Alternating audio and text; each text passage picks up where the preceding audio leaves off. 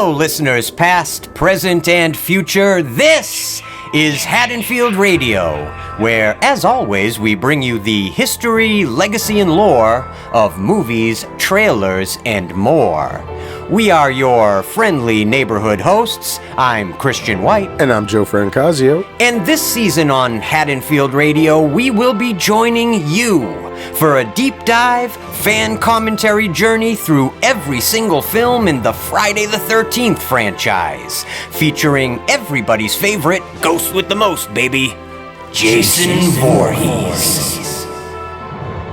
And here we are, ladies and gentlemen, listeners of the past, present, and future, faithful listeners of the past, present, and future. Mm-hmm. Here we are for the Season 3 finale of Haddonfield Radio's exploration of the Friday the 13th franchise. And Joe, I have to admit, I am shocked. I'm having a very hard time wrapping my head around the fact that we are already at the season finale. It's crazy. I mean, we always say it like when we started it, I can't, it seemed like it was going to take a very long time to get through it all. I mean, it's been a year. I mean, it has, I know, but it doesn't feel like it because it's been a lot of fun and it's just been an incredible year for the channel in general. So it's like flown by. We've done so much and it's just so wonderful. I mean, 3 seasons. Yeah, when we crazy. didn't think we were going to do more than a couple on the first Halloween movies way back. And here we are. So I mean, yes. Actually, if you really think about it, when we first started doing this show, originally, I think the idea was,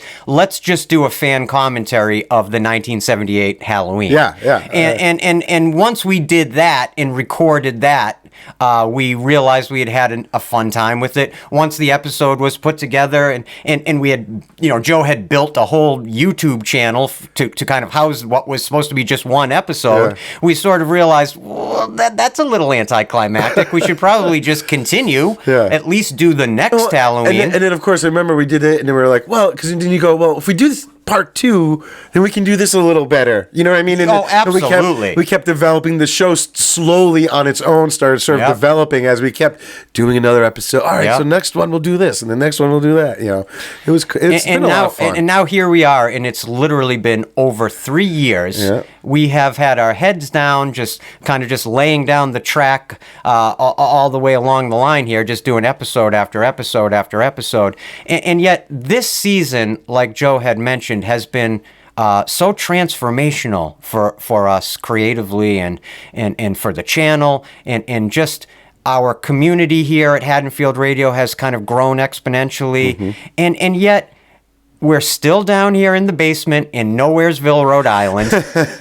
And that's what makes it work. And that is exactly why I think it hopefully still works for you guys. But really quick, even though we always get to that section where we do our thank yous, I just want to say, because it is the season finale, the season 3 finale, thank you all so much from the bottom of our hearts for joining us on this season 3 journey through all the Friday the 13th movies. I have had a blast this season, legitimately like a blast. Just going back and watching all these Friday the 13th films and examining the legacy of this incredibly diverse franchise and sharing that journey with you guys literally all around the world is something I will never, ever, ever forget. And I will never, ever, ever get over how much it has meant to me, and I know I can speak for Joe as well, how much it has meant to the both of us, that you guys have been so supportive and kind and knowledgeable and just lovely, lovely people the world over. That has, you guys have all shown such incredible kindness and support. So thank you so much for joining us this season. And I just want to quickly say, if you entered into the Haddonfield Radio stream for season 3, please, I beg of you, continue on the journey with us into season 4, because I'm going to tell you right now, Joe and I are planning on blowing your minds with Season 4. We will be announcing what we will be covering for Season 4 in our next live stream, our holiday live stream. Happy Horror Days yes. Volume 3, which will be probably in December. So for our listeners in the present. Yeah, it'll be like next month's sort of episode, but it'll be a live stream, and we'll be celebrating the holidays and everything we've done over the last year. And we just had our Halloween live stream. Yeah, a lot of fun. That was a lot of fun. It was, it's any chance where you get to actually talk with our listeners, like, it's a live chat that we have going while we're doing it. I love that we get to chat with them, but what I love the most is seeing them off on that side chat, just having like their own little party in there. Like a bunch of conversations going on. They're all saying hi to each other. How are you? What's going on? Oh, this is great. And that all these people have become friends through the prism of Haddonfield Radio. That is so rewarding to Joe and I. It's a beautiful bonus to doing this sort of thing. It really is. Not to sound cheesy, but to see human connections being made because we talk about movies. I love it. Which is really, we've said it before, it's absolutely true. The reason why Joe and I designed this show, continue to produce this show, is very simple. It's to reach out to other people all over the world that love these movies just like we do, and just share the experience and the nostalgia of these movies. I'll admit, there are movies that come out in a contemporary, from a contemporary standpoint, that are great films. There's many great filmmakers in contemporary Hollywood, quote unquote, a lot of great films, but it's just not the same as it was during this era that we've been covering nostalgically through Haddonfield Radio, the 70s, 80s, and 90s. There's just nothing like that period of film history when it comes to genre films, when it comes to horror films, action films, sci-fi films. To me, that's the golden age of genre films. Mm-hmm. So it's been an absolute joy just deep diving into that era, and we continue, and we're going to continue with Season 4. And we've got it's going to just be awesome. Let me just say, we're going to have a blast with it, and I hope you guys will enjoy it. But here we are today doing our season finale, and originally, the Friday the 13th, 2009 was going to be our season finale, and this was going to be our bonus episode in between seasons. However, Joe and I have so much respect for the subject of this episode that we both decided we wanted to give it an episode number officially, episode 34, and make it officially part, at least of the canon of Haddonfield Radio's journey through these movies. And that is of course, we're talking about Womp Stomp Films, Vincent Disanti's Never Hike Alone series. I really feel that if you're going to have try to have a serious conversation, if you will, about Friday the 13th films, you got to bring these up. They're just so well made, and they fit within, the Jason Voorhees story that you have to, and why not? It's also, it's fun to give some love to the smaller guy who's actually doing it too. There's a lot of Friday the 13th fan films, and this one really sticks out above most of them. And, there's certain people and there's certain types of art and stuff that you kind of, you may like and love. And then you see some other stuff that you almost feel a responsibility to help get the word out and push. And that's sort of how I feel about these films. They are just so good, and the effort that went into it, and the thought when you listen to Vincent talk about it. The passion. Like, I just want this guy to succeed. Yeah. Even if it's not in Friday the 13th, films continuing going forward. But, this guy just as a filmmaker should have some success, because he's got the right attitude. He's got the artistic ability. Absolutely. And I just think it's a special couple films that you should really take the time to watch, besides maybe watching it with us if you haven't yet.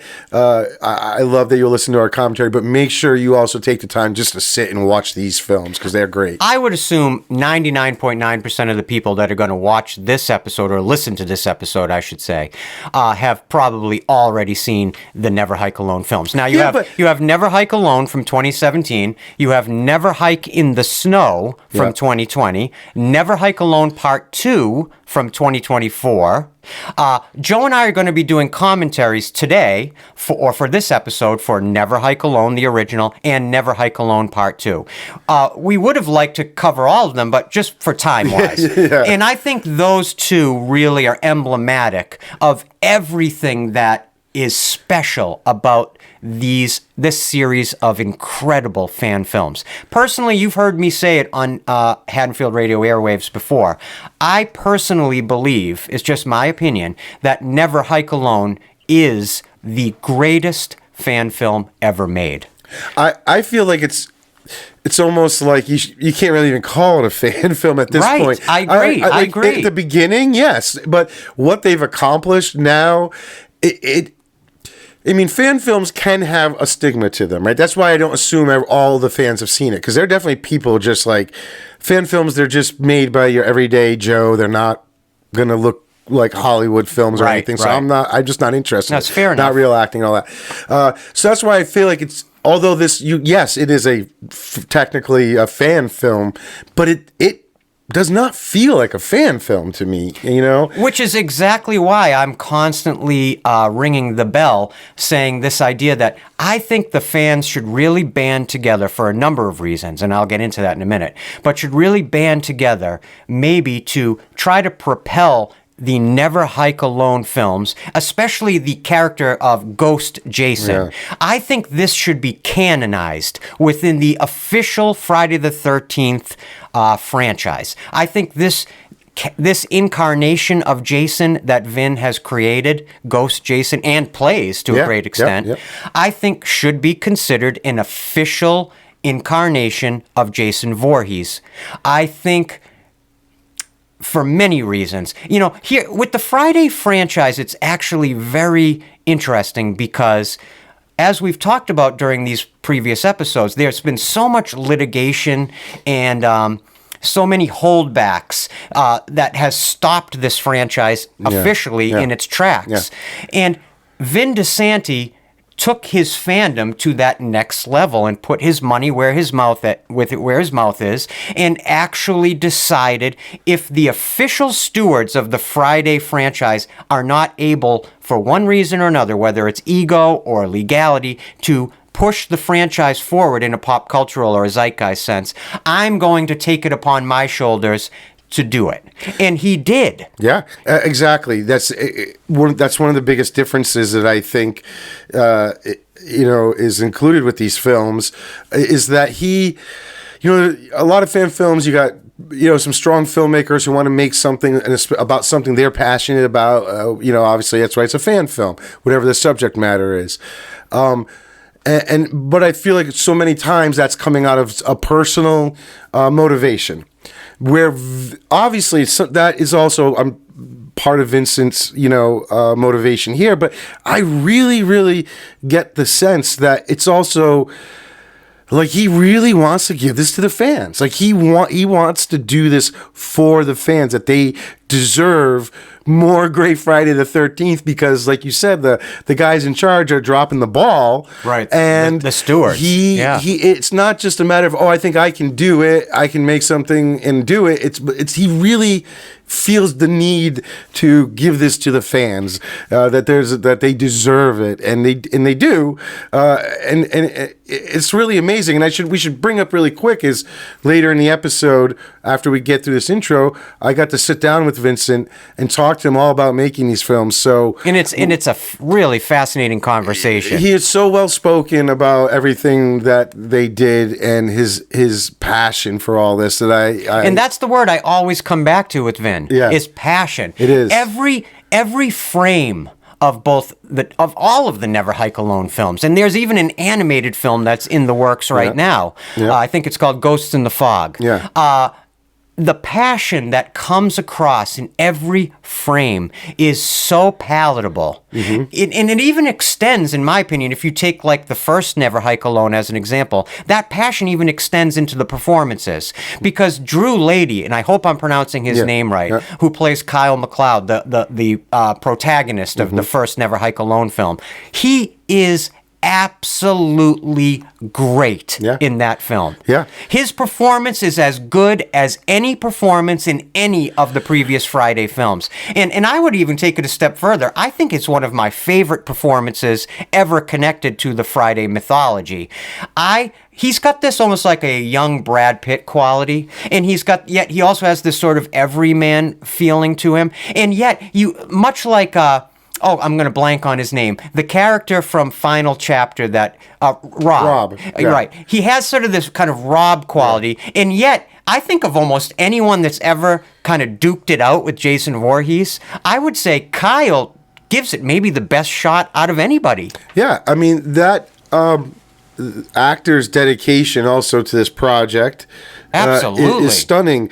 You know, Vincent will get into it in the interview, but you know, what's amazing, too, about this is that, like, I feel like with a lot of fan films, it takes so much just to get out there and shooting. Oh, God, yeah. And one of the things sometimes at the end of the day with a lot of fan film final projects that you see is, you know, at times you can see corners cut or not every shot's perfect or the acting is, you can tell it's just his buddies or something like that.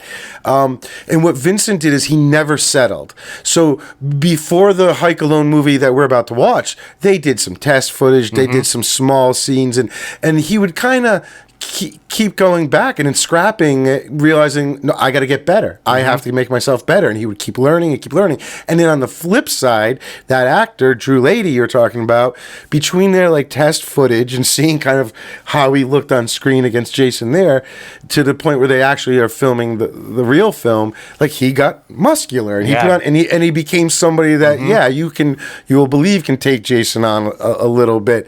And I thought it was interesting that Vincent sort of broke down the movie as sort of like it's a drawn out final girl act. You know, it's like that last, it's just a little drawn out, but it's Drew, so kind of, you know, you don't get, he's just doing a final girl thing, but pretty much that you know, scenario. I mean, let's be honest here. If you were to be very honest, I think the aspect in my mind that sinks a lot of fan films is the acting. Well, exactly. And you were hitting on it a minute ago, and it's almost not even the fault of the performers that are in many of these films, because they're not obviously professional actors. They're people who are obviously fans that love what they're doing. They have a lot of motivation in that way, but there's a certain level of skill and talent. There's in a reason why actor. Professional actors get paid to be professional actors, right? And again, it's like a hallmark of fan films, right? You know, the half of this cast, if not all of them, are just the director's friends and stuff like that, right? Or maybe people they do know acting that are actors, but on a very local level at the time, anyway. And I watched this film. I didn't see any shot or scene or anything that pulls me out. Nothing went, that must have been the day his buddy was the camera guy and not the regular guy, or this actor isn't great, or this wasn't lit, or clearly they were just, you know, trying to get through this quick, or the weather got him here, or you just kind of get to watch and enjoy it. It's a polished film, if you know what I mean. Like I would argue that the first Never Hike Alone film, I think an argument could be made that it's even more polished than some of the actual Friday sequels. I mean it. No, I know, I think the filmmaking in the Never Hike Alone films, especially Part 1 and Part 2, there is a shot in Never Hike Alone Part 2. I wonder if you're going to bring up the same one that I told him about. Everybody always seems to harp on for good reason. It's that shot that it's like a cyclical shot where he goes into the water and he wakes up and comes up into the bed, and it's done in this sort of very invisible edit, you know. And there are, and what's amazing to me, and is just again emblematic of what I'm talking about, is you have a completely different shot in your mind. That there are a number of these very professionally executed shots. The shot in Part 2 that I like my jaw dropped, and like I got to get a still or something, but it's when he's in the hospital and he's just gutted the nurse. Okay. And there's this wide shot of him standing in the hallway, all lit red from the alarms and everything. And he's got this lean, and he's holding the nurse in one hand. Her guts are falling out. He's got, it's that beautiful lean and holding her and his weapon in his hand. It is well, it's iconic. I mean, it's Jason. You know, the other thing you gotta remember. For me, you know, if you're going to do Friday the 13th, and it's sort of what I apply to any of the Friday the 13th movies, is when you're seeing Jason, do you just, for me, does it feel like Jason? Are we, you know, it's not a matter of, is it the mask, is it the clothes? It's just, do I watch him and do I feel like I'm watching Jason? Because I've brought up, like, I didn't always feel that in, like, the 2009 at times and stuff.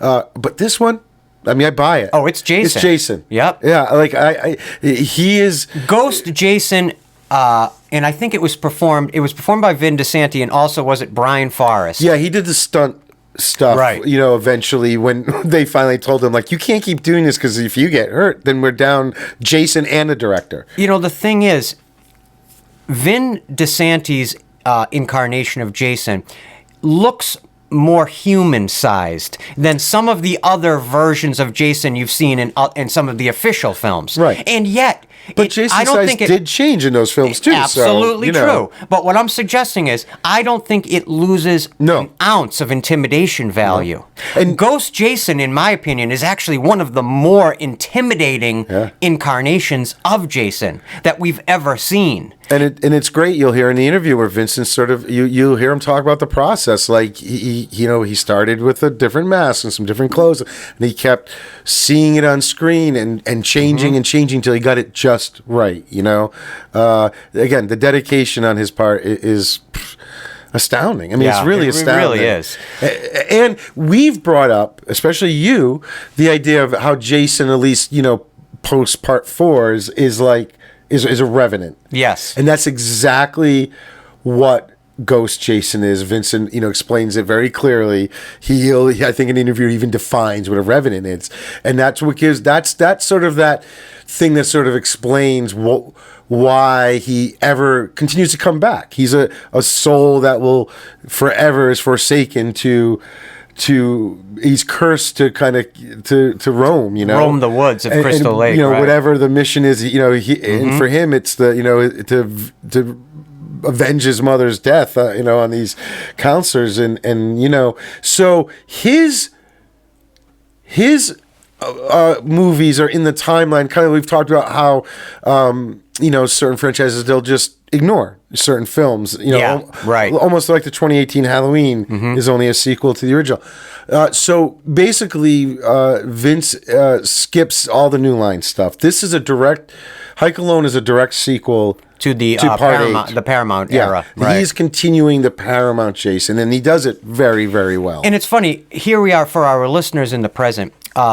The other version of Jason we've recently got delivered to us was, of course, the hard cider Jason, the sweet revenge Jason. I talk about that with Vincent too. And it's funny because the design of that version of Jason was pretty soundly rejected by fans, most notably being the Greg Nicotero redesign of the mask. If you look at the way Vin Disanti designs the mask for Ghost Jason, it's actually deceptively very simple. Yeah. And it is again, deceptively sort of lacking a lot of traditional detail. It's almost like that tabula rasa Jason mask. It's just sort of like a blank slate Jason mask. It almost, in a way, and I'm not saying this as a criticism, it almost looks almost like professionally undesigned. Right, do you know what I'm trying to say? Like, stripped down. Like stripped down. Like it's not. There's not much design elements that are indicative of detail on it. But what I thought was very well. There are a couple. There's like that cheek mark. There are a few scratches that do get replicated consistently that are his sort of markings without them being red chevrons. Because there aren't chevrons, right? No. Which I love. But it's scratches. Yes. But there's definitely like one on one of the cheeks. Okay. Even when I've noticed they always do the artwork or other people cosplay like that. There's like these, I think one on the forehead and there's a really distinct one on the cheek. But, so it's very clever. I think, you know, he's, again, riding that line where you can't copy too directly from, you know, for copyright reasons, maybe. But he puts his own spin on it. But you know what I was thinking? I think it actually works for the design of this version of the character. That is a ghost, almost like a spirit or a revenant of Jason. Yeah, because it wouldn't be like he still has his like Part 3 mask, and it's not like it doesn't connect him to any one of the previous films. But what I thought Vincent does that's so clever is by the end, the damage that Jason sustains within his films, it's almost the mask by the end has, or at least of Part 2, it's like it has the same damage as like the Part 8 by the end. You see, at the end of the day, it ends up with the axe hit. Yes. And then the cheek from the propeller that's cool. right? And you know, it's sort of a happy balance. Well, and it's what I think what a great thing that Vincent does with his writing is, I know I talk about all the time, I love Easter eggs in movies, right? When they're done well, not thrown in your face. And there's so many great background things in these films.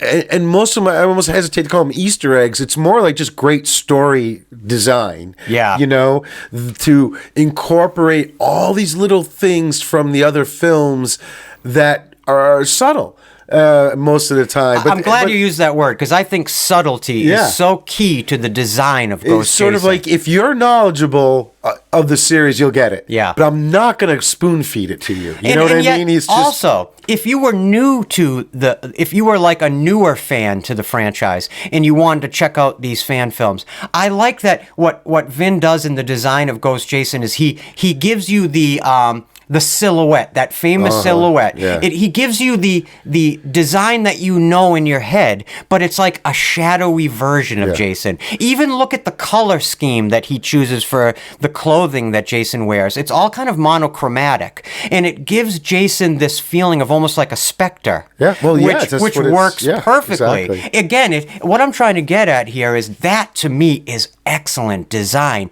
because it's servicing the characterization. Yeah. It's not just in service to the past or in service to other films or other designs. It's specific to the characterization they're going for within this reality of these films. Yeah. It is so Ghost Jason, it becomes that Ghost Jason is a true version of the Jason Voorhees character and mythos. That is why I think it should be canonized. I think it should be officially canonized as an actual part of Jason's legacy.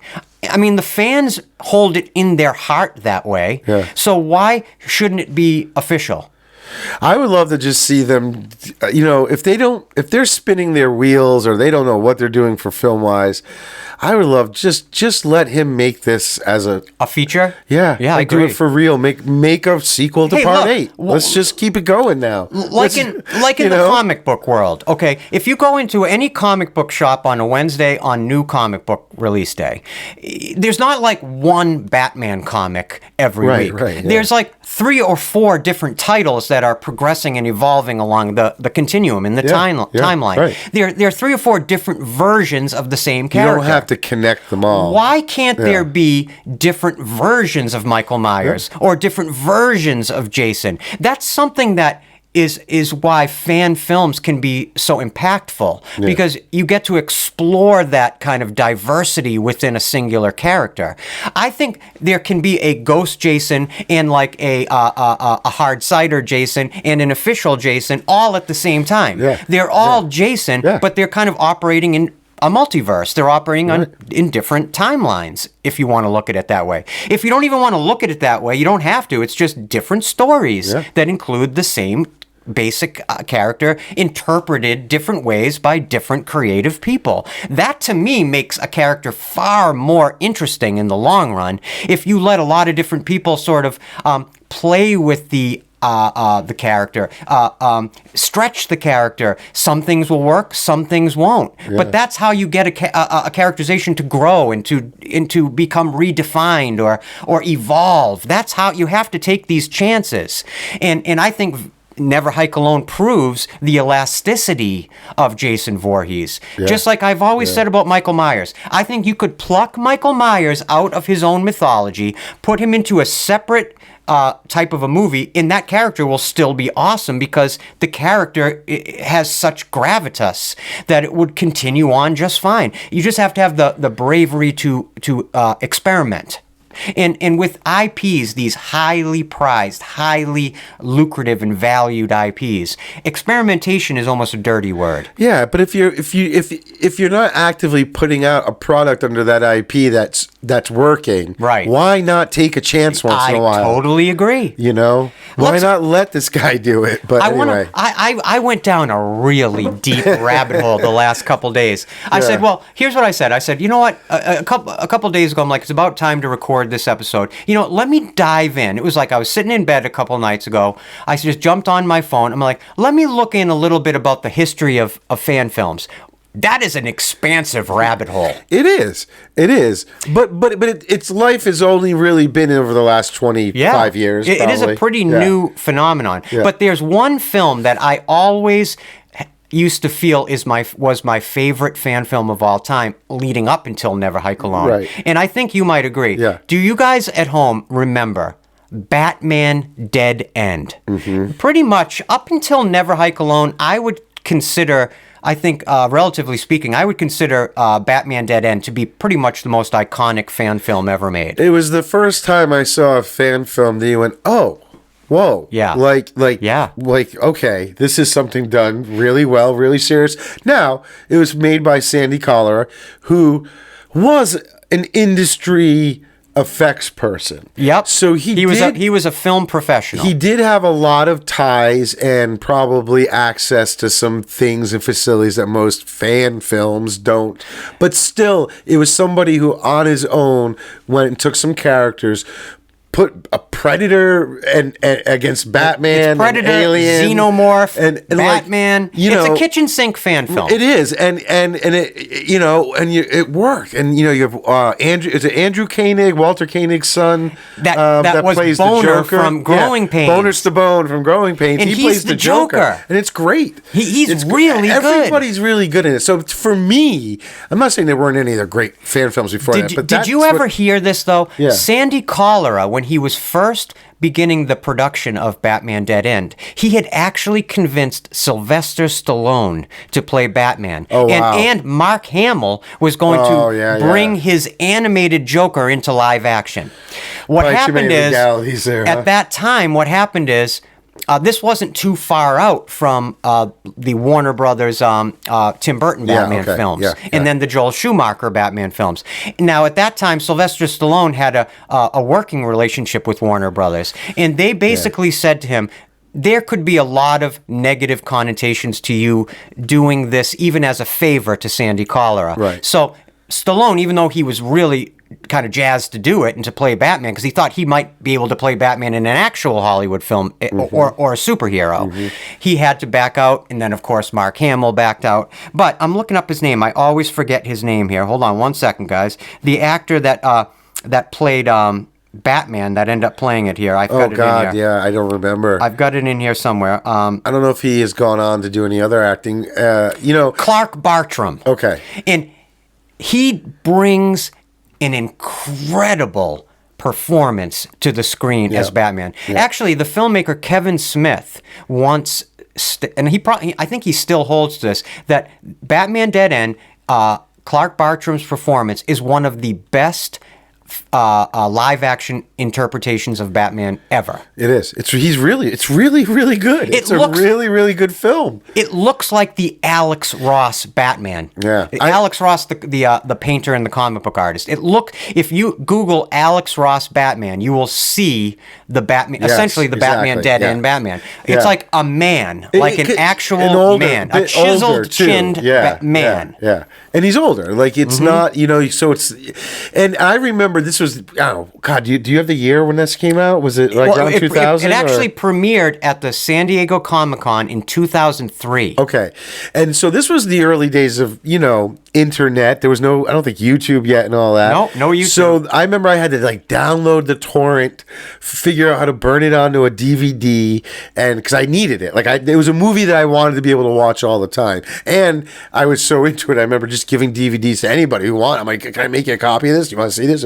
It was so good. And not only have I always been interested in fan films, and obviously we have a lot of fandom for different things. Like, it's something that's always been on the horizon. I feel like for me, I always wanted to do a fan film. I think we still talk about doing a Star Wars one. But, I think any creative person that is in love with the films of the 70s, 80s, and 90s, anyone who's done any DIY filmmaking has had that inclination. I'm going to make a fan film, but it's harder than you think. The problem is it's way more difficult when you really start to consider it. Yeah.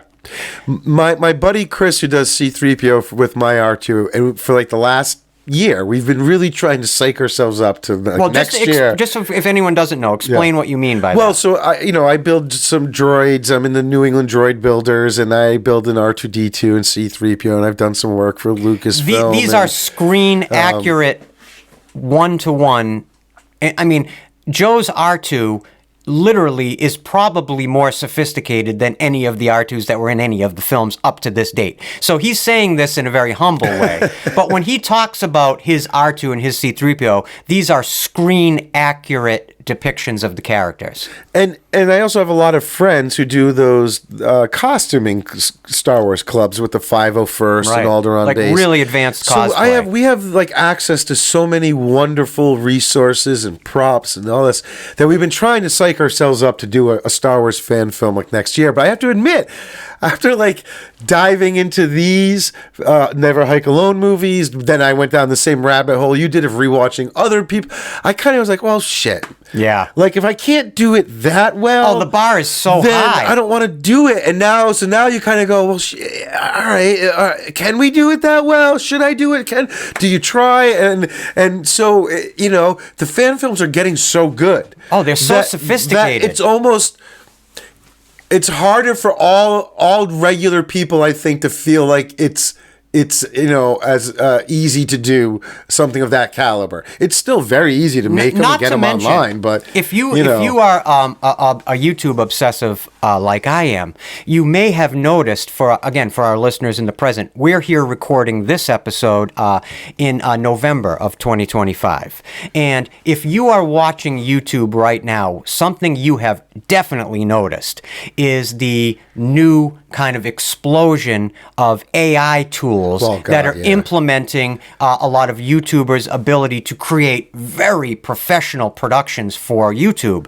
And I'm seeing that starting to spill over into sort of the fan film format. For example, I've been following this YouTube series. It sounds absolutely ridiculous, but I'm going to tell you what, it's really good. It's called Batman and Sasquatch Adventures.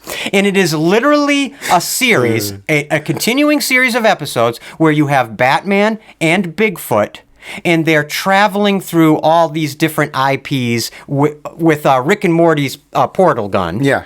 So in one episode, they're in the world of like Terminator. In another episode, they're in the world of Jurassic Park. They're super fun. The characters are incredibly endearing. And you have to remember, a lot of people they poo-poo at the idea of these AI tools simply because they don't understand how they work. There are creative drivers that are human behind these tools. When you watch one of these AI videos that's like Batman and Bigfoot, it is generally a fan film because these are IPs that belong to other people that are being used creatively by people that don't own them. Yeah. And yet, sophisticated, fun. I love they're endearing characters, these versions of the characters, even though it's still at its infant stage. Yeah. It really is incredible to think where independent DIY filmmaking, especially through the prism of fan films, is going via these AI tools. Yeah, for me, it's a double-edged sword. Like I understand that resources are limited when you're making fan films if you're not just filthy rich yourself, and it's an amazing tool to have these AI things to maybe be able to do something you just never would have been able to do digitally beforehand. However, and it has a long way to go. Well, that's what I was going to say. The AI that maybe the average fan film maker will have access to versus maybe a Hollywood filmmaker, it's radically different. But I have no problem with 10 years it. from now. No, of course. But what, in a weird way, it is a tool that within fan films will sometimes take me out of it, or you just do that. Oh, okay, they're using AI to help them through this because they couldn't do it. And again, what I feel is impressive about the Never Hike Alone movies is there's nothing it's fully effect-wise or anything that makes me. But they didn't really need it for that. But then, like you said, I went down yesterday the rabbit hole of watching other fan films, and I'm not going to say the name, but I watched another very popular Friday the 13th two movie series. Now, why don't you want to say the name? Because I'm going to say something negative, and I'm just using it as an example of a feeling I had. But it's your opinion. That's okay. But it's not. I don't want to poo-poo on the film, really. You know what I mean? Fair enough. But immediately, within the first shot of some woods, there was a very digitally composited shot. The moon and the dock. It was sort of added and it looked nice, but you could tell. And that was shot one. Mm-hmm. You know what I mean? So again, it took you out of it. Not, I don't want to say it takes me out of it, but it reminds me it's a fan film. Right. And that doesn't happen to me when I watch the Never Hike Alone movies. I don't want to sound like I'm just totally kissing Vincent's ass here, but but that's why it's important for me to at least to talk about these movies, because I really feel that they are a step above. Just they should get the recognition. Well, it's funny because it's there's such a great vibrant fan film community of filmmakers kind of all supporting each other out there and sharing their work primarily on platforms like YouTube. Yeah. Just in the last couple years, there was sort of these two kind of and I say competitive, even though they're not. Art isn't nobody's competing with each other with art. Right, but you had these two Freddy Krueger fan films that came out.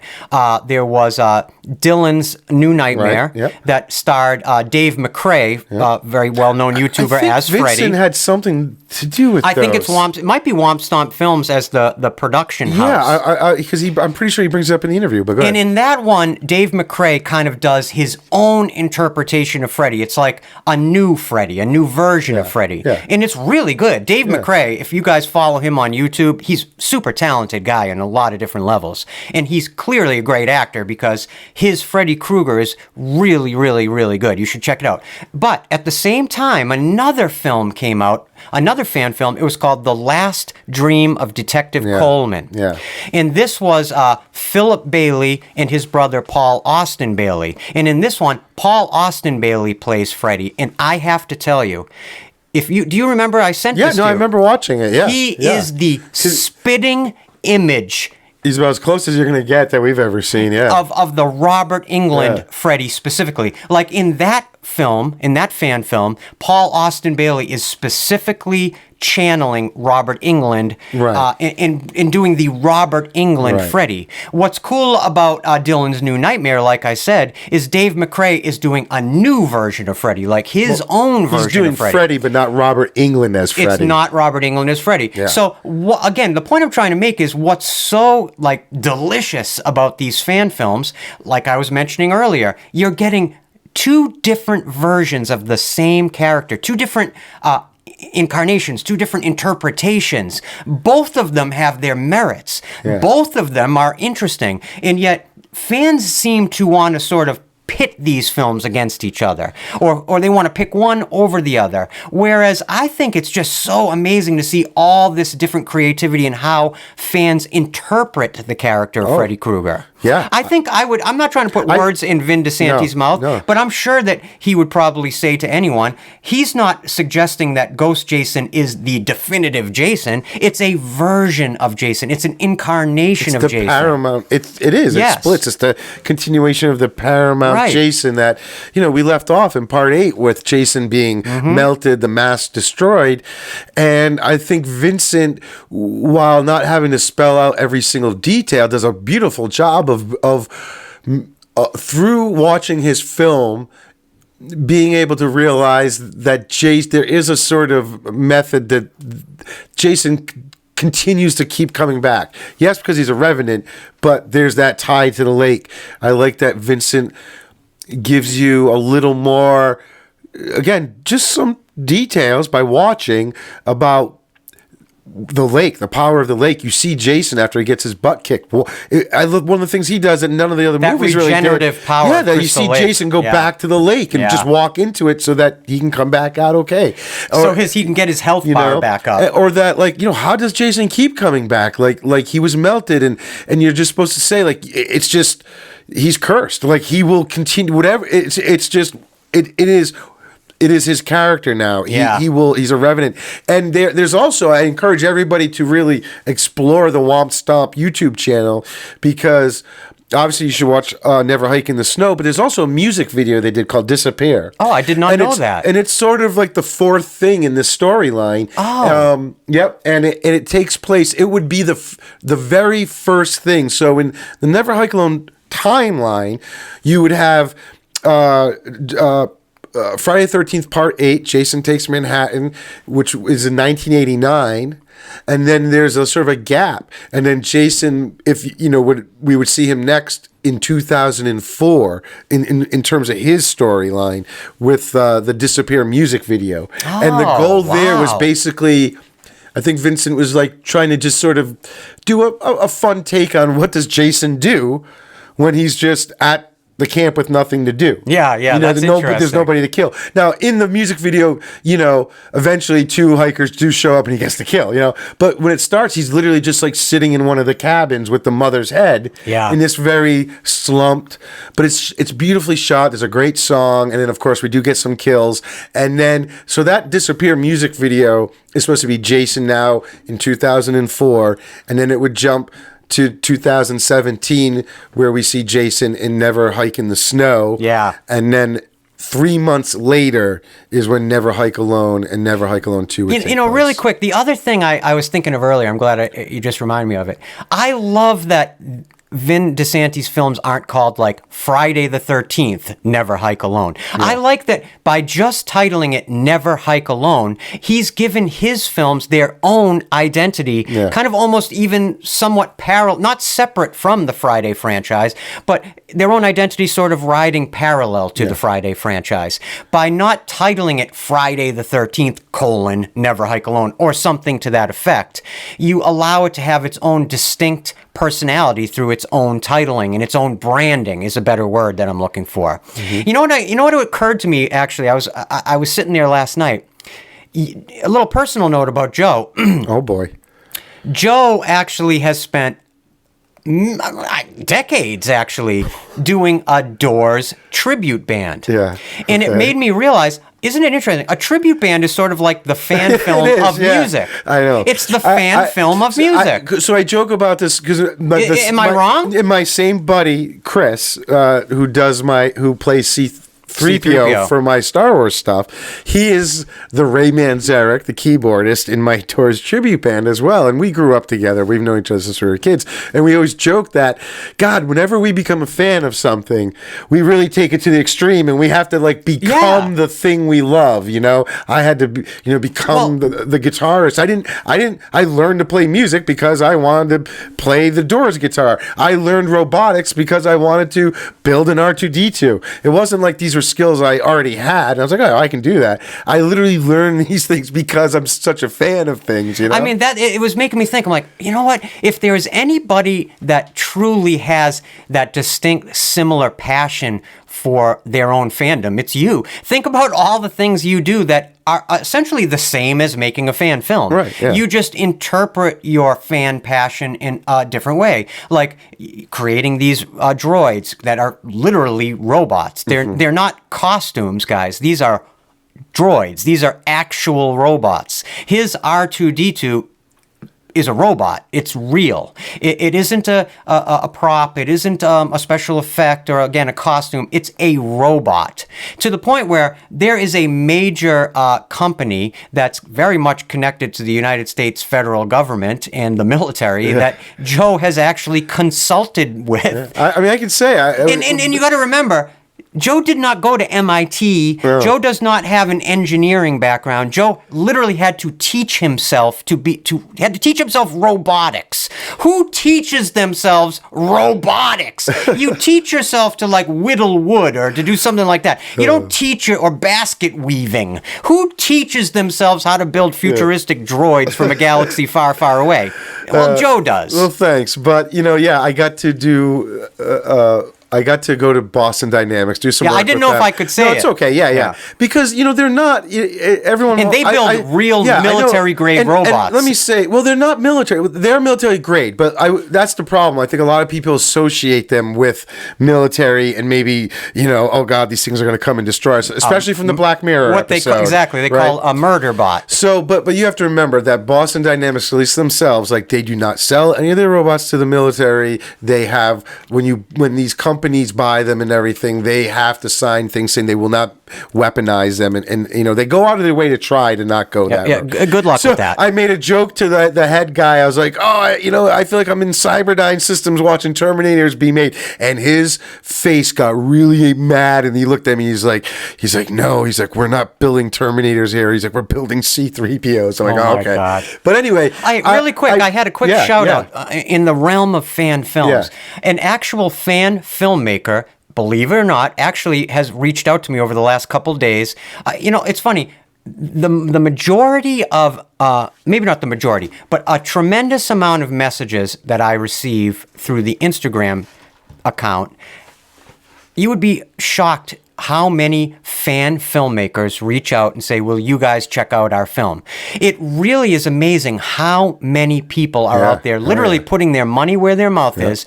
And I'm the type of person that you meet a lot of people along the way. They're so full of ideas. They're always planning to do something. They're always wanting to make a movie or planning to make a movie, and they never really end up doing it. I have so much respect for the people that actually bear down and make something from beginning to end, from sort of conception to completion. So any fan filmmaker that completes a film, I'm going to give them the time of day and watch it, because I have tremendous respect. And his name is Wayne Swindells. He's also a faithful listener of our show. Has been listening for a long time, and he did The Hunt for Michael Myers is the name of the film that they worked on. They're doing a sequel right now, so I just wanted to give it a shout out because again, anyone who actually gets out there and makes something, you have my respect, and I know you have Joe's too. Really quick, too, before we start really getting into things, I do want to give a big thank you this season to a huge part of the show, which was Mike Hatfield. Oh, my God. Right? Yeah, absolutely. Even doing the Ghost Jason painting for this episode. And I love that. It's the piece of art he created for this episode it's one of my favorites of the whole season. It's really what's made this season, or part of what's made this season very special, is having this custom artwork going along for every single episode without fail. I don't have to bug him for it. He delivers. He's usually like time. Literally 2 episodes ahead of us. Like he and he's very collaborative. It's always weird. Sometimes someone does something for you, and you might have like can you change this? I hate asking that. Yeah. But he's so willing to like just whatever you guys need, whatever you think. He's such a collaborative, wonderful, humble.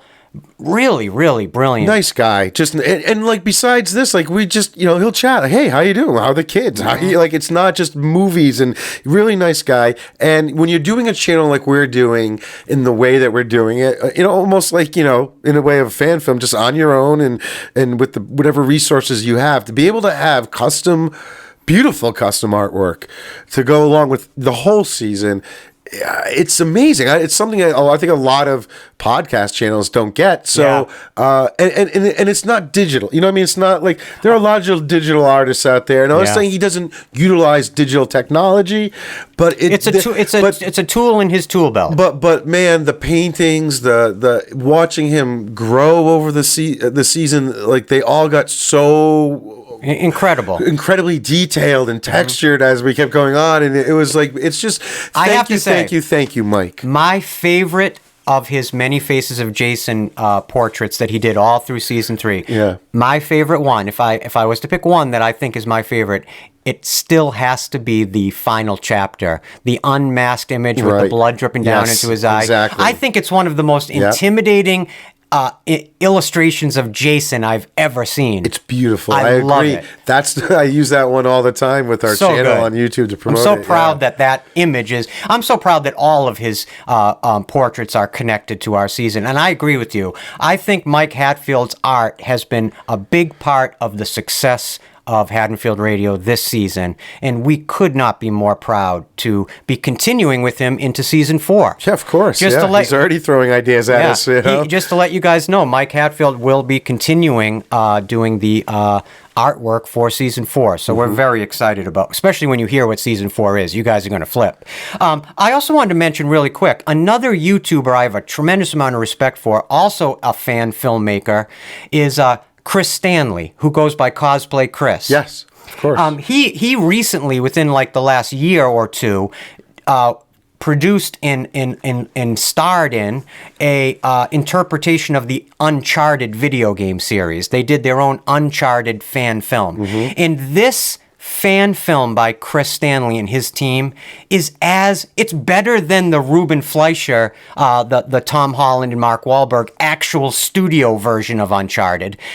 Chris Stanley and his team, they made a better movie. If you guys are a fan of that video game or just a fan of fan films, and I'm sure a lot of listeners that are listening to us right now that love the horror community, you guys know Chris Stanley, Cosplay Chris. If you don't, check out his YouTube channel, check out his incredible fan work. And he's a truly gifted fan filmmaker and artist and cosplayer. Really, really amazing YouTube channel. All right. Well, do you think we should get into the interview before we do it? So, yeah, I got to sit down with Vincent. Wonderful guy, very articulate, very, very nice, very smart about film. I think you guys will enjoy hearing him talk about making these. We're trying to sort of do more things like this to help engage you guys with what we're doing and learning about how these films are made. Yeah, I mean, listen, if you guys like these types of conversations, us having conversations with people that are connected to the films we're covering, if that's something you guys are enjoying after this episode and you'd like to see more of it, the best way you can communicate that to us is in the comments section. Let us know. If you enjoy this conversation between Joe and Vin, let us know, because we might do more of that going forward. Yep, definitely. And so, without further ado, here I am sitting down talking with Vincent about his films. He is the writer, producer, director, actor. He created Womp Stomp Films. Yeah, and definitely check out his channel there on YouTube, Womp Stomp Films, because there's so much to explore. There's also a wonderful making of, like a nice 30-minute making of that covers even more than we talk about here. So definitely check it out. So here we go, folks. Look, really quick. This episode you're listening to right now may be a little extended, a little long, but you know what? It's the season finale, and every minute of this conversation is worthwhile. Yeah. So just settle in. You don't have to hear this whole episode in one sitting unless you want to. So settle in, enjoy this conversation Joe had with Vincent Disanti, and then we'll be jumping in and we'll do some fan commentaries. I think it might be the first time ever there has been fan commentaries on a fan film. This is going to be really unique. Interesting. I don't know. It just popped into my head. Yeah, we'll have to check that out. This may be the first ever fan commentary on a fan film. I'm wondering about that now. We're going to find out. We may be making history here. Might be fun fact. Anyway, let's jump in. And we just want to thank again Vincent Disanti for taking this time out of his busy schedule to share his insights on both Never Hike Alone's legacy and the Friday the 13th legacy. So let's dive right in. Hello, everyone. I am very excited to be joined today by Vincent Disanti, writer, director, producer, of course, of the Never Hike Alone films, a series of fan films devoted to the Friday the 13th franchise. Hi, Vincent. How you doing? Thank you for joining us. Good. Thank you for having me. It's good to be back. So I'm just going to start here by saying that, when I watch your films, one of the things I love is that one of the things I feel like so viscerally when I watch this is that it's like just such a love letter to this franchise. There's so much good going on. So take me back. When did you fall in love with Friday the 13th? What's your earliest memory of Friday the 13th entering your life? Yeah, I mean, for me, I grew up in the age of VHS and going down and renting a movie every Friday. And I would always cut through the horror aisle to get to sort of the new releases. But the horror aisle usually became the place where I stopped. And seeing all of the Friday the 13th films sort of lined up. And this was, I think, maybe New Blood had just come out by the time that I was like really kind of aware of what this was. And I was always intrigued by it. I remember the cover of the final chapter VHS that had the knife in the eye and the blood, and I was like, ooh, that's cool. The mask is cool. Eventually we, rented one of the movies, and I sat up and I watched it, and I believe it was either part 7, and I got the whole recap of part 6 in the beginning, and then we had part 7, and then I watched part 6, and I sort of started watching them all out of order. I didn't understand them at all. I couldn't understand how Jason went from like being this undead monster to being like now like a human being, and then it was his mom and all these different things. So as a kid, I was like fascinated with the films because they're all so wildly different, and I specifically love the Jason Lives Jason. But over time, I just grew a fondness for the entire catalog. More movies got released, and there became something about becoming a part of the fan base and discussing the movies with other fans online. And so it really became out of all of that. I was obsessed with the films. I was obsessed with Jason. I was obsessed with the number 13. And I don't know, it became my thing. So your desire to then jump into filmmaking, do you think you would have gone into that anyway, or did that stem from your love from Friday the 13th? He definitely helped it along. I think my love for filmmaking started when I saw Pee Wee Herman's Big Adventure, and he's driving through the back lot of Warner Brothers at the end of the movie. And I just realized that all of those cool things were in one place. I mean, you had Godzilla and Twisted Sister and all these really cool things. And I was like, that's a cool idea. And as a kid, I really didn't think about working in film so much. As I was, into athletics, I wanted to get into broadcasting. I was into journalism, into writing that way. And so that's where my career was sort of focused as a kid, and even in college early on was, I was playing collegiate sports. I was playing baseball. I was studying journalism. I was in my debate classes. I was in my writing classes. And about halfway through, I stumbled into an editing course. And up until that point, film had really been sort of like a second love of mine, of like, I've been doing all these other things, but I'd always been such a cinephile. I was always taking my friends to the movies. I was always going to the movies and studying them and talking about them and passionately getting into them and coming up with skits and doing video productions and things like that. I always saw that as a fun hobby. It wasn't what I wanted to do with my life. And then all of a sudden I took an editing course, and I was like, wow, this is amazing. This is all I've ever wanted to do with my film projects. These video projects I was doing for class. I was like, man, I've been editing tape deck to deck, like VHS to VHS, trying to get these things done, or it's coming off the camcorder into there and I'm making edits in the machine versus like on a computer. And so when I sat down and I started cutting at that speed, I realized how much of how intuitive it was for me, how natural sort of some of the decisions came. And I was also at a point in my life where, my career as like a, Major League Baseball player, I believe, was sort of like, I was coming to the reality that it probably wasn't going to happen for me, not in the circumstances that I was in. And what else did I love in life? And it was film. And I shifted my attention at that point to doing film full time. I fell in love with it immediately. When I got out of college, I got into a car with my friends, we saved up a bunch of money first. I worked at like a liquor store. He worked for Polar Soda.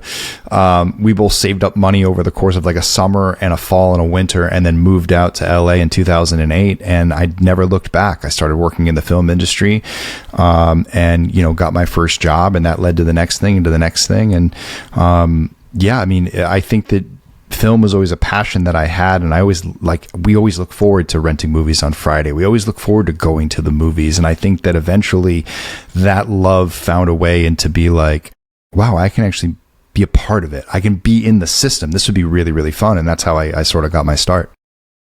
Where did you grow up? I grew up in New England, so Massachusetts, southern Massachusetts, in a town called Westport. In fact, I've returned to Westport after many years in LA, after LA is sort of collapsing in on itself. And it's good to be home. I loved growing up here. I wanted to work in the industry in Massachusetts when I graduated college back in 2008, but there weren't that many opportunities.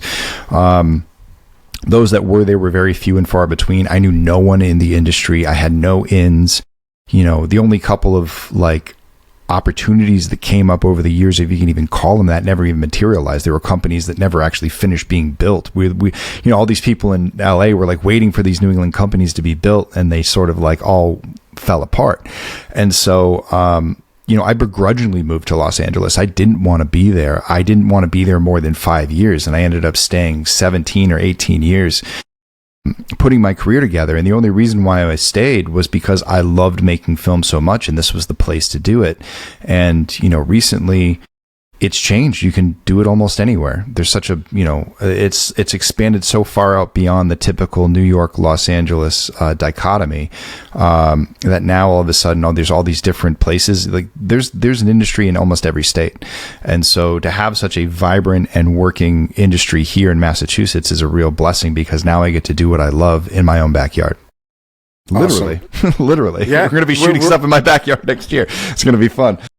We're close by. We are based in Providence, Rhode Island, and what the heck? I know. I was just in East Providence for like a year. I mean, I do all that. I'm in Riverside. That's literally where I live. Wow! I run the bike trail. I was running that bike trail for a long time. Yeah. We do a lot of the PVD horror events, Monster Expo. We just did a screening at Deadbeats a couple of weeks ago, or last week for the day before Halloween. So yeah, we're definitely in the area, man.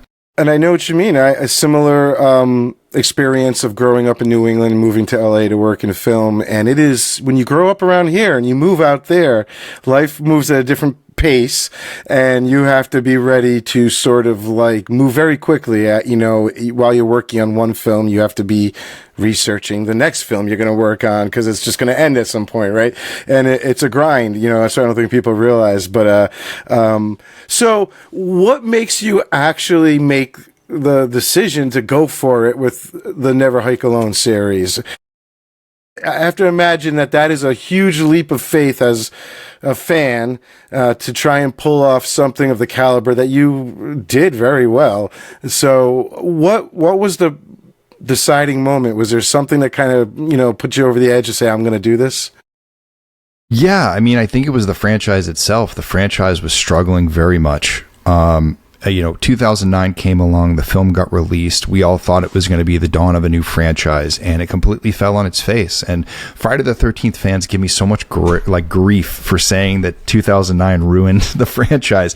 But, from my perspective, as if someone who was really looking forward to the release of that movie, and looking forward to it doing well so it could set up other movies to be made, I was left disappointed. I felt like the film didn't do a good job of setting up a sequel. I felt it was very lazy in those regards, and I started to recognize things from Friday the 13th that I loved, but I knew were out of date. There were things and certain things about the franchise that just weren't going to work anymore, and it felt like it was kind of falling back on the old laurels, playing all the old hits. But the old hits don't hit like they used to. And I knew something needed to change in Friday the 13th. And so, like most Friday the 13th fans of that time, I took to message boards. And I was on message boards arguing with fans from all over the world about what would make a new Friday the 13th really stand out. And through that experience, we watched the Friday the 13th franchise go through these series of phases where, they weren't going to make a sequel to 2009. They were going to make a found footage film. So then we all started arguing about found footage. And then it went from found footage to 3D. And so then 3D was going to be made, but then that got passed on. And now they got Aaron Guzanowski coming in from Prisoners, and he's going to make a high level Friday the 13th. And through all this time, I just kept pitching this idea of what would make a good Friday the 13th film, and I got sick of pitching the idea and trying to prove it to people through Photoshop, images or, concept art. And I wanted to put it into practical use. And what started as was a costume. The Ghost Jason costume was where it really started. I started putting pieces of a Friday the 13th costume together. Probably started in like 2012. I had never done cosplay before, but At that time, I had worked my way up in the industry. I was no longer a PA. I was now coordinating and production managing. And, I was on the borderline of becoming a line producer. So I had a little bit of expendable cash to go and buy a hood, to go buy a shirt, and to try on multiple shirts, try multiple hoods, try multiple masks. And, it took about 2 to 3 years to build this costume. I had even shot a version of Never Hike Alone in 2014 with a previous version of a costume that looked like a part 3 with like a NECA part 3 mask. And it just didn't, it was like, it just didn't quite come together. And I think for me, I wanted to be a live action filmmaker. I was working in the animation at the time. And this Never Hike Alone project, as it was called throughout the entire time, was sort of like my stepping into live action. It was bringing me back into the live action world, kind of giving me knowledge of what I needed to do to become a better live action artist and director, and also how to figure out what Friday the 13th would be. So after that sort of failed hard in 2014, I took a few stills from it and I shared that online, and that got a great response. I mean, there were a few stills that were legitimately really, really cool. And the costume, when it was still and it didn't have to move and I didn't have to do anything with it, did look kind of cool. I just knew that, like, in my head, the Friday the 13th fan started spinning. I'd be like, well, why would he have a Shelley mask? He only had the Shelley mask literally for hours before it got damage in it, so it couldn't exist beyond that few hours in which it existed. And he's killed, 2 days later, and so technically this version of Jason doesn't exist anymore. And we're trying to tell it in the modern day, and it's like, well, where is Jason really? And then, you start to trace back through Friday the 13th of like, well, okay, part 7, part 8. Do I really want to count Jason Goes to Hell? Because that's really where I feel like these problems started. I want to lop that off. I want to start back over with our Paramount Jason. And I think that, like, part 8 is, as wonky as part 7 and part 8 are, what they do give you at the end of part 8 is sort of like an open ending. We don't know where Jason's going. We don't know where Jason's going to end up. But what we do know is that his mask has once been destroyed. He is being melted. Whatever comes out that at the end is going to be kind of like a fresh palette. So let's build him up from, that and redesign him. Looking back at 2009 through Jason Goes to Hell, looking at all those designs, looking at the evolution of the jacket, looking at the evolution of his look and what he was becoming, how he was sort of becoming less Jason and more of a kind of a caricature of Jason. 2009 was egregious in the way that they designed him to look like a movie character versus something that felt like it naturally fit into the world. And so I wasn't necessarily against the jacket design. I just felt like all the elements were there. They just weren't being presented in a way that was resonating with the fan in a positive way. It was just leaving up there were too many openings for people to not like it. And so I was like, I'm going to come up with a version that closes all these gaps for me, and if it closes these gaps for me, maybe it will close these gaps for other fans. And so Ghost Jason was born. The Never Hike Alone idea was born. So as that came together, the other thing I didn't want to see was a found footage Friday the 13th movie. But what I had seen recently was 127 Hours in The Martian, and I thought that they had a great execution of using found footage in certain, confessionals, specifically the found footage confessional, and using that as a bridge to connect their lead character with the audience. And then putting that camera down and getting back to what I consider the real movie, the actual fun stuff that people want to see. And so, once we ended up discovering an abandoned camp, once we got Andrew Lady on board, and he had we worked with him in 2014, and then in 2 years he got really muscular, had long hair and a beard. He looked like Thor. And I'm like, okay, now I have someone who is tough enough to go against Jason. And let me take all of these elements, let me take all of these themes and, take out things like, having to do like the typical body count thing. Let me, take out all of these different things and focus mostly on the terror and dread of having to face off against Jason. Really isolate the final girl sequence and turn that into an entire movie.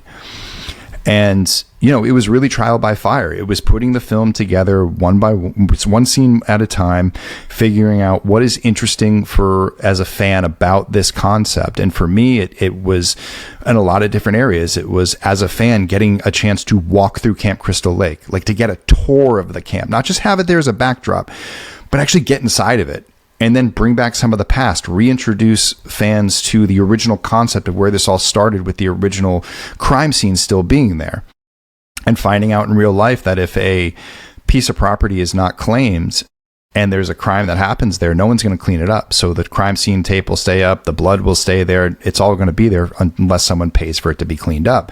And I wanted this to exist in a world where the events that happened in the original Friday the 13th were so, impactful in this society, in this community, that they never went back there. They built other Camp Crystal Lakes around there. They kind of tried to populate, but every time they went back there, it never worked out. And that original camp, they specifically never went back to, which I think made it special. So I think that creating an experience for fans to come back and feel like they're being reintroduced to the series without it being done in a way that I felt that was pandering in the way that the 2009 one did. It wasn't pandering to fans. It was giving them an experience. And I feel like that's what was missing from a lot of the material that was coming out of the Friday the 13th world when I was making this film. And that's what I wanted to put on screen.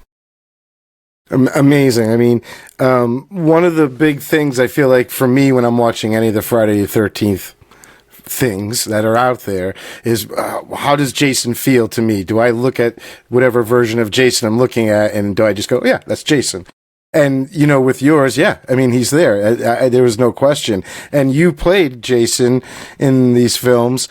Is that a decision based out of to make sure you can sort of achieve that goal, so you don't have to go through somebody else, or was it just easier as the guy putting these films together to say, okay, well, I'll put on the makeup and everything and do it? Yeah, I mean, it was really, it started as that. I mean, I had originally planned to play Jason the entire time because I was the one building the costume. I mean, it was fit to fit me. And I was, I had the free time to do it, and I could always show up. I didn't have to, call anybody else in to be like, hey, come out and, sweat in the silicone for 12 hours a day. It was like, and throughout the making of the film, I actually ended up bringing on a stunt. I did have a stunt Jason, Brian Forrest, who came on when we added Jessica Bennett as our stunt coordinator to say, hey, listen, if you get hurt, the entire production shuts down. We can't shoot, like we have no Jason and we don't have a director. And so I begrudgingly was like, okay, I'll let someone step into it. And, Brian was about the same size as me. Everything fit him as well. And so there was, balance between like coaching him on what I learned about playing the character, and then him trying to emulate what I was trying to bring to the character. And it worked out really, really well. I think that we had a great balance. Anytime we had the big sets with all the big stunts and all the lights with there, Brian's in costume running around. And all the other weekends where it's me and Chris and Kyle and Andrew and John and JD and just the small crew, it's just us. It's not our typical like AKA union crew or like, it was really run and gun. I'm out there directing in costume, and I'm out, so that's like the no trespassing scenes. That's, the lakeside scenes. That's like really important. Like there were really, really important scenes all throughout. And then Brian got to step in really big moments, and then we'd both be going at it. Like I'm the one who wore the prosthetics for the face and like all of those things. So we got to share different aspects of it, which was really fun. But at first, I didn't have money for another actor. If I had my druthers and I had all the money in the world, heck yeah, I'd go hire, Doug Tate or Glenn Ennis or somebody who, has that size and stature that I think could play the character and has some connection to the, to the franchise. And just be able to kind of sit back and direct and do all of those things. But at the same time, I love playing Jason. I love getting in costume and suiting up. And I think a lot of my ability to direct Jason is also having time and experience within the costume to know how the costume works. I know what you need to do to get the costume to look good, because it's not just about putting it on. It's not the Iron Man suit. You don't hit a button and become Jason. You have to understand the way that you're supposed to stand, where your shoulders are supposed to be, your stride length, even down to your fingers and the way that they curl. You can't have flat hands. You gotta have some of that tension in the hands. You gotta keep the hands alive. You gotta keep the shoulders and back raised, the head protruded forward. You gotta make sure the mask is down. A lot of the ways the mask sits on the face, you're not even looking through the eye holes. You're looking through the vent holes that are in the forehead, and you allow the blackness on your cheeks to sort of like hide what's actually between the eyes. And in our world, Ghost Jason doesn't even have eyes. He's so rotted and beyond decomposition that whatever is driving him, whatever is giving him vision, is so beyond supernatural that He doesn't make logical sense. And I think that's one of the cool things about Jason in our world is that we really do go into full Revenant mode, and we put him in a stance of like, you cannot explain this creature. He just is. And no matter what you do to him, he's going to keep coming back. You can't put him down forever. It's impossible. He is just as cursed as those who cross into his path. Like there's a two-way curse here. There's one that like, okay, Mrs. Voorhees, you want to make sure that everyone pays until the end of time for the death of your son Jason. Well, now your son has been resurrected as a revenant, and he will never die again. He will continue doing this, and he has no choice or say in the matter. He just has to do this now. And there's a curse in that. And that's something I discovered while I was coming up with how to play the character. I'm like, what is Jason thinking? What goes on through Jason's head? What is he doing when no one else is around? And I think that these are questions that Friday the 13th fans have asked themselves, and they've probably sat there in class doodling Jasons on their tests, thinking about, well, I wonder what Jason's doing right now, because that's what I used to do as a kid. I wonder what Jason's up to. You know what I mean? Like, there's no movie going on. Like, what's he sitting on the end of the dock fishing? One of my favorite things you did was the scene where you see Jason going back into the lake to, I guess heal or, lick his wounds. That idea that the lake is just as connected to this curse and Jason, and there's some sort of mysticism behind the lake. It was always something I felt like they could have delved into a little bit more in the franchise. And they just kind of, obviously the lake was an anchor point, but they, I love the way that you heavily implied, like there is this other force going on within the lake that Jason, it sort of explains why he's able to keep, coming back and not just, his wounds aren't always consistent and whatnot. Yeah. I think, it's when you get into the lore of Friday the 13th, you can go down a lot of rabbit holes. You know what I mean? You have Adam Marcus, who will say that the Necronomicon is involved. You can say that, there was an ancient, Native American curse, that this lake is sort of this, or, all of these different things. And I feel like every time I start to stumble down one of those paths, I really find myself pigeonholing the entire concept around something that doesn't have to do with Jason. Like, they stumbled into something else that doesn't have to do with them. And I actually had a conversation with Brian Fuller before he exited the Crystal Lake TV series. I was supposed to work on it. I was going to work on the AD team. And we had a conversation where I felt like no matter how you feel about anything, whether you want Jason to be human or whether you want him to be undead or all of these different things, that it always came down to one thing for me. That it came down to the relationship between Pamela and Jason, that you could simplify it in saying that their love was so strong for each other that it expanded beyond life and death. And something that connected them, when that was severed in the mortal world, broke in the spiritual world. And that there are, when you go back and you look at the lore of what a revenant is, and the revenant is just literally just a restless spirit. And maybe there are places on Earth that have a little bit more, spiritual connectivity than others. I think about something like Pet Cemetery and the way that ground is cursed. Maybe there's a little bit of that going on, but I don't think that happens for everybody. I feel like this was such a crime against humanity that it wasn't just the fact that Jason died. It was the fact that this woman was ignored, that her cries for help went unanswered, that this town let this boy die without anyone receiving an ounce of accountability. No one was blamed. No one went to jail. No one was sued. No one had to pay the price. The only person who paid the price was Pamela. And for that, a supernatural force intervened to make these people pay, to make them have to look at their own shortcomings in the face, literally, every Friday the 13th, when this raging maniac would come back and raise hell on their town for this wrong that they did in 1957.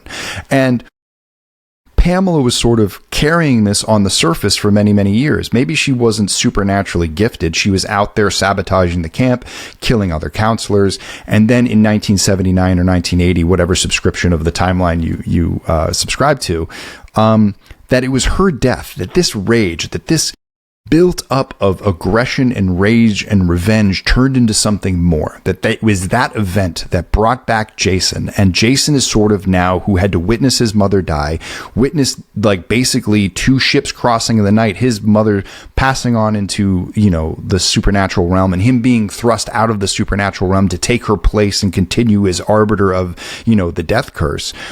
I feel like in this is where you find the most sustainable long-term version of a Jason Voorhees story, and that's where the Never Hike Alone world lives. And that's why we have in Never Hike in the Snow and Never Hike Alone 2 those visions of Pamela show up, because we show that whatever this curse is there to remind him is like, this is why we're here, and it's going to coddle him and it's going to make him feel connected to his mother, so he'll continue going and collecting souls for whatever dark force has sort of taken over their this power that has happened between them. And that's sort of what it is. I think for me, all of my stories with Jason always revolve around him, paying respect or worshiping his mother in some way, with the shrine and everything like that. And every one of those ideas are spawned out of ideas that came from the original movies.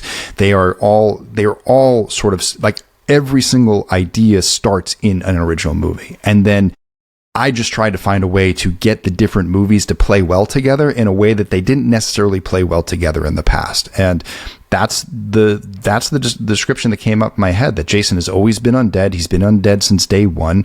He's sort of a Terminator who was, he came back from the dead. He's fresh out of the machine. He's given a fresh body. He's given, a fresh life. And then slowly but surely over time, that life has been put up to the test. But because he is this undead, creature, he is going to keep getting back up from the grave, but he's not going to heal. He's going to keep wearing these scars. He's going to keep being reminded that he is not of this world. And eventually, after part 4 and getting put in the ground and decomposing for a while, he really truly sees that he is something otherworldly. And so this Jason that we find in the Never Hike Alone universe is this Jason that's questioning what the hell he even is. He's just been around for so long now, he doesn't even remember why. And even in the Disappear music video, there's sort of that sense of like, you see this lonely creature who's not necessarily up to no good. He's not going around looking for trouble. Trouble is always seeming to find him. And that is another theme in Never Hike Alone, is sort of these people wandering into his territory and paying the price for it. And he's not necessarily out there trying to, capture anybody, or out there, trying to create more noise. The last thing he wants is more noise, because every time he creates noise, the people show up with pitchforks and he ends up in the lake, or he ends up in toxic sludge, or he ends up getting blown up, or shot, and all these different things. He's trying to avoid conflict. And I thought that made him it makes him so different from every other character in that point. Like, Michael Myers is seeking death. Freddy is seeking victims. Leatherface and his family are seeking, food. Jason, at this point, what made him so different, what made him off cuff, was the fact that he wasn't seeking these things, but these things were finding him. In order to protect his secret, he was acting out in self-defense. And it sort of and I feel that a lot of Friday the 13th fans have always seen Jason with a sympathetic eye. They always knew that he was the victim now victimizing other people. He was getting revenge. And now, if you cement a character in that type of character structure, eventually, they gotta come around. And I think that there's a certain point in the Never Hike Alone films where, like, you've caught up with Jason as he's come around. He's been trying to hide. He gives Andrew and Kyle MacLeod every opportunity to escape, possible, to go in and go out without seeing him, but Kyle keeps going further and further, and he only acts when he has to. He only kills Mark Hill at the beginning of Never Hike in the Snow because he accidentally got caught on photo, and he can't let that photo get out, because then it's going to put at risk the only connection he has to his mother. And that's what he's most worried about. And that's what he's always fighting to protect. So if you go back and you watch the Never Hike Alone films and you watch subtly for that theme, everything you see related to Jason, there's something that has to do with his relationship and his mother in every film. Finding that birthday card from the mother that finding the birthday card that he never got. That's supposed to be what that birthday card is. In part 2, when he kills Mark Hill, and you actually see some semblance of like feeling bad about it, that's when mom shows up to comfort him. In part 2, when he's sort of like down to his last, his mother's been destroyed and he thinks that his connection to her has been destroyed, she shows up to remind him that she is still there, that they are still connected. He's willing to all of a sudden realize that, oh my God, I've been fighting to protect this head for all these years and I never really had to. I can just rest. And he lets Tommy kill him and he goes to the bottom of the lake. And so it opens up a new chapter in what Jason becomes after that. And that's the cool thing about playing in this world, is that as a fan, I've been able to take these theories and these ideas that used to get shit on all over these forums and people making fun of me and telling me how stupid they were. All of a sudden you get them in other fans in this open market for them to react to. And you see that there's a lot of other fans out there like me who loved the way that this sort of came together. And I wrote this as a fan for, a young Vinny who would have rather have seen Never Hike Alone than Jason Goes to Hell in the theater in 1993. And it's not that I'm not happy that for those other filmmakers and those other films that have come out, I'm just going into a bizarre world where it's like, this is where I wanted Friday the 13th to go always. And to see it come to life, over the course of, over a decade of what it took to really make happen, it's become somewhat of a life's work in the middle of me like trying to figure out what I wanted to do in this industry in the first place. So it was kind of a cool two worlds coming together in an unexpected way that I never saw coming. Wow.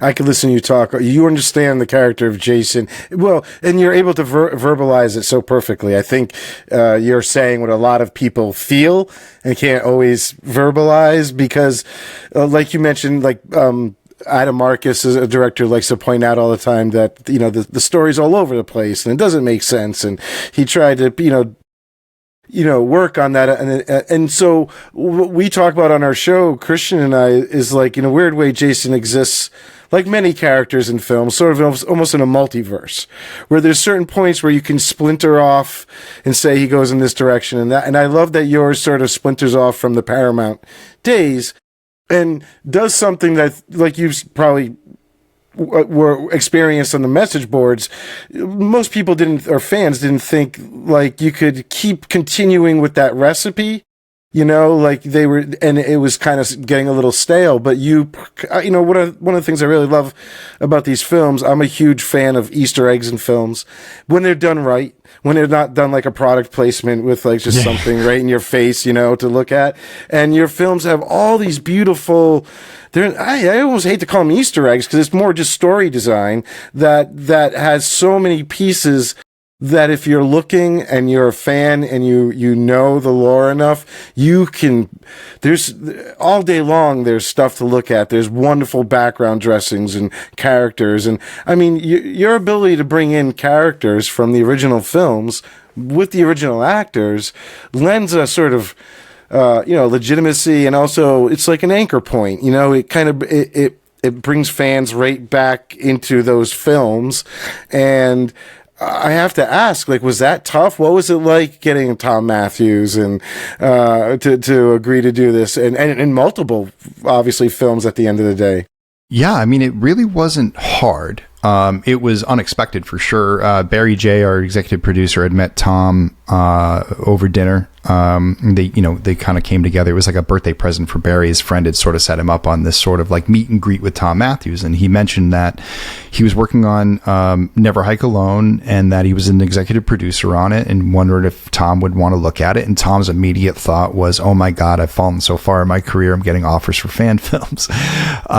And then Barry showed him our first trailer that we released in the May of 2016. And this was sometime around Christmas of 2016.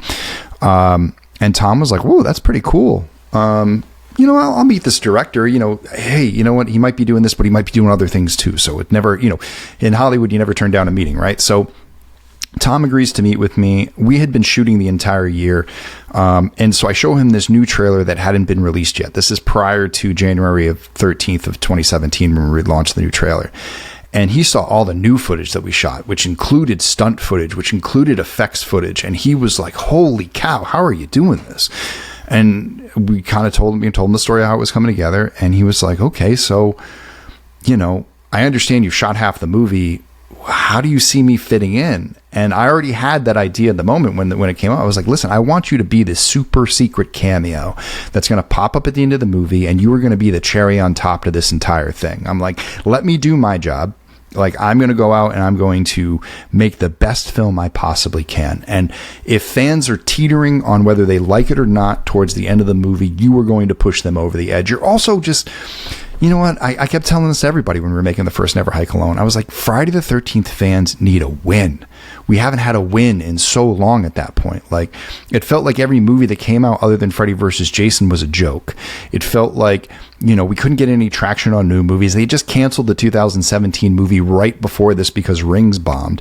And there was this opening on Friday the 13th, and I just had this vision of being in a theater on Friday the 13th with other Friday the 13th fans watching this movie that they don't think is going to be good because it's a fan film. And all of a sudden they're watching this fan film that's worth watching.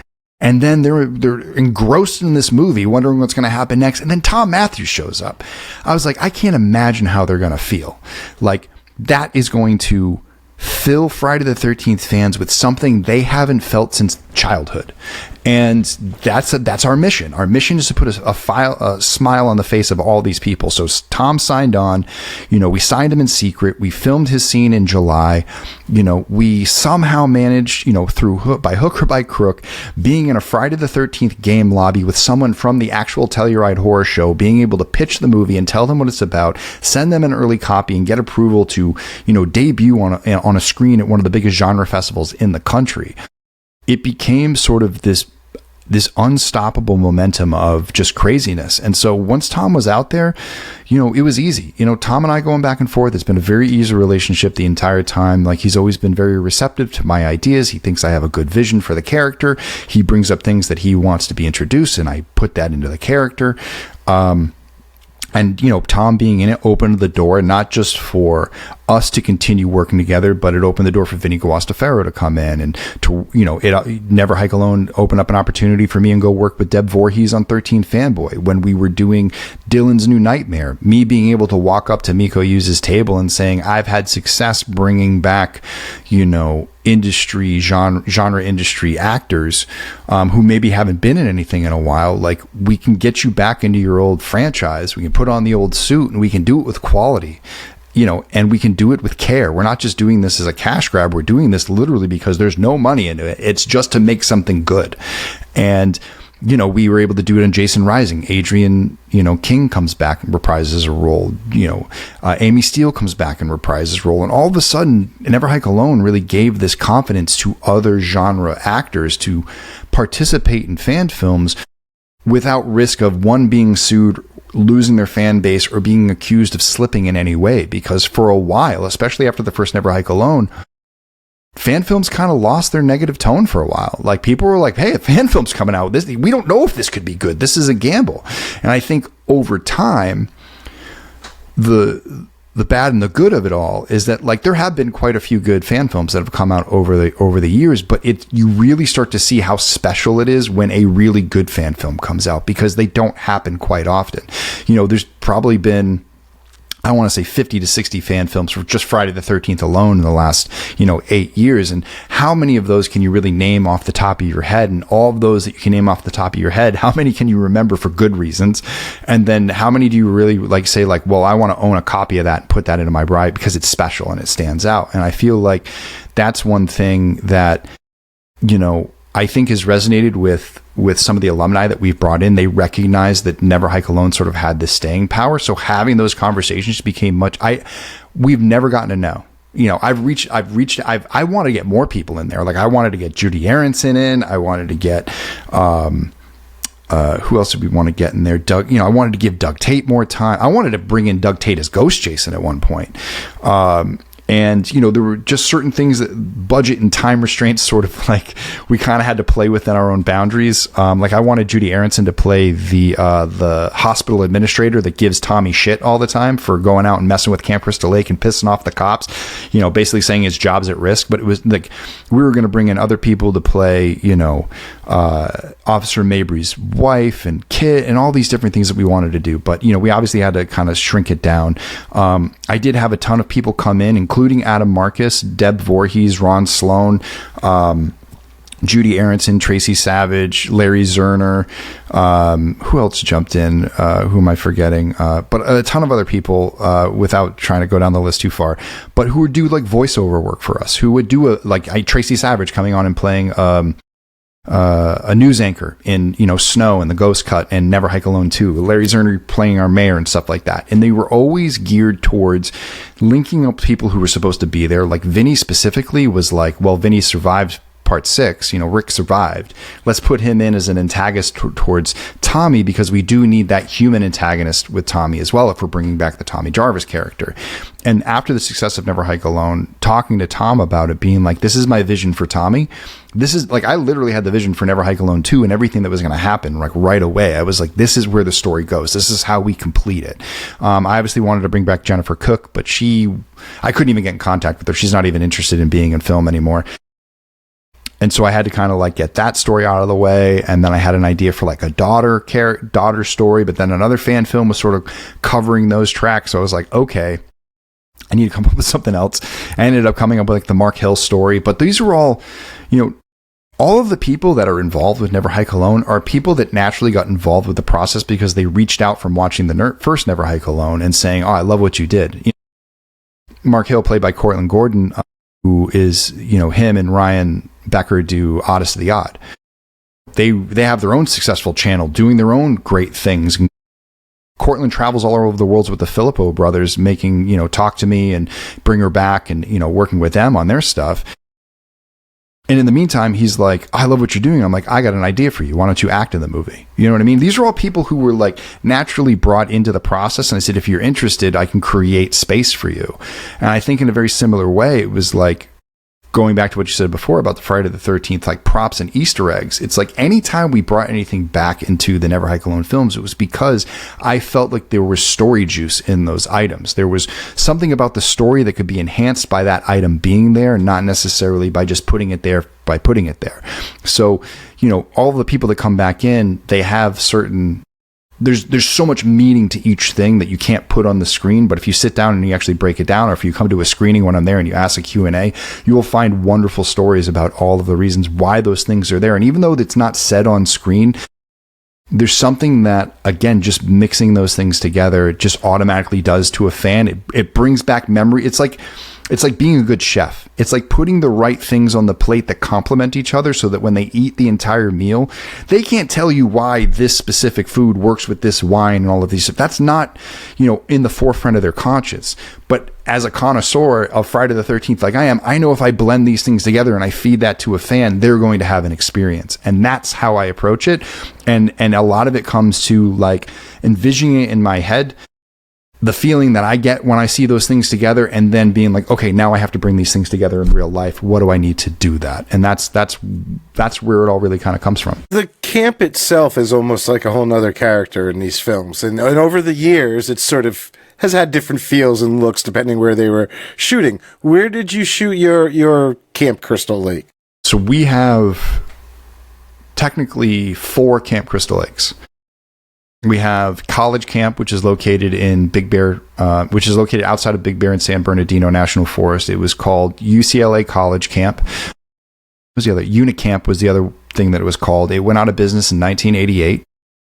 The road was left untouched. There is a gate that was blocking it that was not locked. And so we were told about it by a couple of locals who tipped us off to its location. We found it in the summer of 2016 and we're like, oh my God. So the majority, if not all of Never Hike Alone 1 is shot there. And that's the only camp that exists in that movie. And then we go out to Flagstaff to shoot on Lake Mary to get all of our water scenes because there were no like unpopulated lakes in the LA area. We had to go outside of state. And my brother lived in Flagstaff and it was easy to get a crew out there. We just stayed out there and it was kind of fun.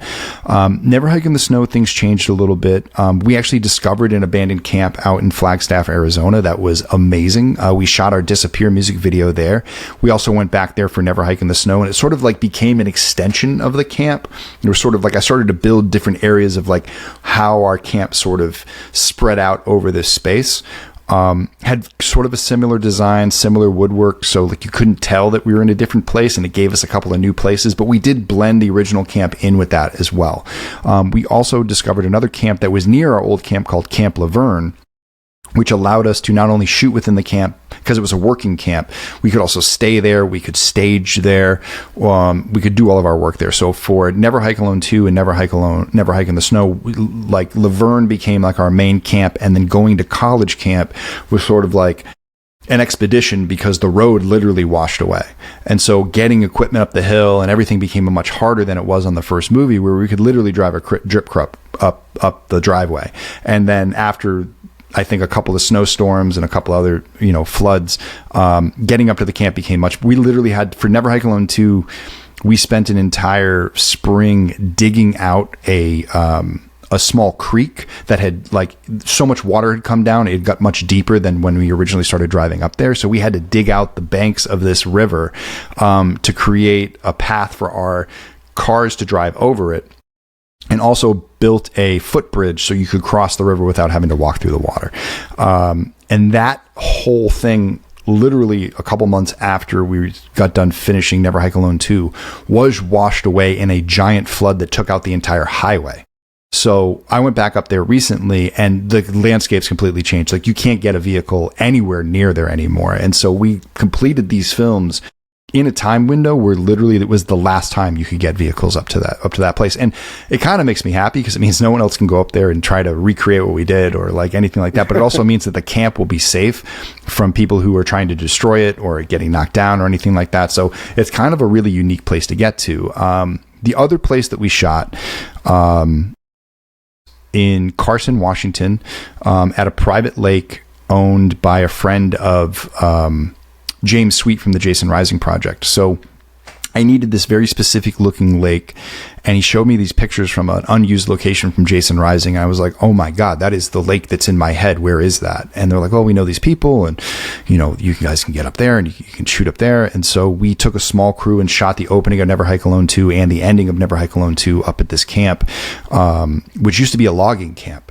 So we blend 4 different areas together, but on the first Never Hike Alone, we got really good at sort of like becoming masters of like restructuring the way the camp was actually laid out on screen versus the way it was in real life. Like, there are certain rooms that do not connect to each other in real life that we connected in the actual movie. So there's literally one cut in Never Hike Alone 2 where we're looking one way at Camp Laverne. It's the whole FBI scene, and then Kyle turns around and he looks down a hill, and that's in Washington. It's literally, the cut goes between 2 different states, not time zones, but 2 different like completely geographic locations. But it was our job to sort of like create this larger world, which was a lot of fun. So it's fun to like really expand and build Camp Crystal Lake, because like you said, it is a character. It is not just a place for Friday the 13th fans. It is a living, breathing like character. It's part of the lore. Like, that's why I was saying it's so important with the first Never Hike Alone to take fans on a tour through Crystal Lake, to make them feel like they're actually there, which is such a big part of the experience of a Friday the 13th film, that if you don't feel like you're at Camp Crystal Lake, if it's just sort of there, a little bit of the mystique washes off, and you're sort of in something that's a little bit more generic and not as encompassing. You don't feel engrossed in it. You just feel like you're watching something. You're watching like a recreation of what you love versus being sucked into it, being immersed into it. Was it tough making a fan film on such a popular franchise with studios? How did you navigate doing this? Just closed my eyes and walked forward, hoping I wouldn't fall off a cliff. It was really, it was blind. We were blindfolded the whole way. We don't know what's going to happen. Like, we have some idea of rules that we can follow. There's certain etiquette and things that you'll do. And we obviously proceeded with caution. Our first film has a 30-second dead air disclaimer to make sure that people don't confuse this with something, because we didn't want to get sued. And over the years, after meeting some of the people behind the scenes and meeting alumni and seeing how positive they were about the work that we have done, we sort of started, lifting some of those restrictions. Our warning labels got shorter. Our crowdfunding restrictions, we just said, let's just see how much we can raise and see what they'll let us do. And that's what it really came down to, was like, let's just see what they'll let us get away with. And, we'll just taper back however we need to. And fans will know that we tried. That's all we can do, is just show fans that we tried, because again, that's another big part of this. It's like, do fans really feel like the studios have been trying to get something done? Have they really tried to put a Friday the 13th together, or have they begrudgingly put these productions together because they want to make some money? And you can tell the difference when, versus one versus the other. And, lucky for us, we didn't run into any issues. I've since spoken to people as high up into the Jason universe as you can go, and they seem to be very unconcerned with fan films, which is really good. And I think that creates a space for fans to participate in the fandom, and create their own sort of styles and stories. And it doesn't make anyone excluded, and it doesn't create any bad blood between the franchise and the fans. Obviously fan films have to operate with a certain amount of, responsibility. You can't just raise $300,000 and not make a film.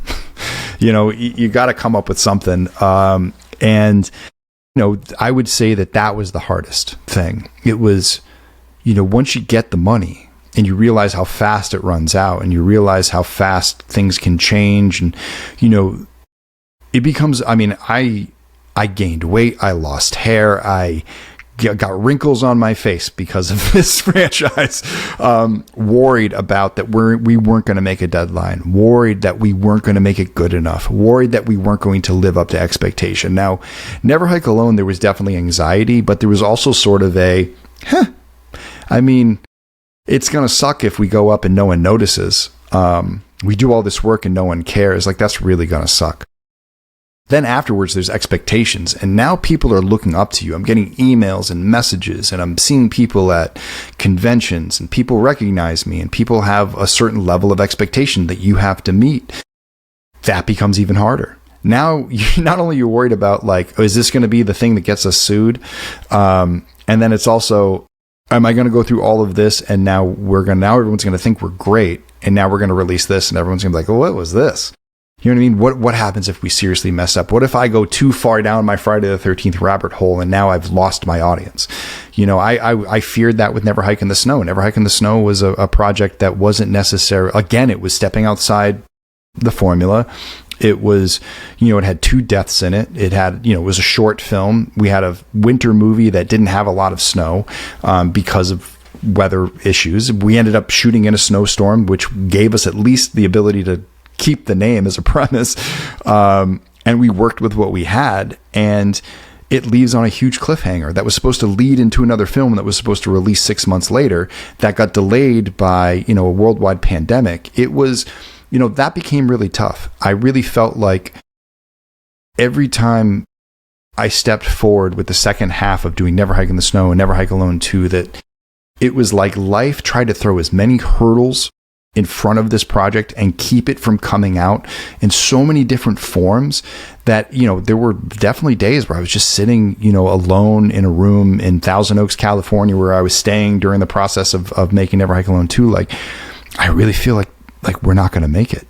Like, I don't know if we're going to be able to do this. How do I come back from this? How do we get over this hurdle? How do we do this? And after, a day of feeling sorry for yourself, you start to remind yourself why you're doing it. And,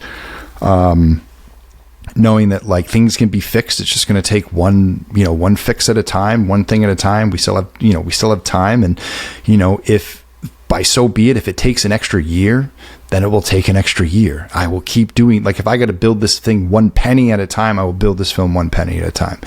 And it's that commitment. It's that commitment to an idea. It's the commitment to following through. And I feel like anytime when you step into the crowdfunding realm, it's such a responsibility of following through with a commitment. Like, I've worked at companies. I've literally spent millions of dollars at companies to projects that never came out. And I didn't feel bad about it at all. I was just like, whatever. We did, 18 months of great work on this project. We all got paid handsomely for it, and we did what we could. But hey, the client doesn't like it and wants to take it back and wants to do something else with it. So be it. I don't want to work on this project anymore anyway. Like, good riddance. For me, it was, this is the Friday the 13th movie I've always wanted to see. Fans have given me this opportunity to create the movie that I want to see. I hope that they like it, but I also have to finish it. I also have to make sure that this thing gets done. And so, I think anything you do in life, you have to commit to it. You have to full body and soul say, if you're going to do it, then do it. And you can't complain. Well, you can complain. You can complain as much as you want. But at the end of the day, you have to eventually shut up and get the job done. And I'll tell you what, I complained a lot during the course of Never Hike Alone 2, not because only because I wanted the best for the project. And I was so angry that there wasn't more working in my favor to help me get it done. It seemed to be all of that energy was working in the opposite fashion. It's like, I thought people wanted to see this movie get made. Why is everybody fighting me on this? Or why is this, this person fighting me on this? Or why is this element, why does this have to happen? Or why does that happen? And so it was always just came down to, like anything, like anytime I even tried to quit sports as a kid, it was just see it through to the end. You made a commitment to the people that you're doing. Just, focus on the commitment, focus on following through on the commitment, and everything else will kind of work itself out. And eventually you get to that point where you're standing in front of a screen and the credits are rolling and there's an audience full of people clapping and they have questions and they want to know how you made the movie. And you can't even believe that you got there.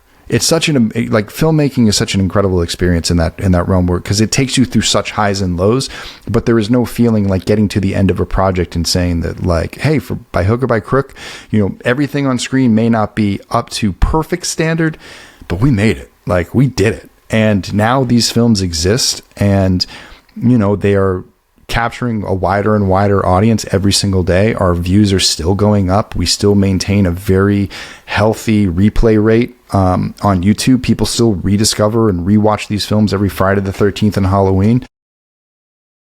And it's cool. And it's, there's a bit of it's a double-edged sword because there are also people in this industry that look at what we've done and they still say, like, well, fan film.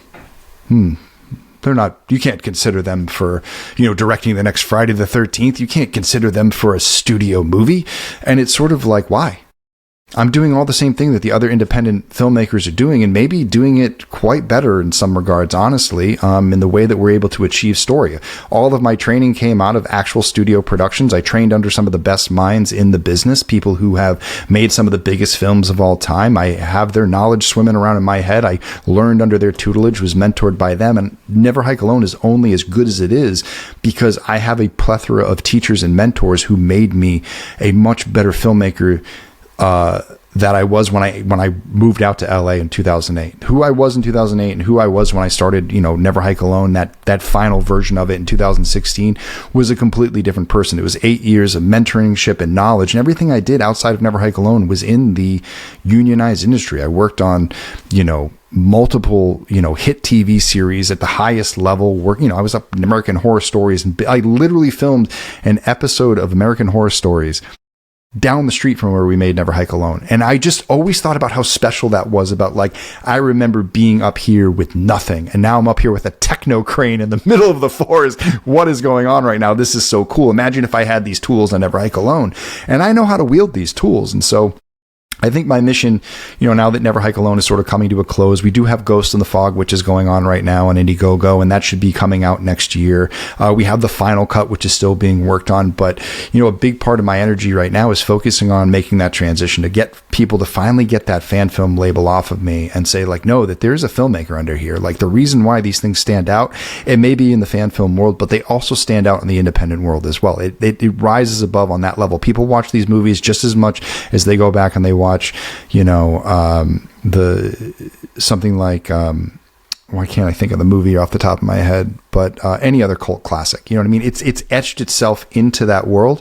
And so, yeah, right now I'm sort of in the middle of building those projects and looking for that opportunity to get into the original film structure and also put myself out there as a viable person who could step in for the Jason universe, take over a feature film and say, this is how you could not just create a new movie, but this is how you can build an entire new world for you to make 12 movies over the next, 15 years if you want to. Mm-hmm. But and that's sort of my biggest, with all that stuff, it's sort of like, that's my biggest hope, is that like I get a chance to go in there and help and cement a path forward for Jason Voorhees and this franchise that can sustain itself and not run out of juice after a while. Like if you build the formula in a specific way, it can run on its own energy. But if you build it in other ways, eventually it does run out of steam and there is no other place to go with the story. And so those are certain things that I'm hanging on to. But it's all based on the experience of like going down the Never Hike Alone rabbit holes and being like, what would make sense for this world? How do I make this make sense? How do I make this come across to the audience without them rolling their eyes or any of those things? And so that's really like the culmination of like everything, how it all came together. Yeah, I agree completely. On our show, we have brought up many times that we feel anyway, that you can't really have a serious discussion about this franchise without including your films. And I've even brought up like the idea, like, wow, I would hope that they would reach out to Vincent to direct or write or have some input eventually, somewhere. So what do you think about some of the current projects that are going on in the Friday the 13th universe or the Jason universe and the Crystal Lake series? And what are your feelings on those? I mean, I'm excited for Friday the 13th content first and foremost. Not all of it's going to be a hit and not all of it's going to be a miss. And some of it's going to be mediocre. You know what I mean? There's going to be different levels of it. And I think it's been a mixed bag so far, if I'm being honest. And I think that, it's tough to reboot a franchise after so much turmoil. So I do understand, that there's certain elements that I do like. I do like that there are, a group of people that are hungry to get Jason back into the fold, that there are companies out there willing to brand and partnership with the Jason universe in order to bring Jason to the screen in different ways. I do agree with their strategy that they should take their time with the feature film. I think coming out and announcing a feature film right away would have been a mistake without due diligence being done to find the right person to direct the movie, find the right direction for the movie. It's actually good that they sort of are tinkering with different things to see what works and what doesn't. Now, old school Friday the 13th fans may not love it because right now the Jason universe's mission is to appeal to a brand new audience. They're coming out in Fortnite, they're out on COD, Halloween Horror Nights, and all of these different types of things to capture the eyes of younger generation fans who may only know Friday the 13th through Friday the 13th, the game. And maybe even some of them through Never Hike Alone, honestly. Like there's a lot of young fans who are on YouTube who discovered Friday the 13th through Never Hike Alone who were then shot into the series. I thought and I found Sweet Revenge to sort of be good in practice, if I could say it that way. I'm glad that it exists. Like, I'm glad that there's an idea that you could partnership Jason with something and you can create short form content, because Sweet Revenge to me is the evolution of what Never Hike Alone can be. Like, Never Hike Alone is also a really cool title that doesn't say Friday the 13th, that if you partnered with Patagonia or you partnered with REI and you came up with Never Hike Alone, the Jason Voorhees story partnered with REI, and you got Kyle MacLeod back out there and you did something in that realm, I feel like we could right now, with the resources that we have and the storytelling opportunities that we have and the design of Jason that we have, could operate a very successful co-venture that would be very cool and exist on YouTube and be a place for Jason to exist in that world. And I do think that there should be more shorts like that. I'm not a huge fan of, the Sweet Revenge, like, sort of look. I'm not a huge fan of sort of, like, I didn't think that, it tried something new. I'm not a huge fan of, bringing back another character, as an undead character that's going to be working alongside Jason. I don't know how that works. I'm not saying, I don't think fans waited, all this time since 2009 to see this type of story be made. I heard Mike Nelson on a podcast say something like, well, all the Friday the 13th always just come down to like one character, and we always expect that to kind of happen. It's like, yes, Mike, that's actually what they got away from. They got away from that. It's always 2 or 3 or 4 people versus Jason at the end of the movie, and I even made that, not mistake, but I got kind of cornered into that myself by the way that Never Hike Alone 2 had to evolve as a story, that it was going to be multiple people fighting Jason at the end of the movie. The isolation is what makes Jason work. Getting Jason out in the middle of the forest, making him a part of the forest, making him a part of the things that make the forest dangerous, are what make Jason work. Giving Jason a sidekick, a Scrappy-Doo, to come up and kind of help him out. This is basically Poochie the 13th is basically what that ends up becoming. And I feel like that is not the greatest direction. But at the end of the day, you have a short film with some really cool kills on it. There's a few moments where Jason gets to shine. I think that they maybe discovered a few things that I discovered along the way of how to shoot Jason, how not to shoot Jason. It was a very short-term production that they put together over the course of a few months. So I feel like it gave the Jason universe my experience of what it's like to do these fan films and how hard it is to be successful. You look at Sweet Revenge, it has 370,000 views on YouTube. Never Hike Alone 2 is like averaging 1.3 million on the average. You know what I mean? Wow. So I can kind of turn to the Jason universe and being like, listen, you stepped into my world and my projects are doing better than your project. And that's not to say anything bad. It's just saying like, you got to know how to handle this material. You can't just put Jason on screen and everything works out itself, because you can turn to 1,000 other Friday the 13th fan films who had even more resources than we did too, who did the same exact things as far as like putting Jason on screen and doing all of these things at a high budget level. You got to be able to tell the story right. You got to bring the character back in a very specific way that resonates with people. And if you don't do that, you're not going to see the success that Never Hike Alone saw. And I hope that they use that as a measuring stick to be like, okay, if we're going to a feature film version, we obviously know that probably this isn't the direction. This isn't the look that people want. This, what is what it is. So whatever Sweet Revenge ends up becoming, I feel like it will be cool if they continue that as a continued partnership with Angry Orchard and that sort of becomes its own story. I'm all for that.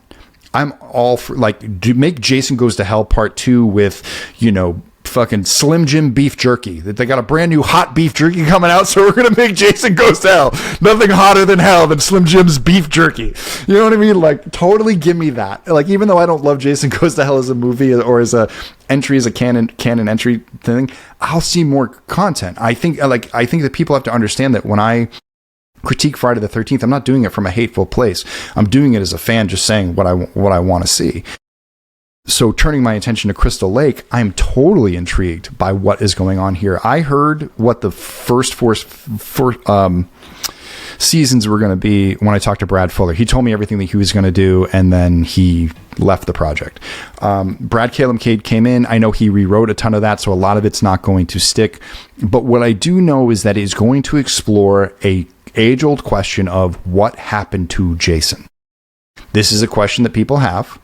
This is a question that deserves to be answered, and we're going to get the answer in the form of someone who has written a few TV shows that I generally like. Tokyo Vice. He worked on, the new Welcome to Derry thing. So, and obviously there's a lot of good actors involved. There's good talent involved. It looks good. A24 is involved. So maybe we finally do get our, high level, a little bit more story-driven Friday the 13th, which I think is going to be an interesting watch. Now, who knows where they're going to go with the story? I think that they are exploring a finite version of the Friday the 13th story. And when I say finite, eventually the story juice is going to run out because they're bringing Jason to life in a very specific way. I could be wrong, but I feel like in an isolated world, the Crystal Lake series will be a great thing for a lot of Friday the 13th fans, especially fans who are fans of the original through the final chapter. I feel like that section of fans is going to love the TV series the most because it focuses mostly on that timeline.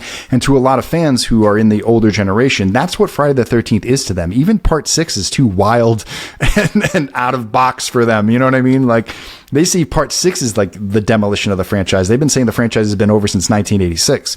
So those fans are going to, I think, love the Crystal Lake series. I think fans of Supernatural Jason, of, you know, sort of like Unstoppable Killing Machine Jason, they're going to struggle with the series because all they want is a movie with Jason killing teenagers. And then there's another version of Friday the 13th fans who were happy with 2009, who don't need a story, who just need 12 kids to show up and get slaughtered, and they don't need much more than that. So there are different, and that's what I've always tried to get across to people, is that there are different factions of the Friday the 13th franchise fandom. You know, there's the old school, there's sort of the semi-old school, there's the new school, and then there's the new school, which only know him as a video game character. So who knows? He may be out there doing the, you know, the water sprinkler dance moves in the next movie because everybody loves the Fortnite dance that he does. It's going to be like the chicken, whatever the chicken thing from Minecraft was all over again, you know, stuff. And we might all have to look around as old fans going like, what the hell is this? We don't recognize any of it. Yeah. I think the important thing is, if the universe can recognize that there are multiple streams, that there are multiple fandoms, and that those multiple fandoms can be served in different ways, that's where they'll find success. They'll find success in finding the different, isolating those different fandoms, building things that will work for them. And then one of those things, like what Never Hike Alone did, now not to say everybody loves Never Hike Alone, but for the most part, no matter who I talk to, every person I've talked to, when they've been like, what's your favorite Friday the 13th movie? And they tell me a wide variety of different movies that they love. They still say they love Never Hike Alone because it still has the quality of that movie within it. And that was a big goal of mine, was the fact that I wanted to take an semblance of what makes Friday the 13th as a whole and put that in one film, and not have it bothered by other elements that the other films try to introduce it certain ways. Just sort of like, these are the core elements. These are the base elements of what makes Friday the 13th Friday the 13th. Like, my argument with Sweet Revenge would be, you have some of the base elements there, and then you introduce the Eve coming back from the dead idea. Now you've introduced a brand new element that requires people to want, like, now look back throughout the entire series and be like, well, how does this connect to everything else? And sort of it starts to create those stories. When it's a distraction, really. That's what I found it to be. When we finally get new Jason stuff, and then we're all of a sudden we're like, well, wait, what's going on with this girl? Like, we finally got new Jason stuff, but I'm more, I don't want to say curious in a good way. I'm just concerned, like, what are they doing here? When we should have been, I feel like, you know, getting our first taste of Jason in a while. And we do, but it's, like, you know. I mean, they missed an opportunity to like really set up the camp. You know what I mean? Yeah. Like, the camp wasn't really set up. There wasn't really like ooh, here we are at Camp Crystal Lake. Look how amazing this is. Like, you need that moment. You need like, you need the walking into Jurassic Park moment of Crystal Lake of like, holy shit, here. And to really settle into it. And that's what Never Hike Alone does. You know, your first image of Jason has to be a very iconic introduction. You know, our first image of Jason is him popping out of the lake without the mask on, and you can't really see him. It's a stacked image. It's not the greatest pull. Another issue is Eve's resurrection is sort of confusing. I didn't get it at first, and it wasn't until I heard Mike do the Q&A say that, like, oh, well, she came back from the dead, was that, like, it happens in an instant. Like, and there was no inciting incident to bring her back from the dead. You know, it was sort of a disconnected idea of, like, she goes underwater, she comes back up, it's night. She walks over and she sees her fiance cheating on her with his ex, the thing that she's concerned about at the beginning of the movie. And the connection is that betrayal caused her to come back from the dead, that the lake awarded her this chance to get revenge. That's why it's called Sweet Revenge. And I said, okay. But there's missing elements here. Everything is a math equation in film. I mean, as much as I hate math, there is story math. The story math of, like, getting someone to understand of, like, this happens, therefore this happens, and therefore this happens. You know, it's just like like Trey and Matt during the story wheel. What we needed to see was her go underwater. We feel like she died, and then her in a state of sort of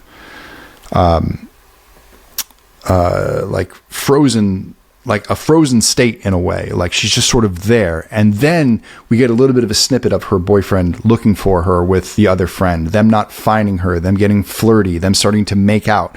And all of a sudden, as that starts to build, life in her starts to build, and she comes back, and it's many hours later. I also feel like at the end of the movie, and I heard that they filmed about no, that's not right. I actually heard it was about 5 to 6 different endings of Sweet Revenge. And the one they chose, I feel, is the most generic. And I know because I chose that exact same ending at the end of the first trailer that I did for Never Hike Alone Ever. That one character is running at the other with the weapon and they're going to meet and then poof, cut away and we're going to see what happens. Watch the movie to see what happens. I don't think that that's Jason and Eve's relationship. And in fact, I would have wanted to see them come to some sort of weird cryptic understanding at the end of the movie. And I think a better final image would have been the lake, Jason walking into the lake, and then Eve walking into the lake after him, and both of them returning to this place where they now live. And I feel like that opens up a different type of question and a different, like, ooh, this is kind of cool. Now this sort of reminds me of Never Hike Alone, the video game. Like, why were all those zombies popping up and helping Jason kill everybody? Well, here's an opportunity to sort of go into that, something that we can recognize from the past, and say, like, okay, now here's an opportunity to create story around this type of logic, but let's fill that logic with enough believability that people want to go along for this ride. Like, all of a sudden, okay, yeah, we have wanted to see the lake have powers. We have wanted to see this. But I feel like they introduced it in a way that was sort of confusing, and then they left us in a place of like, well, why are they fighting? Like, Jason was actually helping her kill people that she would have wanted to kill anyway. Mm-hmm. Yeah, no, it was. It made you think too much and not the good way. Yeah. And then, it also comes down to, are you having a good time? Like, right. Put all that stuff out, get all the logic out of it. Are you having a good time? And I feel like, yeah, once it got kicked up and going, you can have a pretty good time. But I'm such a nerd that I do want to get into the weeds. And when I get into the weeds of this story, I don't feel like this isn't the foundation that I would want out of a new movie. And I feel like if they want to continue this through other, short films and everything like that, or if they want to make it a longer term project, that it's going to need a lot of work to make this land well with fans. And I do think that the Jason universe is still struggling to win the trust of a lot of the fan base. Not by lack of effort. And I feel like with time, I think, they got wins with the Halloween Horror Nights. I think they got wins with the skins that they released for the video games. I don't love the Jason universe look for Jason right now, but seeing it as a video game character, knowing that they sort of have to reduce the amount of holes to make that work, like they do have to do some of that stuff to kind of make it work. I feel like it was designed for that first, and then it was tried to put into live action. And I think it fits better in animation than it does in live action. That's been my biggest critique. That's exactly what I've been saying, is that this Jason feels too designed. It feels like he bought that costume, and put it on, and he has like more of a superhero mask approach to it. It certainly doesn't feel like a traditional hockey mask. It doesn't feel like it's carrying that weight. It doesn't have the same aura to it. It feels different. It feels like a different character. It felt like a guy dressing up like Jason to me. That's the and just kind of doing the Jason MO and not actual Jason. But that's me. Anyway, listen, we're going to get to watching your movies here on the show. I can't thank you enough for joining us. Your movies have been, our listeners have requested all season long when they knew we were doing this franchise. They're like, you got to cover these, you got to cover these, you got to cover these. And it got to the point where we couldn't even really like try and hide the fact that we were going to plan on doing it anyway, but we were trying to keep it a secret because it was like everyone was swamping us with it. We're just like, yes, we're going to be doing it. I can't thank you enough. Your films, like it's almost an injustice to call them fan films because they are entertaining on every level. The production quality is top notch. There's nothing that it doesn't have any of the sort of downfalls that a lot of fan films, quote unquote, have, where as much as someone might try, you might see the acting, maybe it might not be quite so Hollywood, or the effects, or even maybe you see the younger filmmakers utilizing digital tools more within their editing and their images, and you can kind of sense that everything in your films just flows so beautifully, looks beautiful, sounds beautiful. There's nothing that makes you kind of go, ooh, but that's okay because it was a fan film. I mean, it holds up on every level, and that's really what we believe on our show, and we're so excited to give them some attention here, and hopefully we do you justice talking about them while we watch them. For this is our big season 3 finale. Great. So yeah. Well, I really do appreciate that. I do want to say that, like, I don't think that the fan film sort of moniker has to have a negative connotation to it. I believe that what makes it ultimately a fan film is the fact that, you know, these films were created by fans, and not just on set. It's that with the support of over 4,000 people from 52 countries around the world who are all Friday the 13th. Like, we all came together as fans and made this happen. They entrusted me with their investments to make the film happen. I got a really great crew of Friday the 13th fans who came out and who all had individual skills that they brought to the table to share with other Friday the 13th fans. It was all about that fandom, and it was all about sharing this with fandom. And I think that, you know, I don't want it to, you know, and we also have our own little things that we cover up, and we've been really good job, but it's because we have so many people coming together. It's not just it's definitely not a one-man band. And as much as I'm, you know, out there leading the charge with the bugle and, you know, running over the hills in my Jason costume, I'm not here without, you know, a tremendous amount of support from, you know, strangers who have now become friends over the course of these years. There are so many backers who have, you know, who I, you know, fly to different areas of the country, and I meet them, and they come out to different shows, and getting a chance to shake hands with people. And it's a really humbling experience. So I know that, you know, it's sort of, you know, the idea of what a fan film is to some people still has that negative connotation, but I really wear it with a badge of pride, because I think the fans should wear this with pride. This was fan made.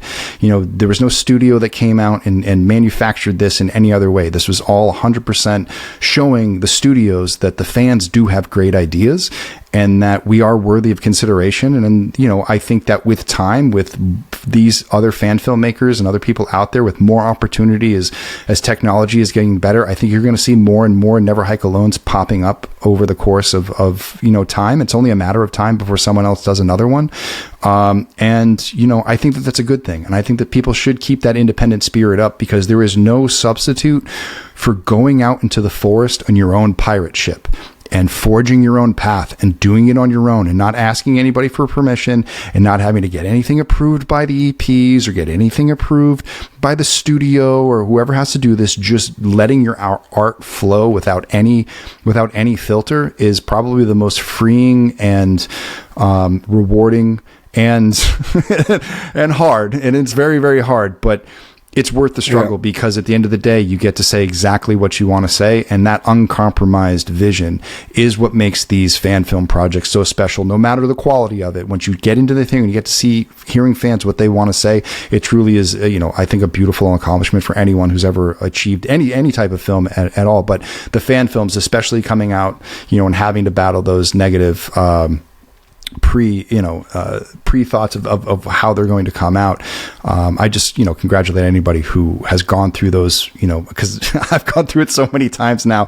I'm sort of like numb to the feeling of them, but it really is sort of an accomplishment that's worth being celebrated. And I'm very, you know, thankful and appreciative of the fact that, you know, the podcast has chosen us to come out and review these movies and watch them in depth and dive into the weeds. And if you guys ever have any questions, or, you know, ever want to have me back on to talk about them and more, I'd always be happy to. Awesome. Thank you so much, Vincent. Wow, I just completely appreciate that Vin Disanti took the time to share his insights with you. That must have been a really fun conversation to sit through. It was. I feel bad. It might have seemed like I didn't ask a lot of questions, but really he was answering so many of the questions I had while he was answering me. He's such a professional. He knows, you know, basically what we want to hear and what we're looking, you know, what to find out about the movies. What a well-spoken person. He just, you know, it's just one of those also, you know, a situation where you got somebody who just seems to inherently understand film. Yeah. You know, it's almost intimidating, you know, because he kind of went into it feeling like, you know, fan film, local guy. It's kind of, you know, but then I start talking, I'm like, oh man, this guy, I feel like I'm talking to a real Hollywood but, you know, film guy now. He's never lost his humility. No. He's such a humble person that just, and just again, the passion it just pours out of him. Yeah. He continues to clearly maintain such a passion. You think after making, 3 or now almost 4 projects in the Friday the 13th They're world. making their own version of like the Nintendo style video game. They're making a Never Hike Alone video game. Well, that's what? Yeah. There's a trailer on the channel right That's now. incredible. Yeah, they have an animated film coming out, and then the video game. Damn. And I love that they're diversifying the media like that. It's just, but again, that's what I was mentioning earlier. The way titling, it's so important. They called it Never Hike Alone. They gave it its own branding. Yeah. That now you can extend across media. I think that's just really smart. And you realize where they get Never Hike Alone from? No, I was wondering about that. In like the old kids camps like Crystal Lake, in the signage or about it's like rules to go hiking, and there's a bunch of them, and one of them is Never Hike Alone. Like for the camp kid, the kids at camp. Yeah. Oh, that's really cool. Yeah, I it's like one that. of them in the list on the sign. That's a good rule. Yeah, right.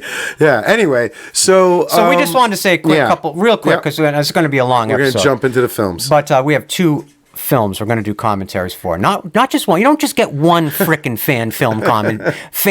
fan commentary here at Haddonfield Radio. You're going to get 2. But anyway, we want to say a couple very, very, very genuine thanks and appreciations to. Let me start that again, because I sounded like a literal moron there, like the village idiot. That's what I've been calling myself lately, the village idiot. I just want to say on behalf of Joe and myself, just like we were talking about earlier in the episode, you guys have, even though we've said it a number of times, literally I think every single episode, this would be our 34th time saying it. It just actually means more and more every time, not less and less, like you guys might suspect. We so genuinely appreciate every single one of you out there listening. Wherever you are in the world right now, whether you're out walking your dog, whether you're lying in bed, whether you're on your way to work or at work. Whether you're making your own fan film. Whether you're doing that or anything, any creative venture, whether you're rehauling a mask or painting a piece of horror art or whatever you're doing out there. Whatever it is, if you're taking time out of your life to listen to 2 yahoos from Nowheresville, Rhode Island, in a basement, no less, in Nowheresville, Rhode Island. If you're listening to 2 yahoos yapping about movies that were made many, many, many decades ago, not these ones. No, these are actually course. quite contemporary for Haddonfield Radio. Yeah. We just want you to know we absolutely love you. We legitimately, truly love you, appreciate you, and we would not be doing this were it not for your kindness and support. The fact that you guys have shown us nothing but kindness, nothing but support all these last few years that we've been creating these episodes. It actually, a lot of times when I'm in like the quiet of my own room and I'm going to bed at night and, my dog Wally, my little 16-year-old Chihuahua, has finally frickin' settled down and stopped going in circles at the end of the bed. He's laid down and I shut off the light, shut off the TV, and things get quiet. I actually, it's when I really realize how lucky we are to have such a wonderful audience and community supporting our creativity here at Haddonfield Radio. Am I right? You're totally right, yeah. It's really something that actually provokes me to feel very emotional, because Joe and I have been trying for 30 years, more than 30 years, just to reach an audience. And to finally have such a wonderful audience, such a wonderful group of listeners, faithful listeners. You guys, I know we say it all the time. I just don't want you to ever think that it's become a cliche for us to say it at this point in the episode. It's the truth. Joe and I are consistently texting each other about this very thing. You have no idea how much your support means to us and how much we appreciate you everywhere, no matter where you are in the world. We love you. We wish the best for you. We wouldn't be able to do this without you, and we sincerely appreciate you. Right? Exactly. Without you guys, we have nothing to bounce off of, you know? And so you don't want to do something like this and just feel like your voice is going out into the ether and, hopefully someone's listening. So to know that you guys are out there, to know that you appreciate it, to know that you're listening and taking it in and asking questions and adding stuff, we're still getting messages on, other season episodes, somebody giving us, a fun fact or two that we didn't say. And it's amazing. Like, we are still continuing to learn about all of these movies and franchises from you guys as well. So I love that there's a back and forth, a give and a take between us and our audience in terms of all like the communal knowledge on horror films. Oh my God. I can't even explain. I cannot even explain how much I've learned specifically from the comment sections in our own videos. Yeah. And from people reaching out that are true experts on these franchises, reaching out through the Instagram page and sharing their knowledge with us. It makes this process so worthwhile to know that people as intelligent and as knowledgeable and as passionate as you are listening to us yapping about these movies. It isn't lost on Joe and I that we are legitimately just two yahoos in Rhode Island, in a basement in Rhode Island. That's all Haddonfield Radio is. There's no team behind this. There's no, corporate overlord or anything. It's just Joe and I. And, of course, Mike Hatfield, Mark Putenis, Keith Voss has been so helpful. Yep. But generally, it's just Joe and I. But really what Haddonfield Radio is you guys. It's you guys. That's what Haddonfield Radio is. It's not the episodes, it's not the seasons, it's not Joe, it's not me, it's not Joe and me. Haddonfield Radio, in reality, is you. You are Haddonfield Radio. And I really mean that. It's something that you and Joe and I share together. It's the middle ground where we get to meet. And as long as you guys are enjoying these episodes and as long as these are comforting to you and bring happiness into your life and in a very confusing and cloudy world, Joe and I will continue creating. Am I right? You're totally right. As long as you guys want us to, we will continue creating because we appreciate you and respect you with every molecule in our bodies. And I really mean that word respect. Hallelujah. We truly respect your opinion. We truly respect your perspective, and we truly respect you as a fan of these films, just like we are. And that's it. It's truly, truly, truly profound that we've reached so many people and so many wonderful, kind people. That's even more profound. So we thank you so much. You guys humble us every single day, and you mean the world to us. And I also want to say, my mom, she means the world to me. Mm-hmm. Love my mom. Our biggest fan. Wally, Kitty, my cat. I have a 27-pound Maine Coon cat that's just named Kitty because Kitty is so independent and so, breathtaking that I didn't even want to saddle him with a name. I just felt like you are what you go, when you tell me when you decide what your name is, and that's what we'll call you. But huge cat, love my cat. Anyway, and I realize I always mention Wally. I don't mention Kitty as much, and that's sad. But Kitty's a very private cat, so I don't like to really expose Kitty to hundreds of thousands of people. But I just did it. But I just want to say, if you've been enjoying this episode so far, and you have been appreciating Season 3, do us a favor, and in honor of Pennywise the Dancing Clown, leave a red balloon emoji in the comment section. There you go. A red balloon. That's what I want. You like that? That's a good one. In honor of Pennywise, because Pennywise is right back in the zeitgeist right now with the Welcome to Derry series on HBO for our listeners in the present. Pretty damn good, I think. So, yeah, something I'd recommend. Anyway, yeah. What do you think? You want to jump in? We're all here to watch these movies. Yeah, so. let's go hiking, huh? So first, we're going to do our own fan commentary on Vincent Disanti and the Womp Stomp Films team's iconic, incredible 2017 fan film, Never Hike Alone. That, again, personally, and I'm only representing my own opinion here, I personally think it is the greatest fan film ever made. What do you think? You want to dive in? Yeah, let's do it. Let's do it. So here we go. And, You have to put a lot of these disclaimers in front of the film, and you heard Vincent talk about it. Like, it's perfectly legal to do a fan film as long as you're making sure that people don't think it's an official release and you don't make money from it, and things like that. So, of course, when you're doing fan films, you have to be careful of all those things, and they were definitely careful. This film, fun fact, took a year to film. Wow. And of course, some of that process is, they're learning as they go. They were, I'm sure it wasn't.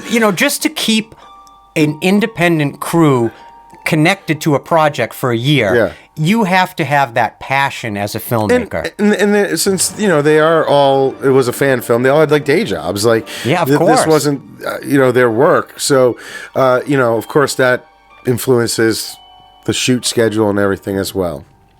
One of the things that I think really, really works about the first Never Hike Alone film is actually its simplicity.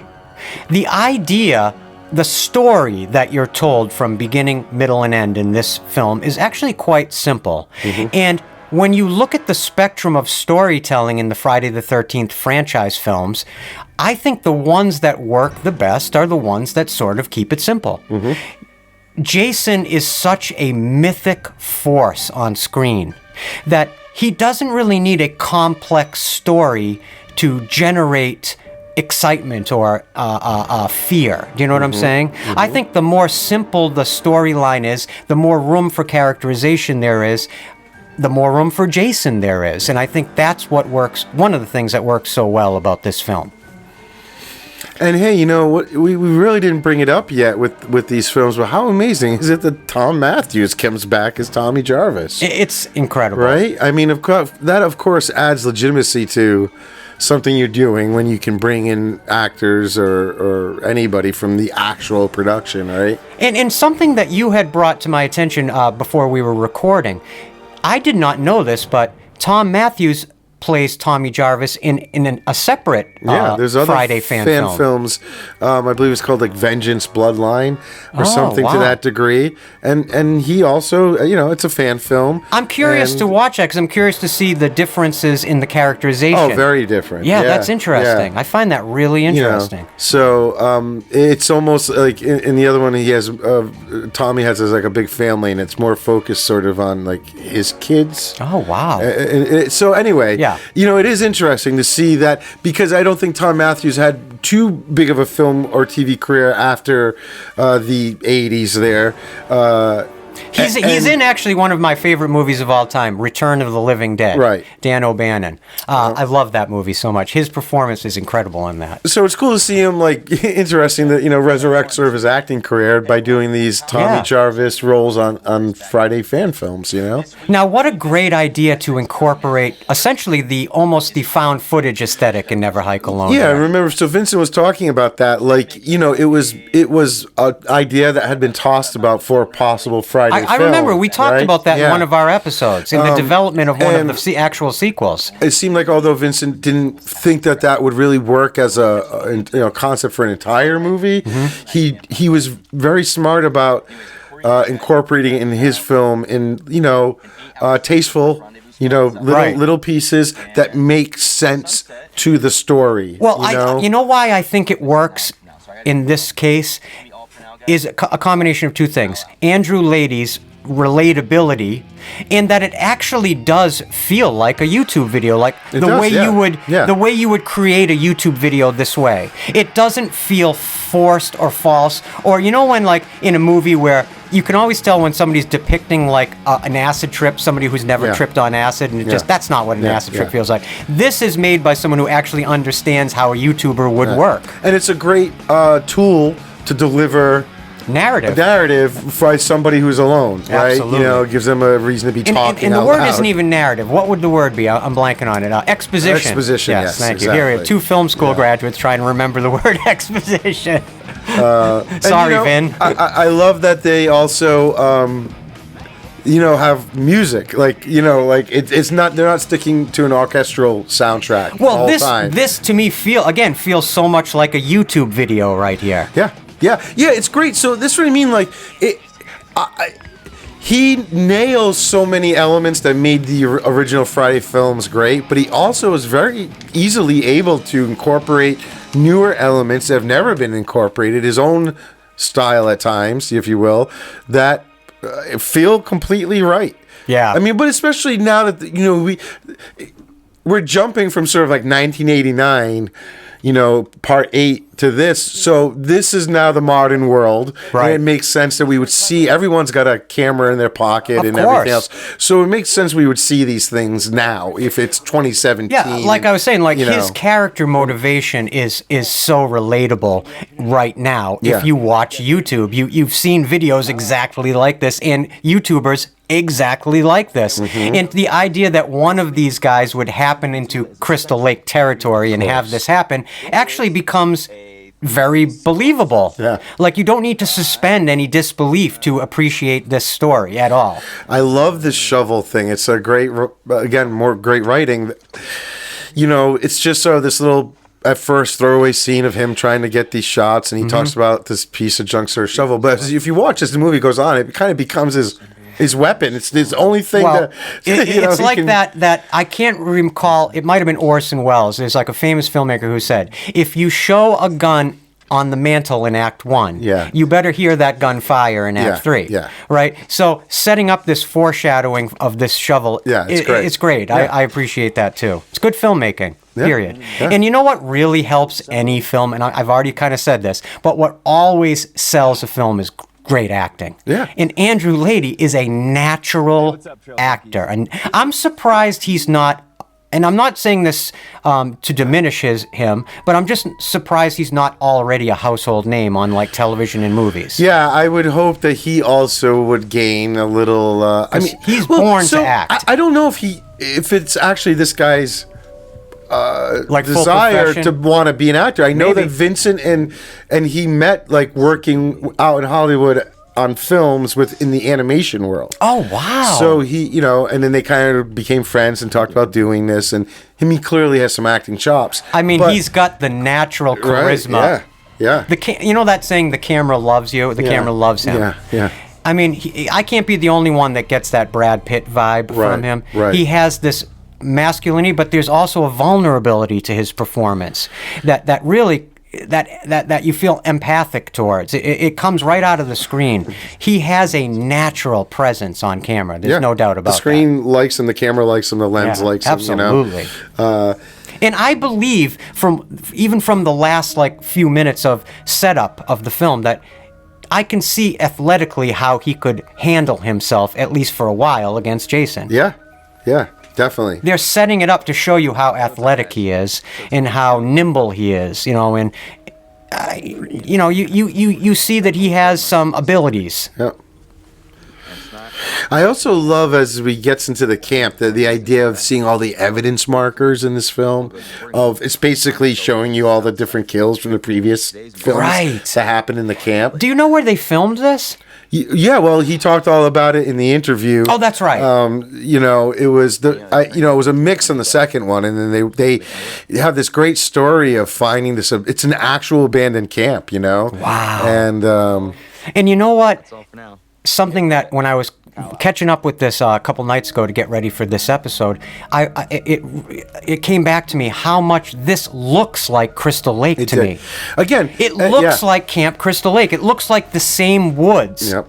But even maybe a little bit more evolved or overgrown over the decades. But the spirit of the woods where they filmed Never Hike Alone feels so much like the Paramount era Crystal Lake woods. Yeah. And as we know, that changed a lot even in those first few sequels. But still, the general feel of Crystal Lake, I feel it in this film. Like I was mentioning with Vincent, it's almost Crystal Lake is almost its own character within this series, and you can do it right and you can do it wrong, and they did it right. They did it very well. Yeah, it totally feels like Crystal Lake to me, and the overgrown aspect kind of works because it's 2017 at this point, and the idea is that although locally they have tried to kind of do other Camp Crystal Lakes around the lake that it never works out. Yeah. But this original one was just they've never gone back to.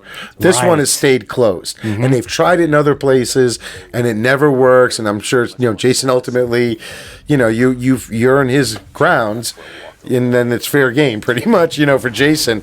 And that's what he was trying to sort of.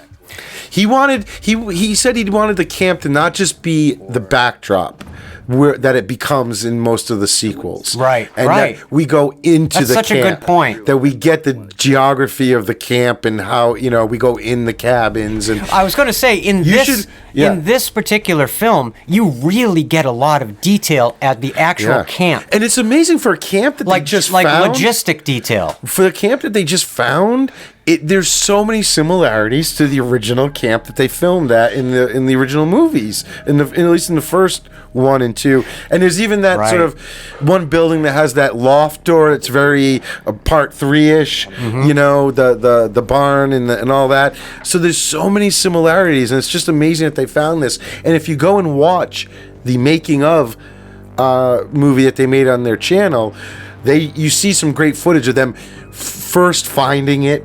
It's the old, they went to a different abandoned camp, but then they found that people were actually there. And those people said, no, go, there's this other trail. Wow. And then you see them kind of coming around the bend, and there's this abandoned camp. And they actually, they go in and they fix up the bunk beds a bit. So as they walk around, it looks like an abandoned camp. So it's really cool to see what they did and put into it.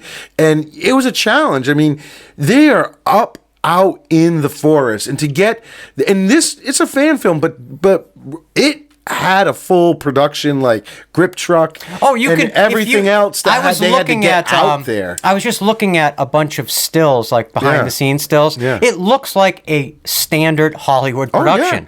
Oh yeah. There was the trailers and everything. It's incredible. Wonderful makeup effects and every aspect of this film to me. What's so great about a lot of these Kickstarter driven or sort of fan economic driven films is you really see all the money end up on screen. Yeah. Well, there has to. Which is exactly the reason. But you see it.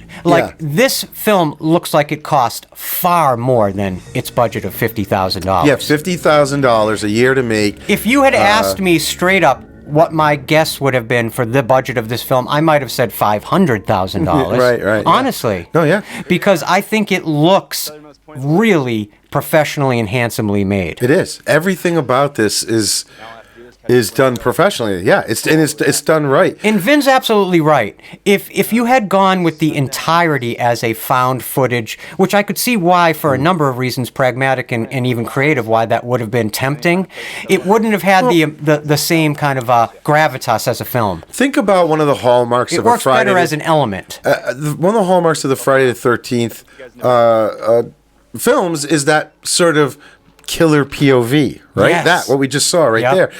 And although I'm sure you could try to replicate that with maybe GoPros on your head and all that, a lot of found footage is also just sort of cameras. Yeah, you would have had placed. It would have been restricted. You have to have those. And I'm glad you bring that up, because the killer perspective shots that you see in this, there is such a genetic lineage in horror that goes back through Michael Myers, even back to Michael Powell's Peeping Tom, even back to Hitchcock's Psycho. So Black Christmas. So having that as an element, it what it does is it brings those kind of psychogenetics into this film and connects it. You're right, you probably couldn't have had those types of shots if it was purely found footage, unless you got really creative with it. Yeah, and I think it just would have got old, I think. I just think you're right. With this type of film. How about that sign, by the way? Yeah, it's Camp great. Crystal I Lake love sign. it. Yeah. It really, that they built that sign and created it and then aged it. Again, it's these little details and elements that just bring such reality and such, gravity to this film. Yep.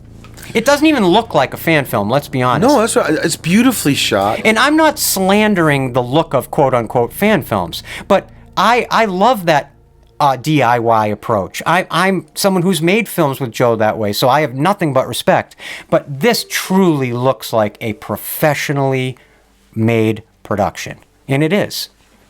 And that's part of why I think it stands out to this day. And something different for a Friday film is you've got now that sort of the drone angles. There's Yes. a lot of these beautiful high over the lake, over the forest shots that again are of professional looking. It's so easy for anybody to go out there nowadays and get a drone with a camera and you can get a lot stuff. of people even scoff at those shots in films or establishing shots that are drone shots because they're obviously drone shots and it's easy to achieve now, as opposed to the old days when they had to do it with the camera rig. Exactly. And it was far more difficult with those giant cranes and whatnot. Or even if they really wanted to go in the sky, it'd be on a plane or a helicopter, and it's just not that's as smooth. true. You could do it with a helicopter. But the drones are so smooth now, and they clearly also didn't chintz out. They got a beautiful looking footage from their drone. Another one of the details that really stands out to me in a positive way is the production design in this film. Yeah. I think that every single molecule of detail that was added into the mise en scène all through this film only enhances the appeal to the fans and just enhances the reality of the film for any audience. Like, one thing I think is so great about Never Hike Alone, this particular Never Hike Alone, is even if you had never seen a Friday the 13th film ever, and you just happened upon this film on YouTube, you would still completely enjoy it. You'd completely understand what's going on. It's not a fan film that sort of separates out someone who's not as passionate as the filmmakers. Do you know what I'm saying? Yeah. And what's really curious, because that Playboy magazine kind of reminded me of the idea that they have a successful, or what I consider a successful story with Jason and at the camp and everything that doesn't hinge on the teenagers having sex and smoking drugs. Okay, now I was going to bring this up. Yeah. You're suggesting in your mind that is you see that as a positive? No, I'm just saying I think that it shows.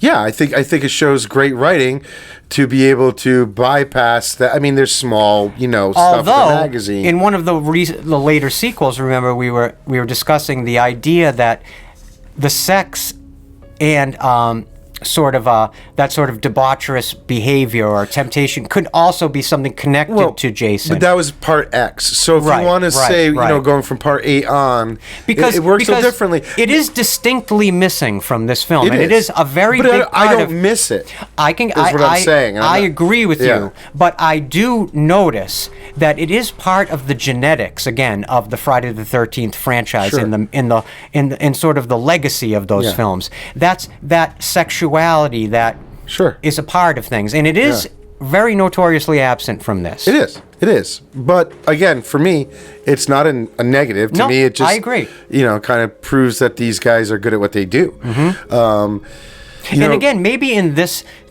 one is more about, like, you encroach in Jason's space, he kills you. That's right. Just leave him alone there and you're fine. It's the frequency of Jason Voorhees that must be the most interesting as a storyteller, maybe, to Vin Disanti. This idea that he is the guardian of the woods. He is almost like a Deus Ex Machina. Yeah. He is almost like this god tier, protector of the natural forest or the cursed woods that gives him and his family their strength or their secrets. Now, I'm sure if you were a couple teenagers having sex and smoking pot, he's definitely going to get you.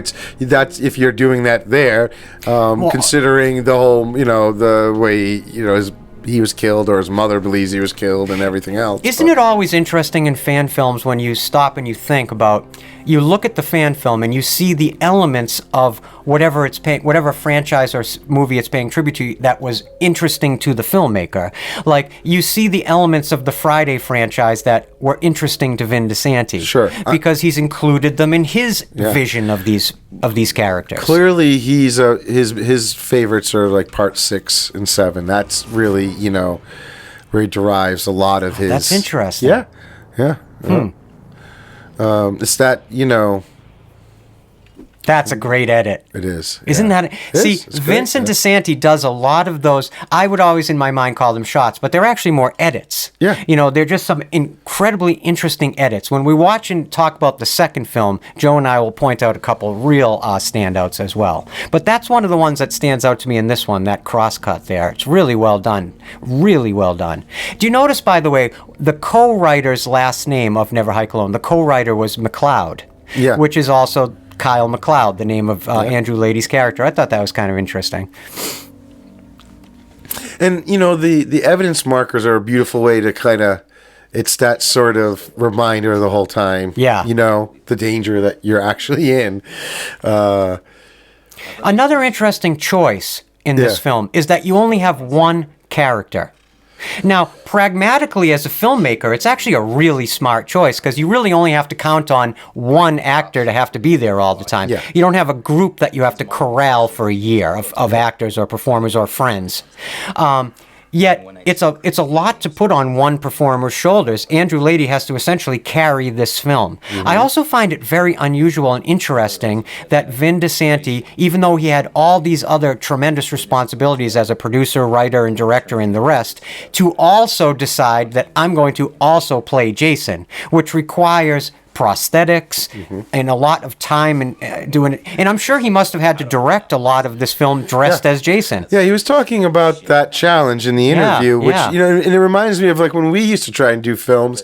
Remember, we literally, you would end up I always had to act in a lot because of the I leads. knew I would be there. Well, you would be there. It's also one less person to try to get to understand the character. Yes. You wrote them. You wrote the movie. Yep. It was easier to have you just do it, and you have some acting chops. So, you know. But I know if that choice is there as a filmmaker at that level that they're making it, you can see why they would do it, and you can also see why if you're just a Friday the 13th fan, if you think you can pull off being Jason in a movie, wouldn't you put yourself as Jason in a movie? I don't know. It's so scary. It's intimidating. And again, but what's impressive is that sort of, you know, the time he took to get it right. It wasn't like he just put together a costume and did it. He did it. He multiple masks, multiple hoods. You know, the latex hoods, and the clothes, and you know, he found a way to do sort of the jacket Jason and make it work. And no, I'm endlessly fascinated by the design of Ghost Jason. Yeah.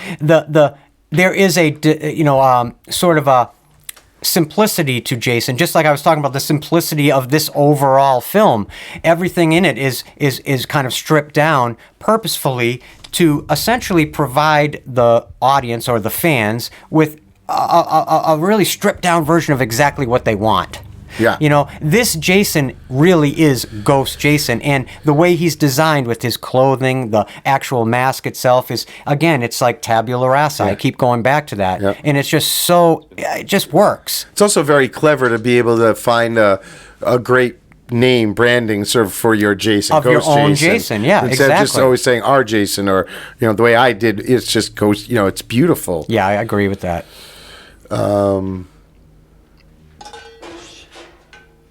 And you know, to me, I love as he's walking around here and you see the bloody, the bed and all that. Like, to me, that's where, you know, Kevin Bacon was killed. And you yes. You know, stuff like that. I Yes. try to attribute some of the old kills to something. Yep.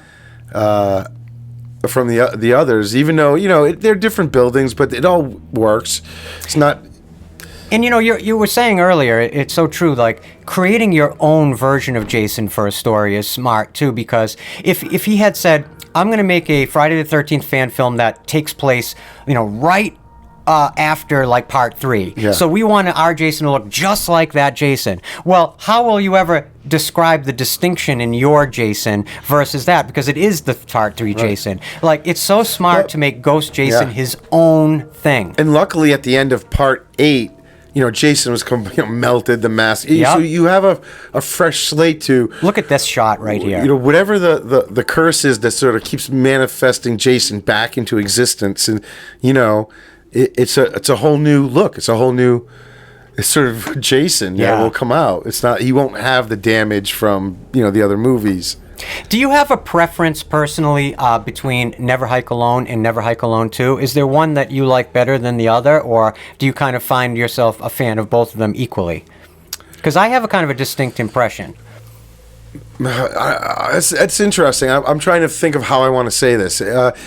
I guess I would say if it's a preference thing, Never Hike Alone 1. Got it. But 2 is amazing. Yeah. And really solid. But I feel like this one just a hair more feels. What's the word? I don't more like distinct? even cohesive. Yeah, even I agree with you. Gels. It gels a little better. I think a little bit. I agree. I think the first one is such a perfect distillation of everything that you love, all the elements that you love of the original 8 films. Right. The Paramount era. And part 2 is a great way to continue now what he's done and fill in some blanks with a more expansive of palette. his story, right? Yep. But of course, when you start to expand anything, Yeah. and he uses a lot more actors and stuff, again, I feel like there's just a little, there's now in part 2, a person or two background or something where you're kind of like, oh, that feels like a buddy, Right. Just a little bit, just a little. Yeah, we'll get there. And I'm not, We'll get and there. again, little critique.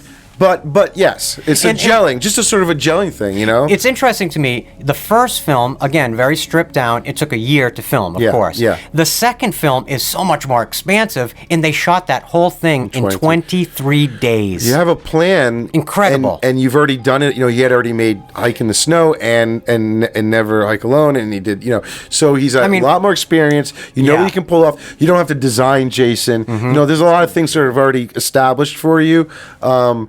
But yeah. You know what else I really respect? Just sitting here doing the commentary right now about Never Hike Alone, the original.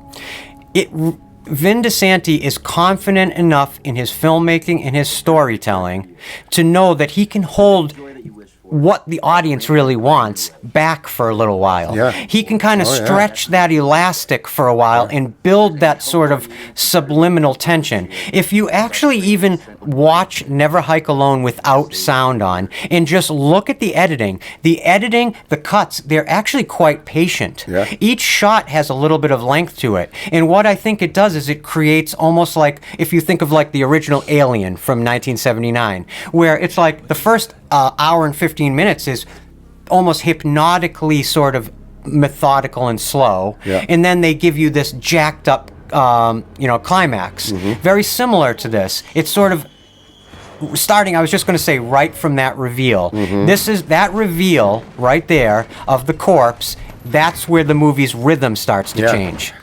Well, he just disturbed Jason's mom. That's this exactly is where right. things are going to get kicked up a notch. You see how he looks like a ghost? Exactly. I think he looks like a ghost himself there as he's falling through the air. It's beautiful. I love it. And the other great thing about these films is the stunts are not, they're no joke. Like they had a stunt coordinator. I was wondering about that. And they pulled off some really beautiful fight sequences, falls like that. And I love that also That's awesome. with their ghost Jason, the feet. Oh, that the sound design, incredible. It's over the top, but in the best way ever. That's such an Indiana Jones moment right there. The axe that about look. and that's iconic. So you see that mark on the cheek I'm talking about? Yes, That's I do. sort of on the right or our right, but it's beautiful.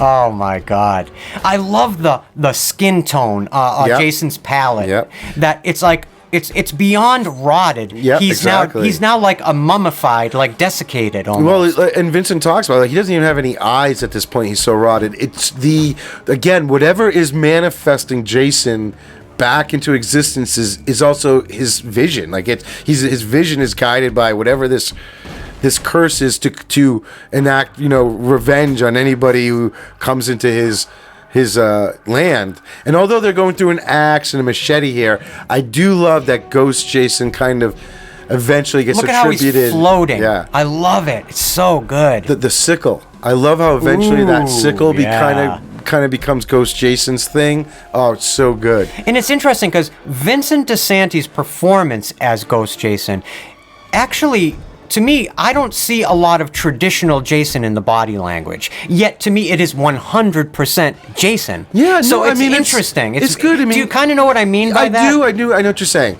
You don't have the Telltale Kane Hodder sort of stances, or like the Richard Brooker lankiness and that sort of laconic nature that Brooker brought to Jason. But he did have his own sort of set of rules for Jason and how to do it, and he talks about how he had to explain that to Brian Forrest to stunt Jason, and but it all really worked out. I mean, do you understand what was the performance distinction between Brian Forrest was doing any of the major stunts that Jason had to do? Anything where he could get hurt. Okay. Yeah, Well, but like a lot of this was Vincent, just running after the guy in the woods and all that. No, Vincent brings his own kind of gait to Jason. Yeah. And he that feels every bit as real as any of the classic films. He spent a long time working on the look and the feel of his Jason. And obviously, as a fan, like he knows Jason. Like it's ingrained in him. I also love, as a filmmaker, Disanti is continuously focusing on Jason's feet and his boots, in that gravity that Jason has when he walks. Yeah. That incredible. What it does is it tells your brain something subconsciously about Jason. You don't need to have him be 6'5". Right. You see it all in his center of gravity down low like that, and it's so smart to sort of show it and depict it that way with the camera. Oh boy. And I love he also goes through the time to always have latex prosthetics on his hands. It's never just like a dude's hands that are dirty.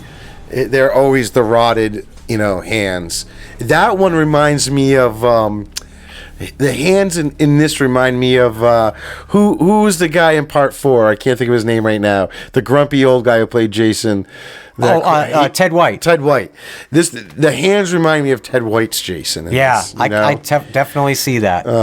It's interesting though. It's almost like they're little pieces of a few different Jasons that go into the sort of creation of this special new Jason. Exactly. I love that. I love that.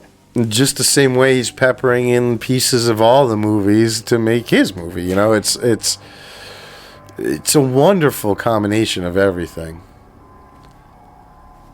Wow. I actually, do you remember the first time you saw this film? I think I might have. Did I turn you on to this? Yeah, a long time ago. I remember watching it and liking it, but at the time, I have to admit, we hadn't dived into the series. Oh, it was before Friday. We covered the Friday movies. So my sort of knowledge of went into Friday movies, and I never really had studied them before. Mm-hmm. So I don't think I could really appreciate what Vincent had done when I had originally watched it, and then now after us obsessing over these movies for the last year, and then you watch it, you can appreciate so much more. Yeah, I agree. Because so I remember distinctly, just through following a lot of horror culture, during COVID is when I first saw it. So I was very late to the party. And here's a fun fact for you. So originally, after he made this film, he was going to make a trilogy. Ooh. And what happened was COVID happened. Yeah. And so the trilogy became basically part 2. He kind of meshed all the elements because he lost so much time. Yeah. So that trilogy that never happened was going to be this. The first one was going to be called Never Hike Again. Second one was going to be called Jason Takes Crystal Lake, which I love. Wait. So the sequel was going to be called Jason. What was it? Say it again. The first of the trilogy that would have been after this first Never Hike Alone. Okay, go ahead. There would have been 3 more, so 4 films total. So not including this one. Not including this. Wow. So part 2. That would have been the new part 1 in a way. Exactly. So it was The first of the trilogy was Never Hike Again. The second one was Jason Takes Crystal Lake. And the last one was going to be called The Final Hike. Ooh, I like all three of those, to be honest with you. Yeah. I could almost see him doing something where it's called like Never Hike Alone, The Final Hike. Maybe one more live action Never Hike Alone. Right. Do you know if he had any inclinations towards wanting to do another live action Never Hike Alone fan film? Now after part 2? Like going into the future. I don't know. I think obviously he's continuing projects related to this, with like the animated series. Film. Yep. But I do think he's trying to, again, use the sort of success of this to maybe get something like real, yeah, you know what I mean, in his life in Yep. terms of film production. Well, you don't get much of a better calling card. Yeah, I mean, let's say if you wanted to do like horror filmmaking professionally, then Never Hike Alone. Yep. And he did work in Hollywood, like he talked about, in like kids film animation movies back in the day. Which is interesting that you say that, because that reminds me of Sean S. Cunningham. Oh, because right, when he started, he was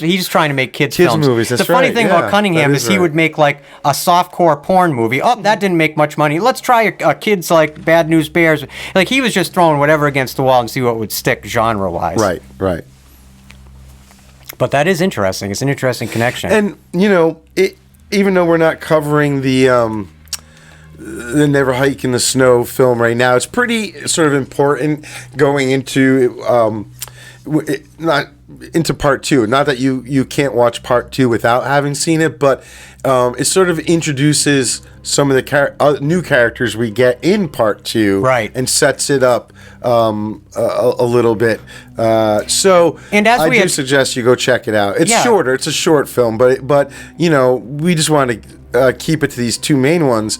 But it is interesting because the idea of Jason in the snow, it's a great like we idea. mentioned, it goes back into the official sequels, in the development of the official sequels. And a lot of fans have always, myself included, have always wanted to sort of see that type of like a Jason Voorhees setting. Like Crystal Lake in a snow environment. I don't know why that has some appeal, why it would differentiate things all that much, but it is interesting that fans have sort of craved that over the years. And again, it's Vin Disanti who ultimately gave it to them, not the official stewards. Because the official Friday the 13th stewards are too busy with basically their heads up each other's asses. I mean, truthfully. Yeah.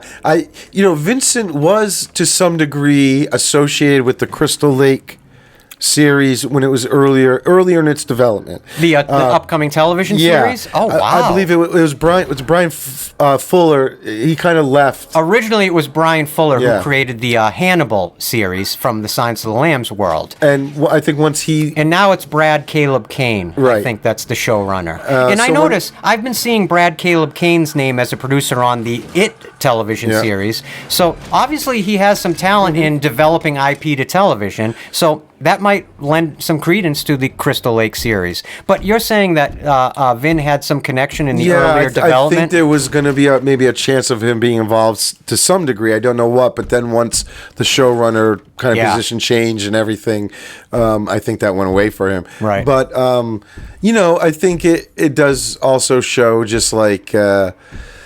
Look at that shot. This movie has incredible lighting. Yeah, everything is wonderfully done. Yeah, you can't complain about anything. It's really one of those independently made, even saying independently, that could mean millions and millions of dollars in the world of filmmaking. It's a DIY film, and it does look so damn professional on every level. That comes from the fact that you can tell that everybody that worked on this film must have been feeling a passion to bring their best work to the screen and honor this incredibly, iconic franchise. It's also, I think, the result of Vincent not really ever settling and him going through those early tries at making this as a short, and he did test footage and this and that, and there's the head lean. I love it. Yeah. And so by the time they get to really doing this, they figured it out. They've tested their lightings and their cameras, and they've worked on everything. So I feel like a lot of maybe fan filmmakers kind of settle for like, okay, we got something. It's so hard to get this all done, and they'll just put out whatever they can, because you hate to just, you get so many people involved in projects, especially at this level where a lot of people aren't getting paid, and you kind of want to make sure you put something out from their efforts, and maybe you shouldn't sometimes. You know what I mean? I was wondering.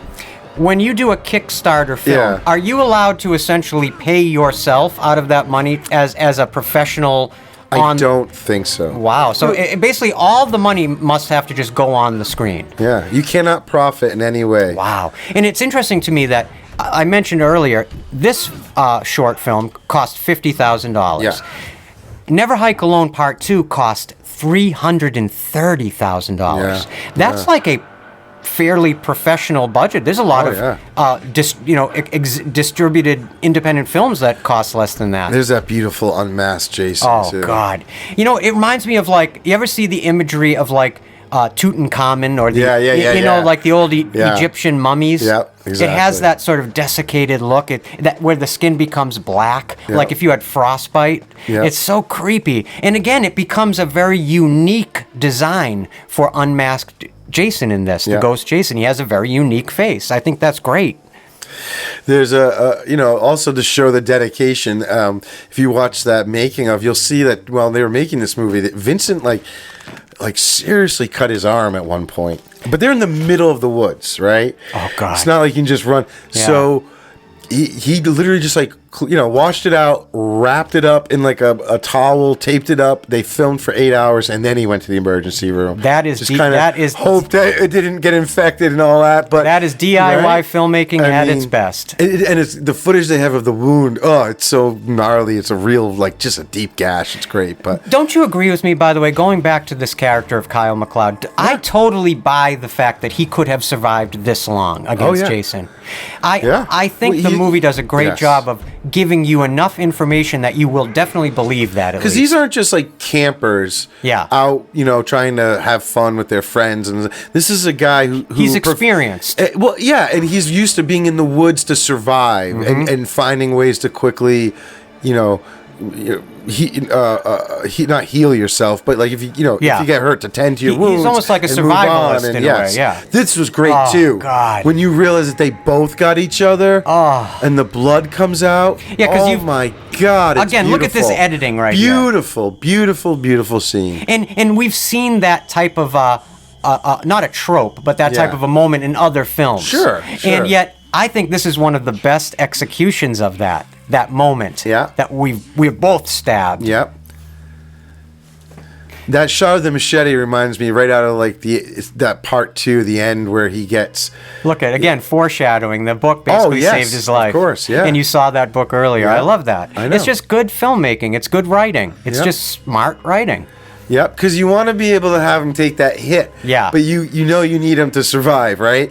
So how can you make it a little less lethal? Because he does have a good wound there. Oh, that's a wound. But it probably didn't go in the other 6 inches it would have if the book wasn't there, right? Well, here's the thing. If you know a little bit about physiology or anatomy, you ever notice, like, if you get a small cut, it bleeds like crazy. But when you get a giant cut, it's like your body doesn't even know to bleed. Yeah. Do you ever notice that? Sure, of course. Like, suddenly it's just, where's the blood? Anyone that's ever had a huge cut, you ever look down and say, well, why isn't it bleeding? Yeah. It's like the bigger the gash, actually in some ways, the less you might bleed right away. So you could survive what happened to him. If you see how much of the blade went through the book, it's believable is the point I'm trying to make. Well, I mean, it's not uncommon too in horror movies to just have people survive things that you wouldn't normally survive, right? But they try to give us some thought. It's great. Oh, look at that. Oh, the blood. Yeah, it's beautiful. It's black, viscous blood. That's so cool. And and the reveal of the character behind the axe when the axe lifts in perspective is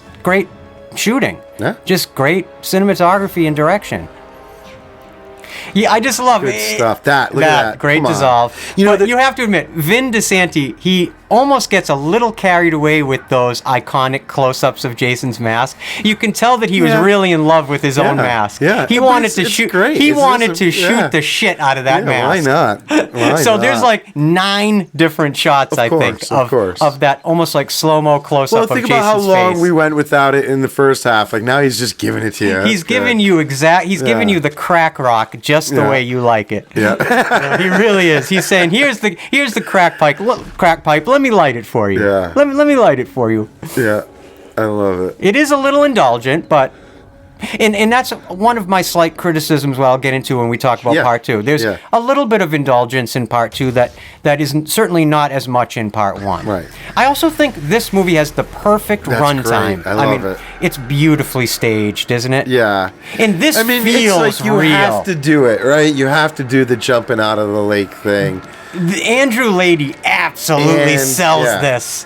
You don't even need prosthetics because his acting is so good. there was a fake head made. Oh, of course. Yes. But he sells it. Look at this. Oh. It's so good. And I'm pretty sure that Jason shot was done in reverse, the way everything looked. But and what an honor to the past with the dream sequence endings. Exactly. They're nailing everything. Or what I would call even more than a dream, a vision. Yeah. A vision. Yeah. Oh, wow. I love that you can sort of tell that's an ADR there, but I just picked that up. Anyone ever tell you should never hike alone? Oh, God. I got to admit, I am not a fan when people put the title of the movie or the title of the TV show in the movie or in the show. Okay. I don't like when a character says the title of something in the movie. It always bothers me. But I'm not going to hold it against this film because I love this movie. Yeah, I love the stereotypical old '80s like the EMT guy who's just like a jerk and what an edit, horn dog, and yep, there he is. Love it. But I love that there's also now this slight implication of almost like the way Jason inhabited Tommy's psyche back in the old films. Oh, wow. That now he is seeing it in a similar way, after surviving and that almost the attack. Like further strengthens that kind of thematic connection between Tommy and this character. Yeah. I love that scream in this, the sound, the red, and all of this. I think it's sort of like it's happening right now. Like he's. I like that Ghost Jason actually has a few of the Freddy Krueger tricks up his sleeve. Yeah, it's kind of cool. Oh, this is brutal. Yeah, it's like, and I love that I think that's the Ghostface knife. Oh, wow! Did you see it? It does look similar. When I was watching it the other day, I was like, "Is that supposed to be the Ghostface knife?" Yeah. Which I want to just say, I don't know if I've ever said this before. If you were to ask me what I think is the most intimidating weapon in the history of horror movies, I really do think it is Ghostface particular knife. All right. That knife is freaking frightening looking. It is frightening looking. The curve at the tip at the end. Yeah. That knife. I'd rather be stabbed with hacked with a machete than stabbed with that knife. And there he is. Yep. Tommy Jarvis, back from the dead. No. Can you imagine in the first screening of Never Hike Alone, what an explosion you must have gotten out of that? Cameo! What an amazing surprise to be able to put in your film. Yep. So lucky and.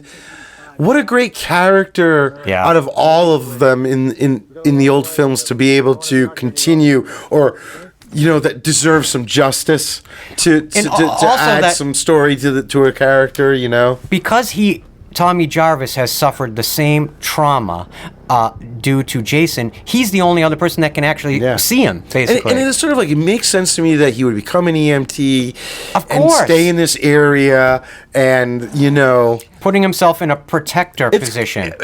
Almost like he knew this day would always come and he's just been waiting. Or it's like, did he almost like manifest this day through his trauma? Did his psychic trauma somehow manifest Ghost Jason back to the woods of Crystal Lake? Or is it Kyle? Or is it exactly? You know what I mean? I just like that you can kind of speculate on that. Just like these types of things you could speculate in the original Friday the 13th movies.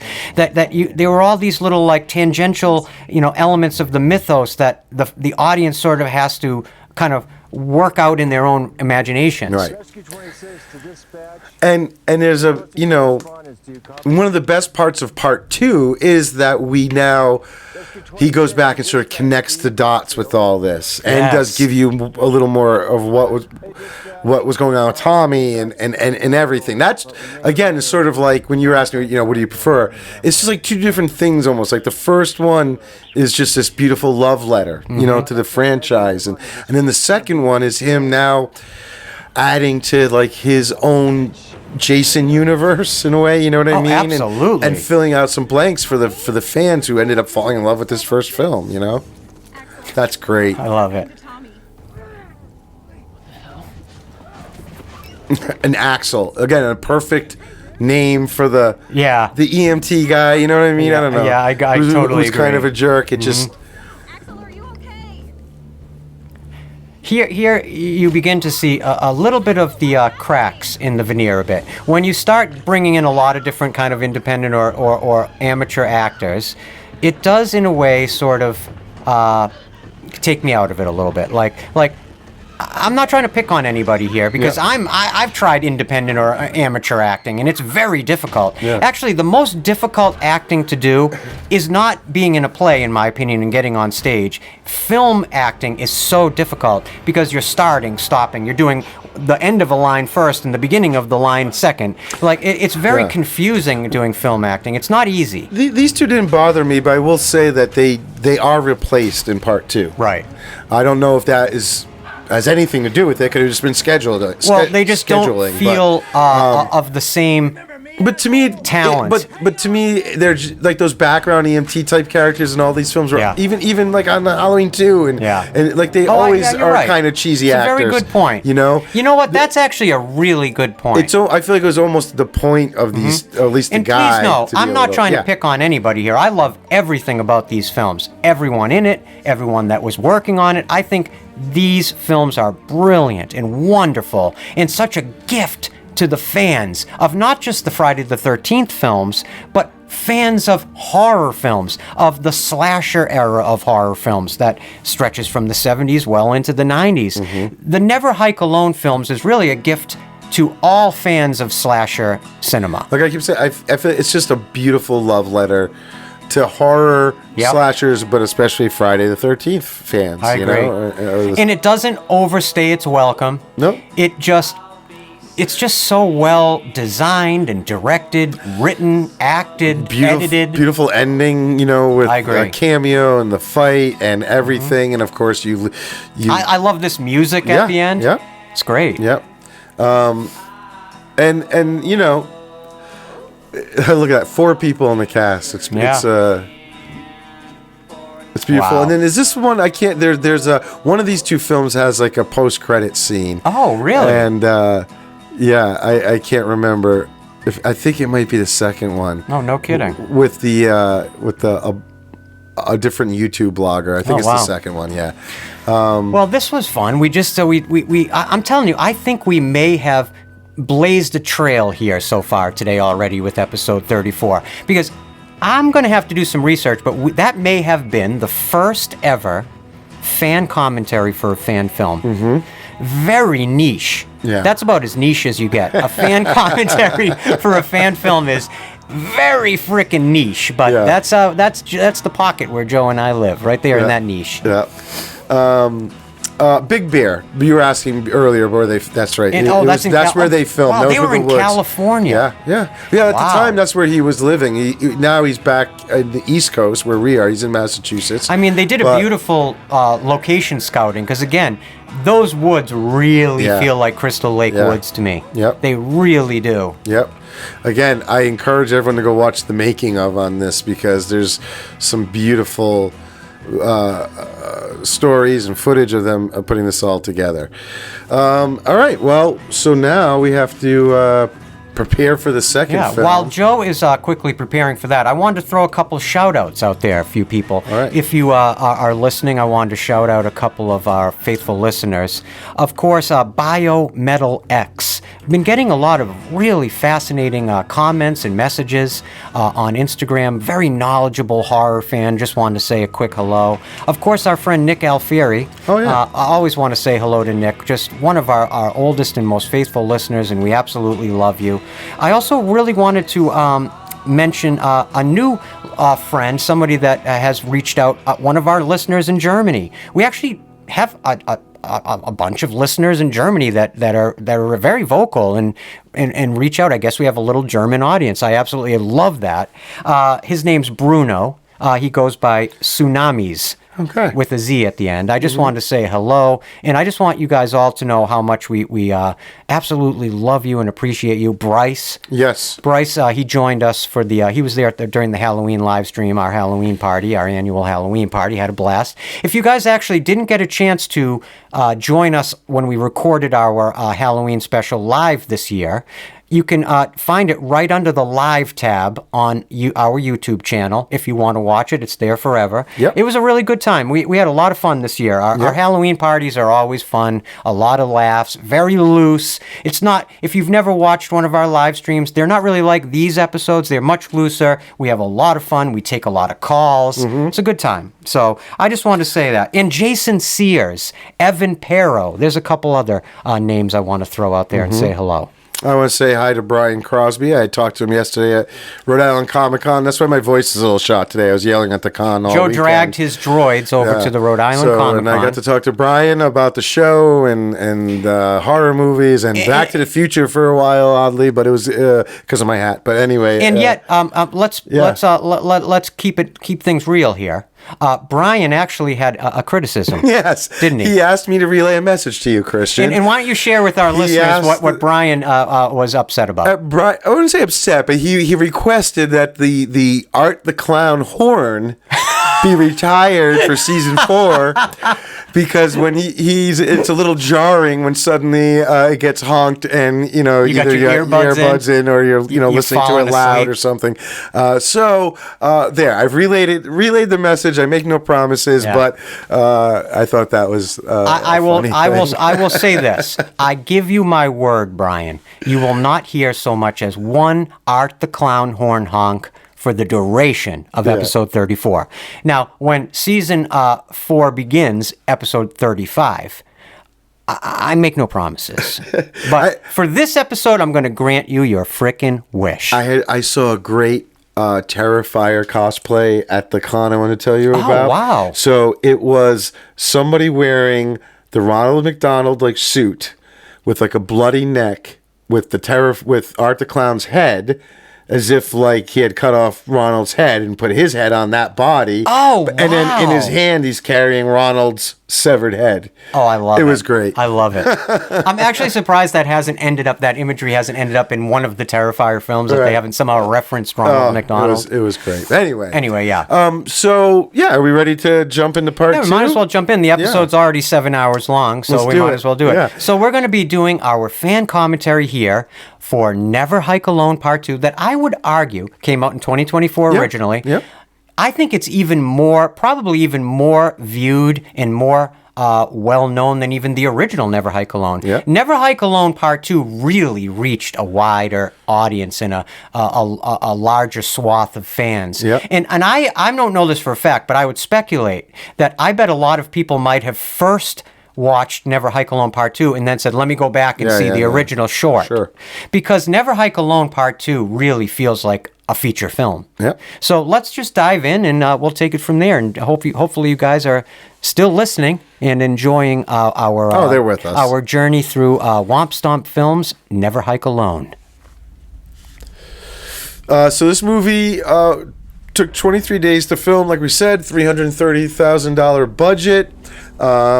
Do you remember, what was the running time of the first Never Hike Alone? It was just about an hour. This one's like an hour 13 or something. Oh, so they're almost relatively the same length. And, I should point out that that on their channel, they have a trailer. There's going to be a sort of a new cut of the first movie. Oh. Like the final cut, I think it's called. Because there already is there's a few different versions of it. This is a beautiful shot, by the way.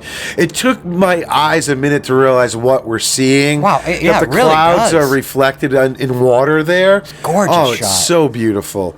And okay, so we'll get to it. But this whole opening is amazing to me.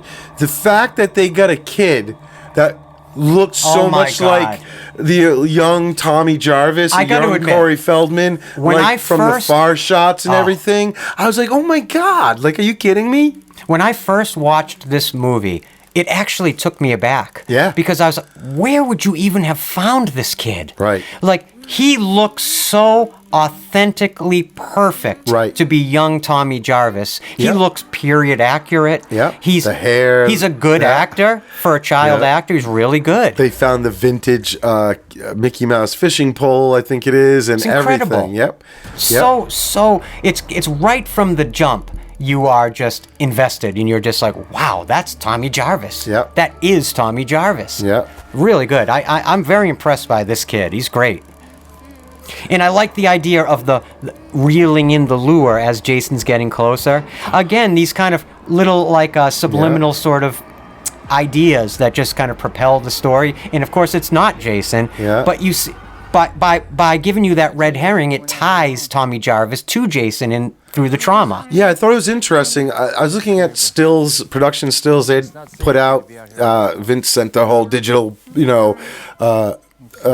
press kit to us, and there's this beautiful image they did of old Tommy here. Half his face, and it blends into the mask perfectly. wow. And that idea that there's still like Tommy's still wrestling with, is Jason in me? Is this? Do I have the potential to become Jason almost? You know what I mean? Wow, Tom Matthews is really good in this. He knew he had to really kind of muster it. And for he's a this film. producer Yeah. on this one too, so a little more invested, of course. Like in Never Hike Alone, his cameo is so much exactly that. And God bless it, it's one of the great cameos. Yeah. But it is a cameo. There is a true characterization going on through the writing, the directing, and Tom Matthews' performance in this that even takes it beyond, I think, even the official Tommy Jarvis performances. Sure. It brings something deeper. Of course. Well, he's This much, shot I know, right there. That was beautiful. And again, I say shot. It's really an edit. Yeah. The correct terminology I'm looking for is edit. It's Vin Disanti's shooting for an edit in such a brilliant way. That is, to me, one of the best things I've ever seen in a DIY film, that edit. And did you notice in the background? Yeah, like he still had, there's like hockey mask still there and stuff like. And I think the fact that this film actually also has, I thought it was interesting. You saw the Part 5 mask, the blues, the Roy mask, right?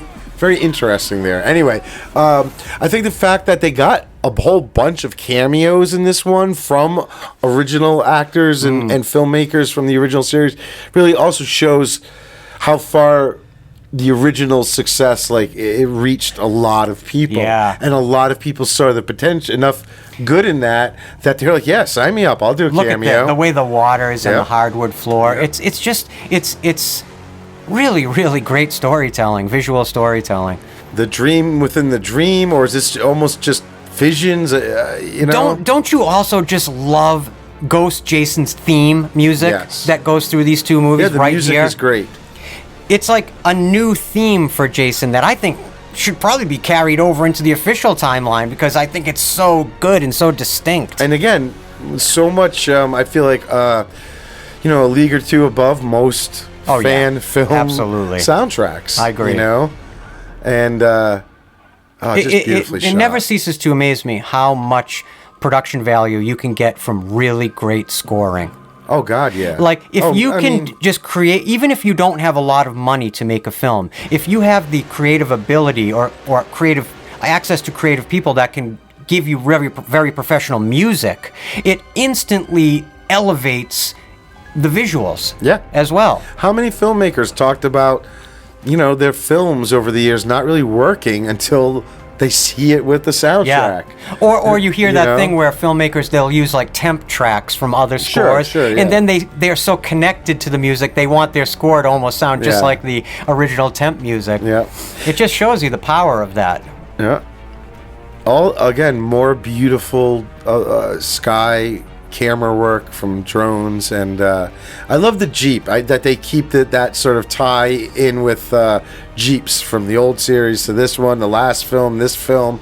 We get Douglas Tate in this film. Douglas Tate, of course, one of the incredible stunt performers and actors that also got to portray Michael Myers officially in the David Gordon Green trilogy. And of course, next to Tom Matthews, the other huge cameo is Vincent Gustafaro, who he's also in Never Hike in the Snow. So he's sort of continuing, and he was from the original Part 6. He was the deputy. He was a deputy then, and now he's the chief. Now he's the chief. I like that. The sheriff, yeah. Rick Cologne, Sheriff Rick Cologne, you know? And the makeup right there, Nora, she was did an amazing job. I feel like, you know, obviously, again, one of the hallmarks of a Friday 13th film are the makeup effects. Oh, yeah. You have legends like Tom Savini to live up to, sort of, and you know they. Or you want to bring your best work because of the legacy, right? The effects legacy that the Friday the 13th franchise contains. The makeup effects in this is just in these films is right on, you know. It's as good as any of the films, in my opinion. Sure, it works. I think the There's effects are as good. nothing amateur about it at all. And just like we were talking about how we hope, you know, Vin Disanti gets a career that he would desire from the demonstration of his talents in these films. Yeah. It's almost like the editors, you hope everybody, the musicians that did the work, and they all deserve this. The makeup effects artists, the special effects artists, all of them are doing professional work on an DIY budget, really. Yep. Now, $330,000 is nothing to sneeze at, but it also doesn't go as far as you think. It goes so quick when you're creating Sure. essentially a feature film. Sure. This isn't about an hour and 12 minutes. That's only about 15 minutes shorter than what you would have in a movie theater. So it's a feature film. There's a lot more people involved, which, you know, just the basics become more you need on here. More water, food, supplies, makeup, outfits, all that. You know, everything gets increased once you're increasing your cast, you know, instantly. And does Vin plays Jason just as much in Part 2 as he did in Part 1, right? Yes. Yeah, okay. Yep. Yeah, but I think there is a lot more Brian in this one, and that's almost why they get equal like Billy, credits right? under the Jason. Yeah, fair enough. You know. I sort of Tommy's still getting busted by the cops all the time. It's just Well, he's like the town loon. Yeah, I know. And in a lot of in the storytelling tradition, what I noticed about his characterization in this film, and we've talked about this in other films, he's like the Cassandra. Yeah. And in mythology, Cassandra was cursed with the knowledge of the truth, but no one will believe her. No one will listen. And he's also, I think, he's cursed with the guilt of being the one who actually resurrected him at one point. That's exactly you know what right. I mean? Yeah, you're absolutely right. While trying to, silence the voices in his own head, thinking he could just go destroy him to end it, it ended up bringing him back. This is a nitpick, but those blue-rimmed glasses agree, me so out of it because they don't seem like they would make sense for this character. He's a little flamboyant, maybe, but I do think, if I remember, in Never Hike in the Snow, they're not blue, and it works a little better. I know what you mean. Listen, I don't... But we're nitpicking, yes. I'm not trying to sound like an asshole here, but... Vincent Gusafero's performance it's not my favorite in this film. I'm going to admit that. And listen, anybody that listens to Haddonfield Radio this is a perspective-driven show. Yeah. And we share our own individual perspectives. So the greatest respect I can show anything that we cover is to be truthful. Yeah. And I appreciate his legacy with these films. I appreciate him as a performer. I would imagine he's probably a blast to be around because it just comes off of him. Yeah. But do I really buy him as a sheriff in this universe? I don't really see it. Well, I mean, he was kind of over the top, a comedy relief character originally, you're right. And so that aspect remains. This was a great way to bring him back in. And you go right back to him, and he's still doing his YouTube video. He's talking into the camera. You get that element back that reminds you of the first film, and you're just so happy to see him again. Personally, I feel like Vincent's addition, what it adds to have the original guy playing a character, that really helps this film along, to have the original sheriff because of the history with Tommy, that, I can kind of overlook the sort of cheesy acting. That's just my take I on agree. it. You know what I mean? Please, I hope nobody out there takes offense at any sort of just criticism. Yeah, small, and that's why I go back to like this movie. I feel like that's part of the little less of the gelling. Yeah, you know, I agree. Like I love it. I love him. It makes sense, and I know what you're saying. And that's what I mean. Like that's why I think the first one was just a little more successful, in that sense. But as a whole, this film is. Like I said, what I like about it was that Vincent was able to expand the story of Tommy and what's going on, and sort of expand his Friday the 13th universe, you know, Vincent's universe a little bit more, and you realize that he wasn't just a one-hit wonder with Never Hike Alone. I agree. You know what I mean? Well, what this film absolutely capably demonstrates about Vincent Disanti as a filmmaker is that he is 100% capable of making any movie anywhere, anytime. He's just a natural filmmaker that understands. A lot of people throw around the word director, but I think a lot of people don't even really understand what a director really does or really is, besides what you see in like making of documentaries. But direction is so multifaceted. You have to be like thinking 5 different things at the same time to be a great director. And he just has it. It comes through on the screen. And with the film with this budget and this level, like he's doing so much more than even a Hollywood director would, right? You have to put so much more into it because you don't have as many people. And by the way, that actor Anna Campbell that plays Dr. Hill, she's really good. Yeah, and she really again, good. We get introduced to her character in Never Hike in the Snow. Yes. So we kind of she's looking for her son. We understand sort of why she's so sad in this one. So wait, really quick. We see the son disappear in the first one. That's what it was. And in this one, she's looking for him. So really quick, in Never Hike in the Snow, her son is the main character that dies. That's killed by Ghost Yeah, Jason. he gets the axe to the mouth or something like that, or the mouth gets ripped open. Yeah, that kid right there. Yeah. So that's the sort of precipice for why the nurse in this movie, or the doctor, whatever she is. It's almost like maybe Never Hike Alone Part 2 might have benefited from another title. Like you have Never Hike Alone in 2017. You have Never Hike in the Snow in 2020. I almost think calling it Never Hike Alone Part 2 doesn't actually make sense. Yeah, well, that's I think why they were gonna originally it was gonna be that trilogy. Yes. So after Never Hike in the Snow, Jason Takes Crystal Lake should have been the title of this. Wouldn't that have been cool? Yeah, or just the final hike. You've kind of already done the 3. Final it's hike. a great trilogy. You know, I agree. But I also get it. I don't really understand why it's called Part 2 when you've already made 2 chapters. Yeah. Well, because you can watch this without seeing Never Hike in the Snow. Right. And it still works just as a sequel to the first one. Although the nurse is looking for her son in this, like you get the backstory in it. You don't have to have seen Never Hike in the Snow to understand her son. You know what might have helped? You know what might have worked is if you had a quick little pre-credit sequence that reestablishes what happened to that character during the Never Hike in the Snow. You know, you could have shown it in like a quick. You know how a lot of Friday the 13th sequels start with that flashback montage, just to catch the audience back up to who Dr. Hill is, the character, and why she's connected to this story. Yeah. But it maybe you just wanted to devote the time to this new stuff, knowing you can watch Never Hike in the Snow whenever you need to.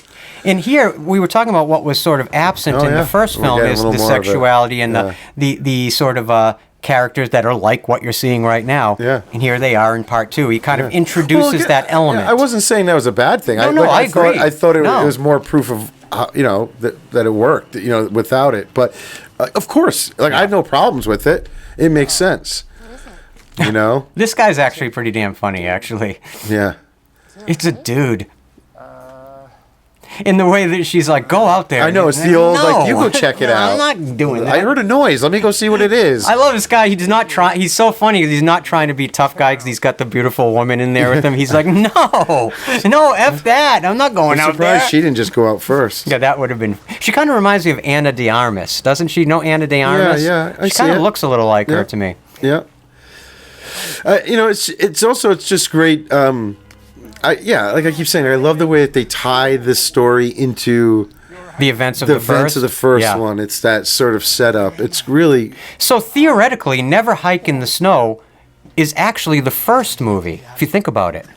Never Hike in the that's Snow. right. So the timeline goes in terms of what Vincent's made. It would be his Disappear music video, where in the video the year is 2004, and then we would jump to Never Hike in the Snow, where in the storyline it's 2017. Got it. Now I see what. And you're then the saying. rest of them are all in 2017. So this is actually the 4th chapter in the Womp Stomp Films timeline. Yes. Interesting. Yeah. This just happens to be called Part 2. Yeah. It's just that there's only 2 actual feature film sort of length, or the 1 hour films. I was also thinking about it in terms of like Evil Dead 2 and Evil Dead. Yeah. Whereas Evil Dead 2 is not necessarily as much of a sequel to Evil Dead as it's sort of a kind of a update, a bigger swing. Yeah. And this is sort of a similar kind of thing as that, where Never Hike Alone Part 2 is similar, almost like a Never Hike Alone on steroids. Right. Yeah. Right? Expanding sort of all aspects of it. Yep.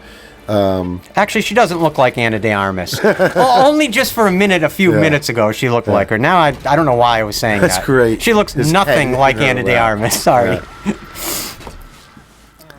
Oh, great! Again, a funny edit. Just a great little gag edit. He's so good at these. What did I tell you about the jelly? Yeah, you'd think I'd learn my lesson. Although I've eaten a number. I mean, if I could count the number of jelly donuts I've eaten in my life, it's got to be in the thousands. I've never seen a chunk of jelly fall out of a donut that's that thick, that hard, and that rubbery. That would creep me the F out. I didn't realize you're such a connoisseur of jelly donuts. If jelly is going to squeeze out, it's going to come out of that tiny little hole. It's like the donut's asshole, You basically. can't judge that stuff. Most of the people have blood squirting out of them. It would never happen like that either. It's filmmaking. Come on, lighten up. I really did. It just occurred to me that a jelly donut, that's like the jelly's little butthole. I mean, the donut's little butthole. Anybody want a jelly donut? I love jelly. Do you like donuts? Of course, yeah. I love donuts. See, Mom? I knew you nailed it. Oh, yeah. Now, was that the actor from Never Hike in the Snow, I wonder? I think so. Yeah, I probably. think so. Yeah. Yeah. Interesting. I'm wondering about that now, but it probably is. That would make sense. Yeah. It does have that, like, I like that it gives you a little bit of that Halloween 2 vibe. Yeah. And whenever you go into like a hospital setting, you almost immediately feel like it's like similar to Halloween 2. And just sort of like, the EMTs and the paramedics all hanging out and just kind of being goofy. It's that same, when they're in the break room in Halloween 2, Yeah, it's that same kind of milieu. Yep. See, she's really good. I think her performance is excellent. When, they knew that the roles that they had to have people who would step it up, You notice Vin does a lot of those, what I would call like revealing edits, where you cut and it's sort of like her arm moves and he's just sitting there. Yeah. Or like, the axe goes down and you see like, Andrew Lady in the perspective background. Like, he's so creative with his staging as a director. Yeah. And he it's almost like even like a simple shot, he tries to bring some sort of eccentricity or something visually interesting to it. So it just causes the story to have a sort of a breeziness to it. But it's also done by somebody who, they get it. It's not just trying to make something look cool. And it's credit to the cinematographer, too. Oh, yeah. The movie, the look of the movie is one of the more impressive parts of the whole thing, I feel like. Yeah. The quality of the picture, the grading, the allowing scope. Hey, look. Like, they have scope.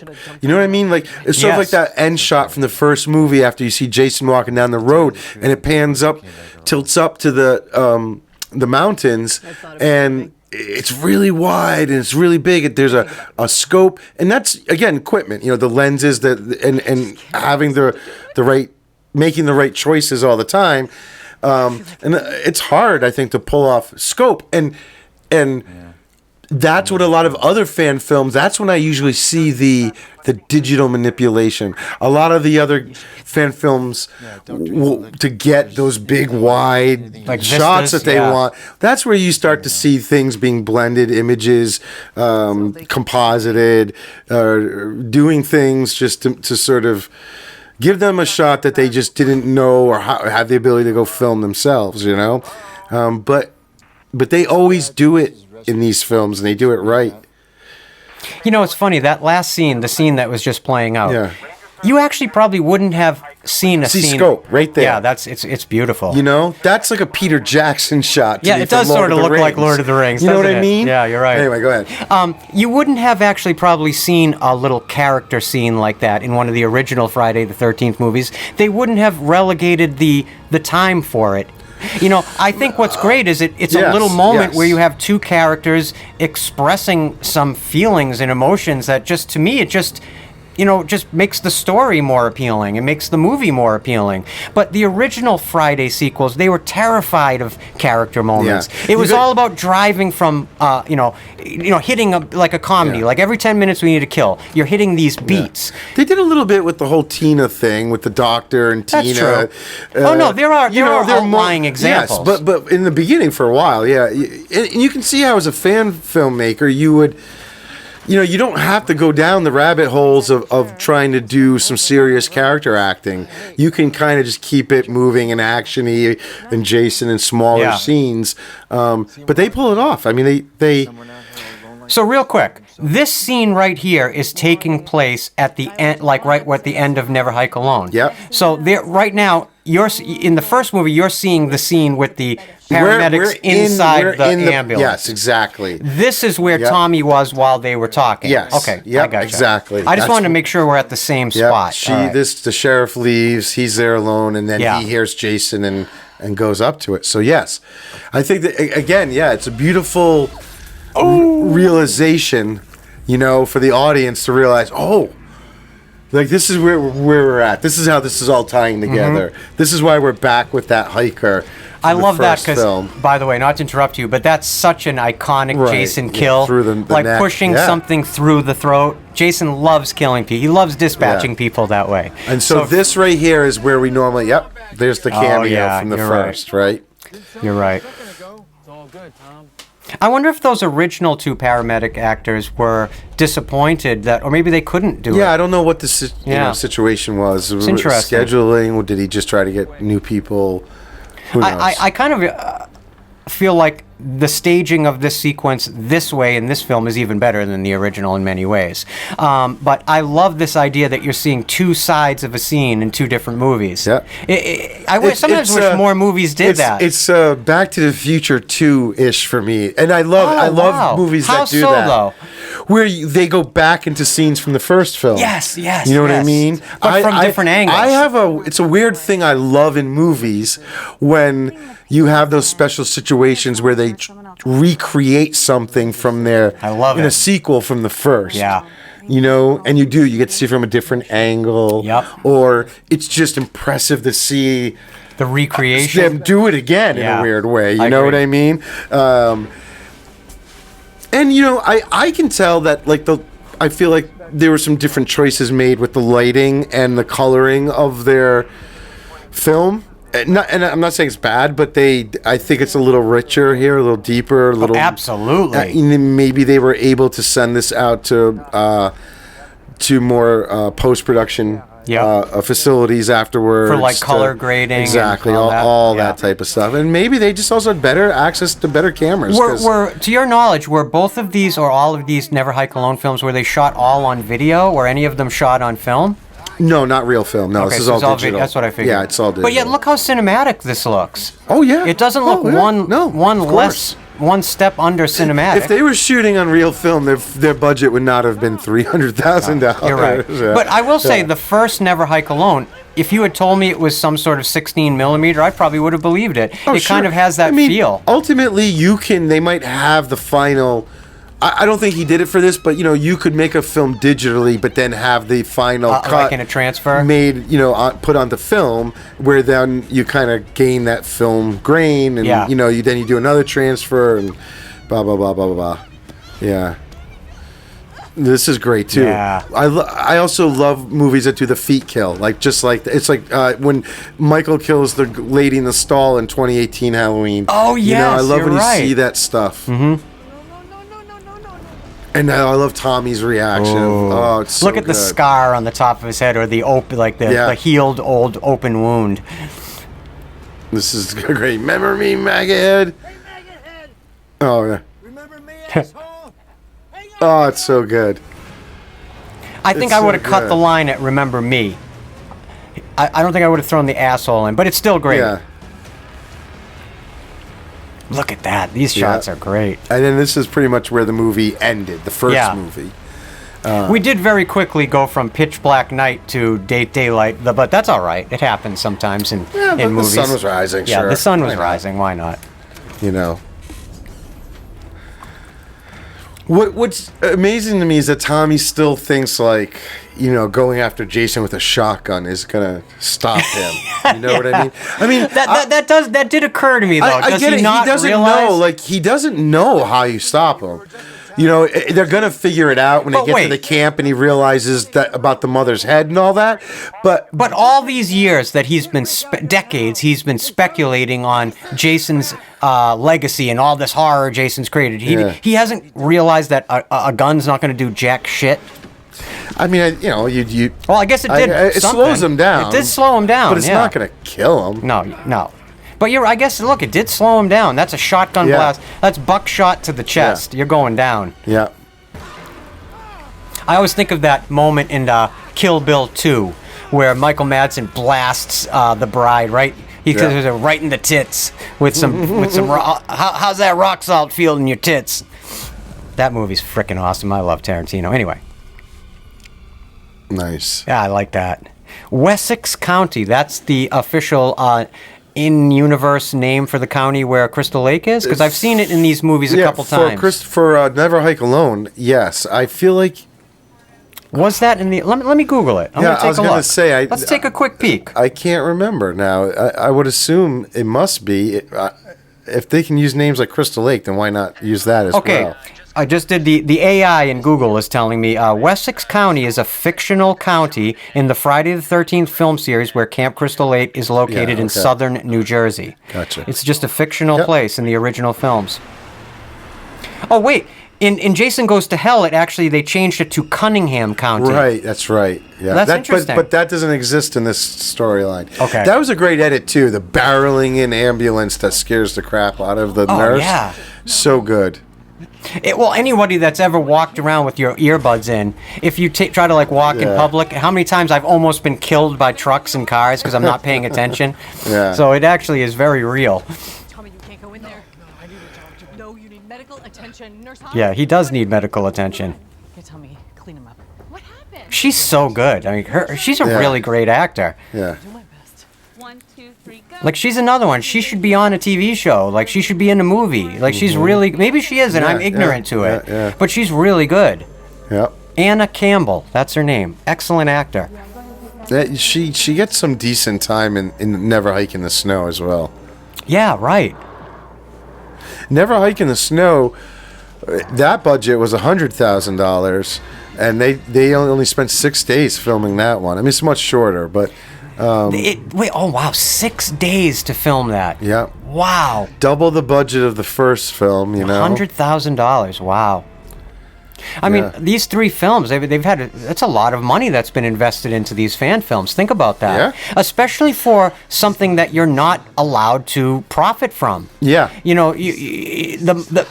That fans are just handing their money over to have these movies made just shows that distinct appetite for this franchise. That fans are willing to help finance these films to be made shows how much the actual official stewards of the Friday franchise should wise up and look at the fan base they have to market to, get over yourselves and make a new movie. Yeah. Do something like, and the TV show idea is great, but I think I can probably speak for a number of fans. I'd like to see another movie, Yes. Friday the 13th. And Yeah. personally, I'd love to see Vin Disanti making it. Yeah, I would definitely be down for that. I would love to see that. If anybody out there deserves a chance, if they are going to make eventually in the next few years another Friday the 13th film, wouldn't you at least take a meeting with Vin Disanti? See what his thoughts are? Mm-hmm. Another dream sequence that sort of came out of nowhere, right? You're just not expecting that to end up as a dream. There's the sheriff from part 6. Oh, look at all the images of I Yeah. love it. It's Yep. great. That's a beautiful little piece of production design there. And I'm glad that he's now lost those offensive blue frames, eyeglass frames. Right. Maybe they just... It looks like something Maybe he forgot the black ones and had to put those on that day. Maybe it was like one of those just little faux pas. They look like something like your lesbian aunt would be Actually, wearing. are they the blue ones? It's just lit darker here. Look at there. Oh my God, they might be the blue ones still. You're absolutely... I can't really tell. That's tell you the weird. truth. It's like that. Remember that meme of that sweater? Yeah. Some people thought it was blue. Some people thought it was gold. Yeah. These are magical spectacles. Because look, they almost look blue again. But now they look black. I'll drive out there, save you the trip. And here we have Douglas Tate, of course, one of the actors that once actually got to portray Michael Myers. Great resume piece there. Well, there's a number of cameos in this movie too. Later on, we see Tracy Savage, sort of as herself, as a news reporter, because she became a news reporter after she stopped acting. That's right. You know, she was in Part 3. Larry Zerner, also from Part 3, the guy who He was Shelley. He was Shelley. Gave He gave Jason Michael his mask. Yeah. He shows up later on. Jason. You're right. He shows up as in the press conference video you'll see with the mayor, Deborah Voorhees, who was just one of the camp girls that gets killed. She does a newscaster voice. Oh wow, Adam Marcus is in this? Tom McLaughlin, the director from Part 6, he does a voice, and then Adam Marcus. I've been trying to figure out where his cameo is or how this works, but in the credits it's listed as special guest alumni. I don't know what that means exactly. Well, here's something interesting. That's what's listed. I mentioned one of our good friends and faithful listeners, a contributor to this show, Keith Voss. Yes. His face is actually on one of the missing posters in one of these films. Like he's actually one of Jason's victims in Keith, this timeline. Keith, if you're listening, please in the comments give us the minute mark of when we see your picture. So put it in the comments and we'll pin it. We'll pin that comment. I want to go see that. Oh, I wish I knew that before we did this. I would have tried and found it ahead of time. But yes, that's cool. That's a fun fact. How about fun fact? Yeah, fun fact. Keith Voss, fun fact. And in this scene, he doesn't have any glasses. So God bless him. The glasses are definitely, it seems like an issue for Mr. Rick Cologne here, but this is great. The old bodies in the trunk. Yeah. And it's funny. That's a great part of the Disappear music video that they did was Jason sulking up in his room, and then these campers come in and he kills them, and at the end you just see him drag the bodies back up to his room and do the old kind of pose him, and then he just sits back on his bed and starts sulking again like there's nothing to do. It's kind of clever. And it's they don't play it as funny, but it is kind of funny if you think about it. There's a kind of a little tone there, almost like you want to feel bad for Jason, like 'cause he's just sitting around like. Oh, that's funny. I don't know. Accident, was it exactly? Hey guys, remember, if you've gotten this far in the episode, do us a favor in honor of Pennywise. Leave a red balloon emoji in the comment section. We love you. Think about it. Like this movie, Vincent's now also has to have a hospital. He has permission to film in, and it's not just some abandoned camp out in the woods. And, no, this is when you're filming in a set it's a lot more logistics to deal with. That's for sure. One aspect of like the first film, and maybe it happened in this one too, when they were at the camp, that I'm kind of envious of was. They sort of fixed up the camp a bit to shoot in it, but they also stayed there. Like some people stayed at the camp, which reminds me of in the first film they were doing that too. Originally, and with Tom Savini, I remember hanging out watching the same movies over and over, and it just looked like. Kind of fun. Like as a bunch of filmmakers to just actually be staying out in the woods, kind of camp. Essentially, camping, like living in the camp. Yeah, exactly. And then you filming there, and it just sort of, God. Think about it. If you're going to film on a campground location, you automatically actually have all this places for your crew to live and to stay. Well, this was pretty run down. It did look like it was still bare bones, but it just seemed like fun. It just looked like it would have been like an adventure. Yeah, exactly. Yep. And that's something about like DIY filmmaking. Even at its worst, even at its most stressful, it's so much of a bonding experience amongst friends and a small crew when you're all bearing down and banding together to execute a vision, especially when you're doing a fan film like this and it's something you're all so freaking passionate about, and you've all a material you've all been connected to and loved for so many years. You know, that again, that's the word I always come back to when I think about Never Hike Alone, is passion. You can see it in the editing, in the music, in the acting. You can see it in the directing. You can see it in the stunts, the makeup effects, the special effects. Passion is the fuel that causes films like this to truly affect the fans and truly affect an audience. And that's the secret sauce. In Vin Disanti and Womp Stomp Films, they've got passion in spades, clearly. I saw some interviews with Tom Matthews where he talked about filming this movie, and one of his favorite things was that his family actually came to the camp with them while they were filming, his, like wife and kids, and but his kids had never really seen him act. And they were watching him, do this film and be like, "Oh my God, Dad! Like, I'm really impressed with, wow, you're like an actor. Like, you're really, he had never shown them, their horror movies. I don't know, but you know what? I got to say, I mentioned earlier one of my favorite Tom Matthews performances is Return of the Living Dead. Yeah. But I would probably be willing to make an argument that I think maybe his best acting ever is right here in this movie, Never Hike Alone Part 2. Sure. I think this is his best acting he's done, in my opinion, from anything I've ever seen of him. This is real acting he's doing. And these two have great chemistry together as actors. Yeah. And work really well. Like, this doesn't feel like a fan film, quote unquote, at all. Nope. This just feels like a straight up movie right now. Yep. The acting, the writing, the exposition, all of it just feels so damn professional. It's really unbelievable. I wanted to mention a quick other fan film that I love. Yeah. Remember when Thomas Jane played the Punisher originally? Mm-hmm. Well, he never felt he got a great fair shot at Punisher and didn't really like the movie he was in, so he made his own Punisher fan film called Dirty Laundry. Mm-hmm. If you guys want to see a great fan film, go on YouTube. Check that one out. It's excellent.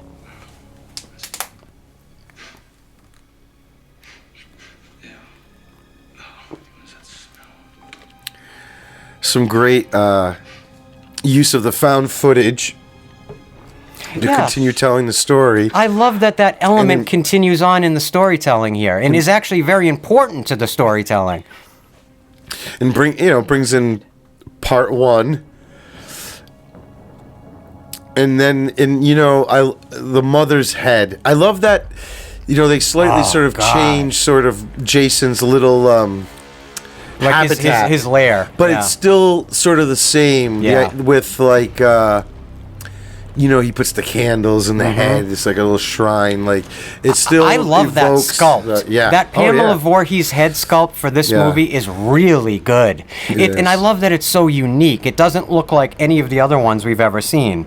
Well, it would have been another 20 years or so of decomposing, since we saw it in the 80s. You mentioned earlier another one of the Friday the 13th fan films. It was called Vengeance and Bloodlines. Yeah. Did you know that had actual original music by Harry Manfredini, or as we call him, Henry Manfredini? That's pretty amazing. That is. You have to admit. Yeah.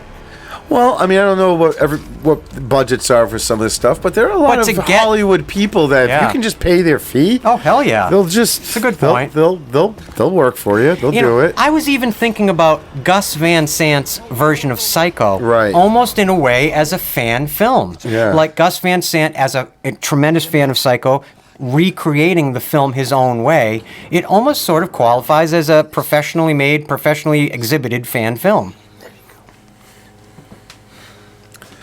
I'm glad fan films are still going so strong. Yeah. I'm glad that there are still people out there putting their heart into these projects for the sheer sake of creation, because they're not making money from it, they're not profiting from them, they're creating them out of love and out of passion and out of respect for their own fandom. Like, again, putting their money where their mouth is to tell stories within these universes that we all love so much. Thank God that fan films exist and continue to thrive. And a lot of that, in a modern sense, is probably thanks to Vin Disanti, especially within the horror space. I have to imagine, that these are at least inspiration for a lot of people to get out there and do it.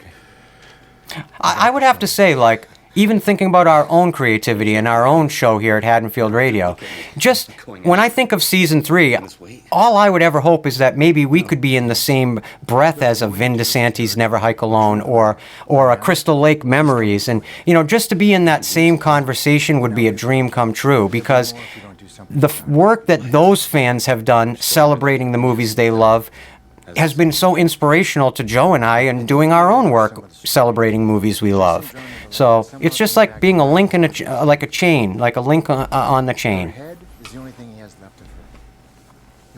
And this is where Tommy seems to finally be figuring out, like, what's going on and how you stop them and why they're linked and all that. It's great. I mean, no, the writing's really good in this chapter. Yeah. I've done my research. It's funny because it's weird that Vincent sort of addresses, he talked about this in the interview, but like what Adam Marcus kind of saw as problems that he had to try and fix, because things didn't make sense. Vincent was able to sort of say, well, watch, I can make sense of it all. I can make it all still work. Yeah, right. You know what I mean? And it's really, I love it. And I remember, like, and I'm not trying to shit on Adam Marcus, because like I said in that episode, he was a director given a chance to helm one of these movies, and you have to give him the same respect you would give any director, and accept whatever storylines he presents as truths for Jason. Yeah, you have to have an open mind, and if you're going to take evolutions from one film and one filmmaker, you should respect them all. Yeah, but it is definitely.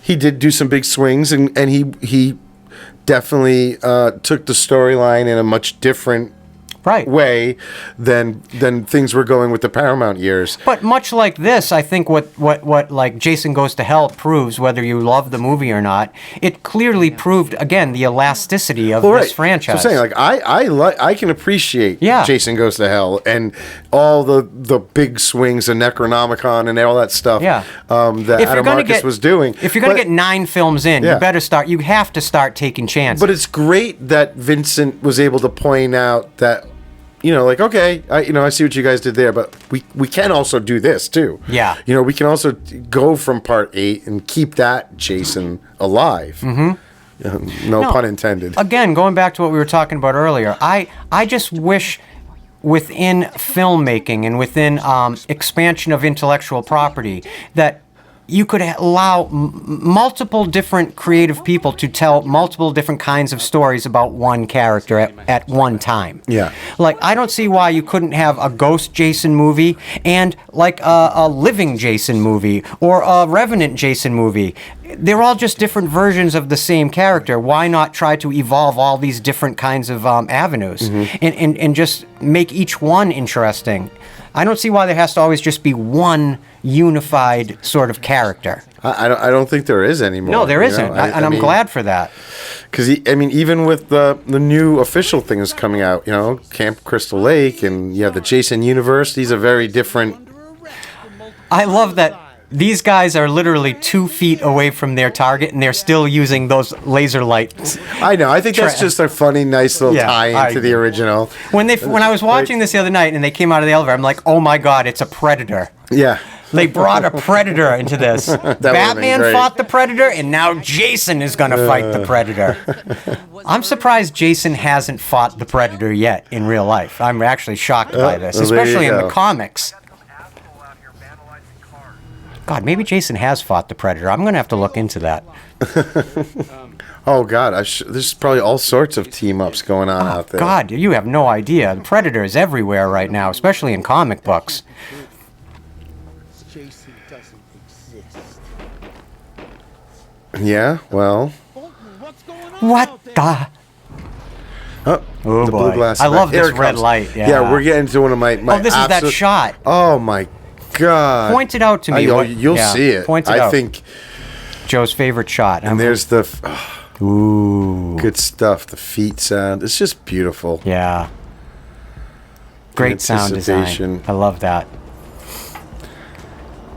Ooh.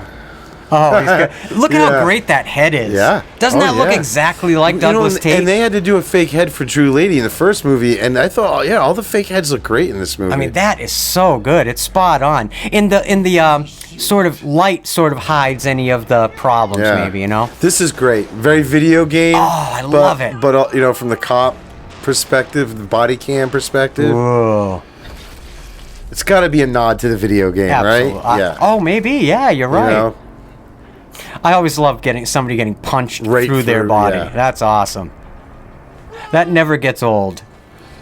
Ron, you should have been running like 3 deaths ago. Here What are you it waiting comes. for? Ray, watch this. This is great. Ooh. Oh, God. The sickle. The sickle. I'm surprised nobody has ever thought to give Jason a sickle before. What a brutal... Oh, my God. It's brutal. It's a butt puckerer. That's for sure.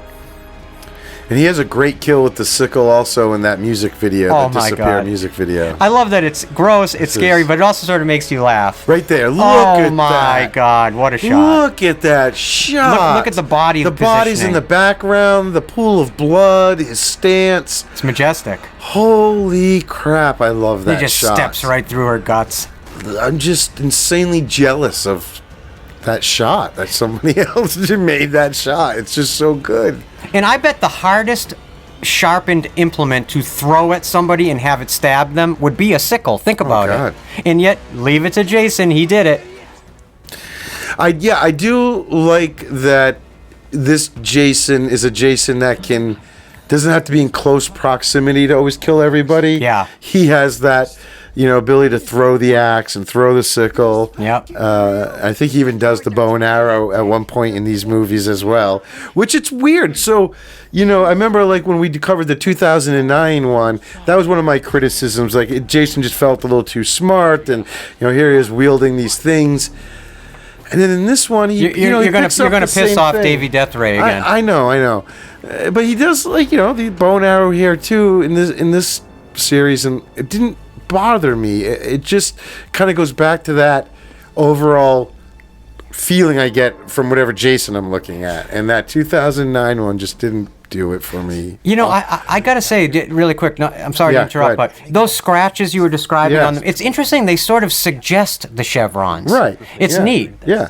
I actually like the fact that they excluded those chevrons from this mask. I think it was smart. Because people can get sort of carried away with them, and or too nitpicky about them. I just like that blank face Ghost Jason mask. I love And it. it just makes sense that he would not have any of the masks that No. he had previously that would have had chevrons and.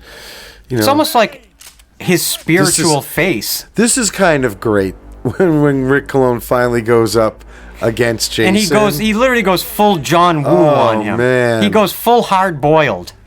I love it. And I'm just waiting for doves to start flying out from behind him. This is so good. I love that he couldn't hold back on the recoil, but it's so good. And I love the guy who, ends up sacrificing himself, sort of. Oh, look at that! So that the hero of the movie can get away. I love that badass Jason theme, that Ghost Jason theme. Is so good.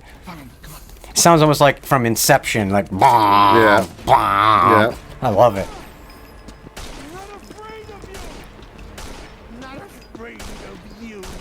You have laser sights, and you're missing vital.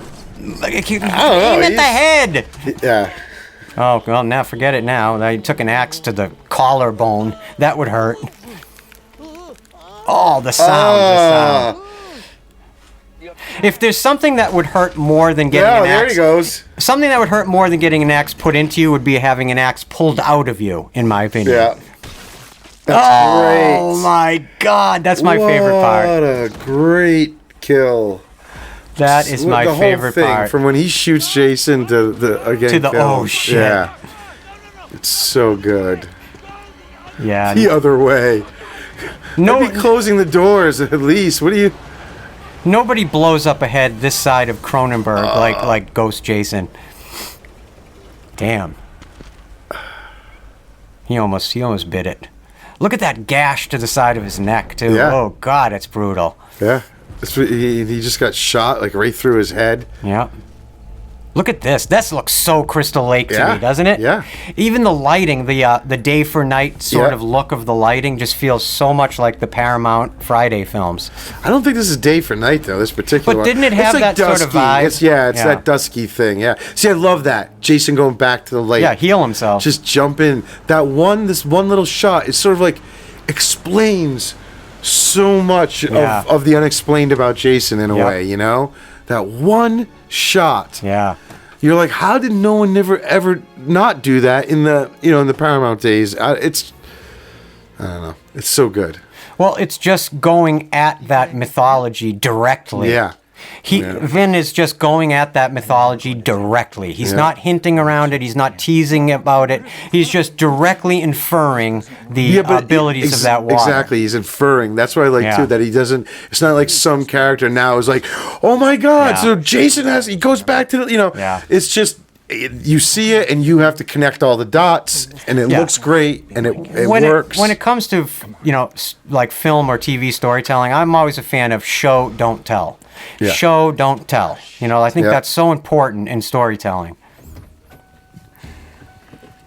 Well, visual storytelling. Oh boy. The axe. See, I'd be grabbing that axe. I'd be clinging to that axe for dear life. They wouldn't be one. I almost thought they were holding hands there for a second. I'm like, well, that's nice. These guys work well together as performers too. They're so Yeah. good together. I wonder if Andrew Lady was like a fan of the Friday the 13th films, or if he just thought of this as an actor, or He says, if you watch the making of, he talks about like I Yeah. think he was a horror fan. Okay. I never obviously seen him, but it's so Ooh, good. look at this. That's very Kane. So That reminds me good. of Kane Hodder so much. I mean, anytime I see wet or damp Jason, I always think of poor Kane Hodder, Yeah. who had to spend 3 or 4 movies soaked. If anybody's ever had wet shoes and you've had to walk around in wet shoes, it's no wonder Jason's pissed. And there's an actress who will play Jason's mom in this, and she also showed up in the Never Hike in the Snow film. Oh, okay, Yep, gotcha. same actress, I believe. See, here's one other thing. I do feel the length. It's interesting that Never Hike Alone and Never Hike Alone 2 are very similar in runtime, but I feel the length a little bit more in the second one. The first one's just so stripped down and just so propulsive and just goes and goes and goes. And since I think you're focused just on one character in a direct kind of chronological events of action, the runtime sort of flies by quicker. This one, there's different situations, different ideas, and it does stretch out the runtime in my mind, the feel of it a little bit, at least for me.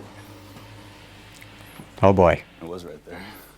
We gotta fight. That's funny. I love that. Jason's mom's head is sometimes on the shrine and sometimes in the bed. So does that imply that Jason puts her to bed every night? Yeah, of course. Yeah. Because he sees her as a real living person. So I wonder if he crawls in and just creeps up and just sleeps and does a little spoon. He becomes either Big Spoon or Little Spoon with his mother's desiccated head. And yes, I know I've used the word desiccated a few times. No, look at he found it. He put it in a little box over in the old box. It's in a little old school picnic basket. Look at that head. It's awesome, isn't it? I love that. That is not Jesus. Santa on the roof. No, it is definitely not. Oh, it's so good. That was awesome. Yes, that was great. Not that he even needs to really stop the bullet, because he's not going to die, but, That he thought that out he just that still quickly. did it, yeah. For a maggoty brain, I mean, he's got really great reflexes. Oh, boy. Oh, boy. He loves that trusty shotgun, old Tommy Jarvis. Yeah. See, there's now, see how the look at mask that. is starting to take on take some battle damage. The damage, but it's the same sort of damage, as the original mask that ends up. You know what I'm saying? Wow, that took a lot. That would have taken a lot of strength. Tommy Jarvis, he's like, he's putting it up. He's putting up a fight. He's also got a lot of anger against this guy. Yeah, true. That awesome. is great. I think that's great. That's so funny. Oh boy. Oh boy. I like that he basically gives Tommy. Let me give you a little head start. Go ahead. I'll give you a head start. Get running. I'll be right there. Yeah, this is not a running Jason. No. Oh God, no. Oh no. Oh, shit. Yeah. I will say they use that "oh shit" joke maybe two times too many, as an edit point, but it's still good. It's still funny. Oh, that's gotta hurt. Oh boy. I love that white. It's like a white line going through one of the eyes on Jason's mask. It's just so cool. Anyway, what were you saying? Nothing. Okay. I was just. Yeah, you're screwed now. You're effed. Good He's night. got the machete. Look at how cool the mask looks. Yeah. Ugh. It's so good. Uh-oh, here we go. But it's the mom, right? Yeah. Of course.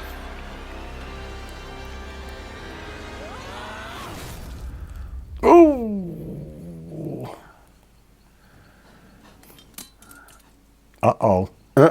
I love when they can do moments like that with, it's... I kept waiting for his arms to do that Ted White thing where they go out, and then I would have just maybe had him fall backwards. See, now... You don't understand. Like any horror movie, what they should be doing is taking the axe and just chopping. Chop. Yeah. Shoot the rest of your bullet. Do what you have to do. Just like smash him. He might still manifest back, but you got to make it so he can't go get up on you right now. Yeah. Like take him apart. Yeah. Throw like the pieces in different directions and run. Yeah. See, now he's got the axe hit in the same spot too, in the top of the head. It's awesome. It's great. Yeah. Oh shit. Oh boy. That's good. Yeah. Not a good idea. Not a good idea. And I love it, like when you see that head finally split open, the mom's head, the inside is filled with it's like hay or, or it's just, it was supposed to be decomposed brains or whatever it is, but it almost looks like dried up worms. Probably. Yeah, that's probably what it is. Just dried up old body. Maggots. Yeah, maggoty brain.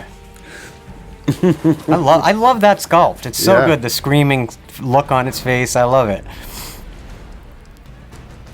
Oh God! Imagine now it's wet. Yeah. Oh God!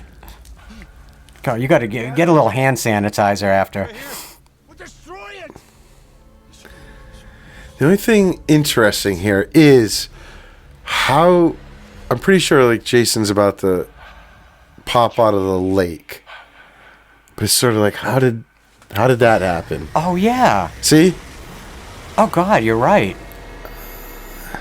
Well, that's the thing. Though. Maybe you just you know what it is? it. He's Ghost Jason. He can do all that. He can manifest. He can wherever. Portal from here to there, portal over to this part, this place here. He's been doing it actually all along. If you think about it, he pops up, then he's not there. Yeah. So that's one thing about him being Ghost Jason. I guess he's somewhat of a spiritual being at this point. Yeah. No, he definitely, non-corporeal being. is. Yeah, he definitely is. See that? Oh, it's so good.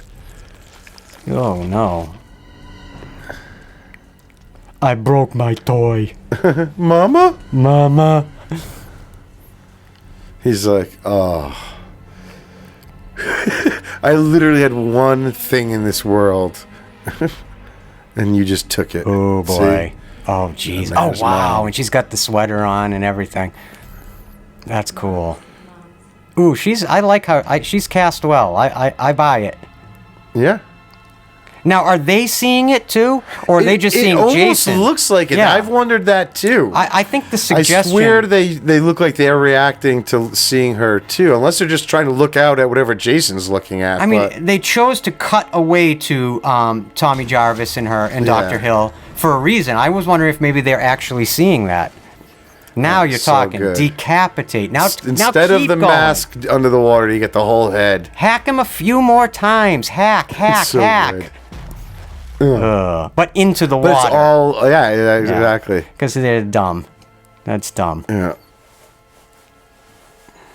Now, if, let's say, Tommy Jarvis had taken a mortal injury, Yeah. if they had thrown him into the water, would he come back to life? Is that it? I don't think so. So it's just the Voorhees curse. It's because the mom. Yeah. It's like the mom is cursed them Okay, to I gotcha. forever.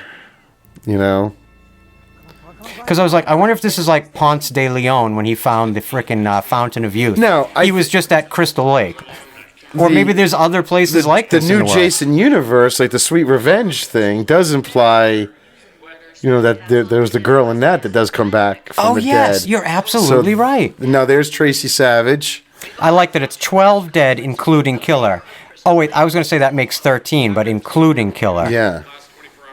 Oh, there he is, Shelley. Yep, there's Shelley. Great. We have been unfairly asked to say goodbye, And then two 16-year-old I know, FBI yeah. agents behind him. including our beloved sheriff, Rick Cologne.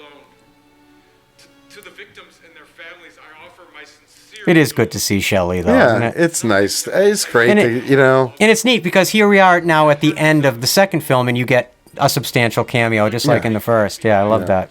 Maybe Shelley would continue on into the third film if they made it. Or the fifth, I guess you'd call Well, it. it's not Shelley. He's. Oh, that's true. He's playing That's Paul true. Owen. Yeah. But That's true. I do love the sort of tying back in with the evidence markers, by adding new ones here. Mm-hmm. Yep, and there's her son. I don't know if they would just show the mother. Why would you show the mother? While his face is all chopped in Why half. in the hell would you do that? Yeah, I know.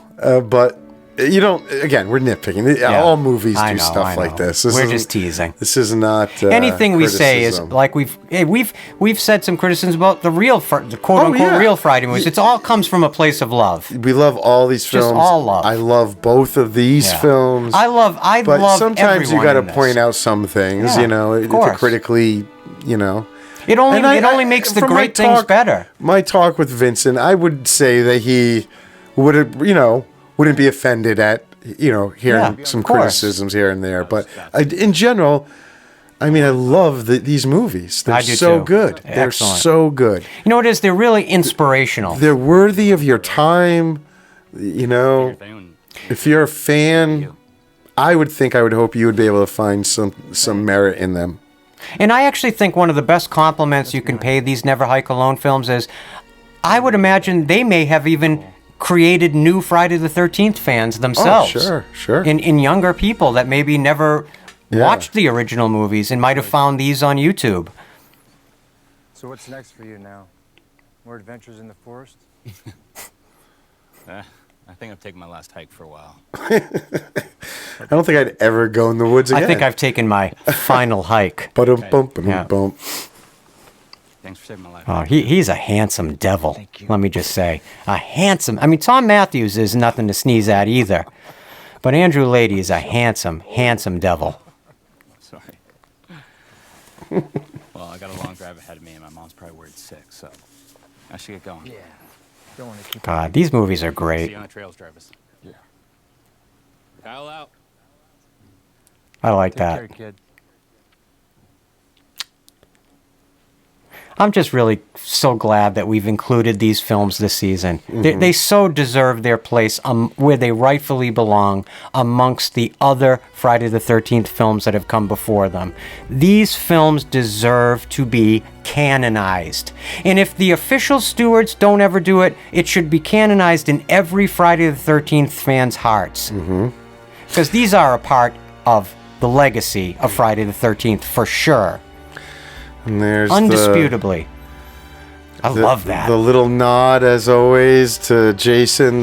We see the bubble. See the other camera? Yep, that's he threw the camera. Yeah. That's where he just threw it. Oh, boy. And It's great because you get two things here. We get the bubbles that implies, all right, might not be dead. Yeah. But this is the movie where at the end we get an extra scene with another blogger that also sets up the idea that he's about to go into these same woods. Oh, wow. Right. Okay. And then obviously the story can continue. I love these like grindhouse end credits here. They're really cool. Yep.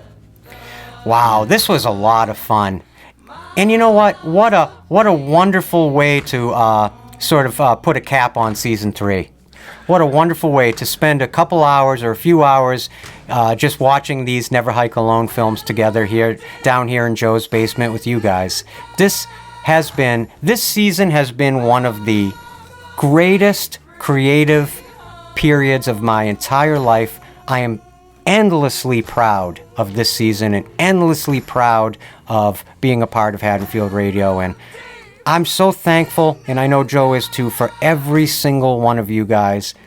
And I'm so thankful that Vin Disanti is out there, keeping the spirit of Friday the 13th alive for the fans, and putting in all this effort and money and time to accomplish that goal for the fans. It's not easy. It's really not easy. And the fact that he's still out there, still doing it, still, he's not doing the same thing over and over again. No, not at all. He's trying all sorts of things with this his own little franchise in a way that he made here. This has become a franchise, for sure. It's its own thing too. As much as it's connected to the official, it's its own thing. It's so interesting you say that because I think Never Hike Alone, now that I'm thinking about it, this may be the first fan film franchise. Really, though. No, I know what you mean. Yeah. And deservedly so. I mean, these are beautifully made films and made by passionate, wonderful people, intelligent, loving people, just adore these original films and just wanted to continue it on, again, for the fans. So you can't get much better than that. I mean, forever and ever, Vin Disanti and Womp Stomp Films will have a place in the Friday fans' hearts, for sure. Oh, there it is. And here's our scene here. Buddy, my name's Ryan, but you probably know me better under the handle Hikerman 5000. That's awesome. So remember he was referenced. This is so funny. He was referenced earlier when the Oh, that's great. Trail Junkie channel. Like, that dude was the best. I love this. I love the implication that he stopped putting up videos afterwards, I didn't even know this was in part of this movie. I haven't heard anything back. All the Trail Junkies Rip Kyle. Dark. And it looks like we won't Dark. anytime soon. This also feels like a YouTube video. It is, yeah. Getting him back anytime. This is so real. So he tried it again. So after some reflection on that a little bit, I decided to create my own fan version of the Trail Junkies and pick up where Kyle left off. Oh my God, this is so meta and so funny. It's great. What a great idea. So clever. Oh my God. Maybe that's where you go for the next film. It's a more meta, like almost like a play on fan culture in a way. Yeah. But yeah, it is. Yeah. Oh, this is really smart. I love this. So there you go. I'll have some more updates as soon as I start hitting some trails. Wish me luck. Ryan out. So basically he's heading out to the same Oh, that's woods, funny. right? Yeah. He's inside his mouth. Yeah. So there you go. Right? I never saw that before. Very clever. That's awesome. And ties in beautifully. Yeah. Oh, such good writing. It's so important for us to send a huge thank you out to Vincent Disanti again for sharing his perspective with all of you guys and with us. Mm-hmm. It was really, really, really nice of him, not only to lend a little time for that conversation, but to also allow us to yap all over his work and throw our fan commentaries up on these. But again, we wanted to include this season. It was very important to Joe and I to give it its own episode number because it belongs officially connected to the Friday franchise forever. It also lets us, I feel like, end on a feeling of like there's more good stuff that can come. I agree. Like there's hope in the future. Yeah. Like agree. Even if he did more or something happens from this, where if you just kind of you ended it with 2009. Like, that's it. Yeah, we have this TV series and all that coming out, but we don't know what that's going to really be yet. Yeah. So right now it feels nice to sort of end on this, where it kind of has ended on like a classic Friday the 13th film And note, it's like these films, the Never Hike Alone films, have just kept that iron in the fire. And just kept that iron freaking, hot. Yeah. So that maybe somebody else can pick it up in like a baton and run a little bit further into the future. Yeah. It's just kept the mystique of the Friday films alive in a way that's absolutely genuine and deserving of the audience it's developed for itself. So we couldn't be prouder to include these films in our season 3 exploration of the Friday franchise. It is a part of the Friday franchise and should be considered that way.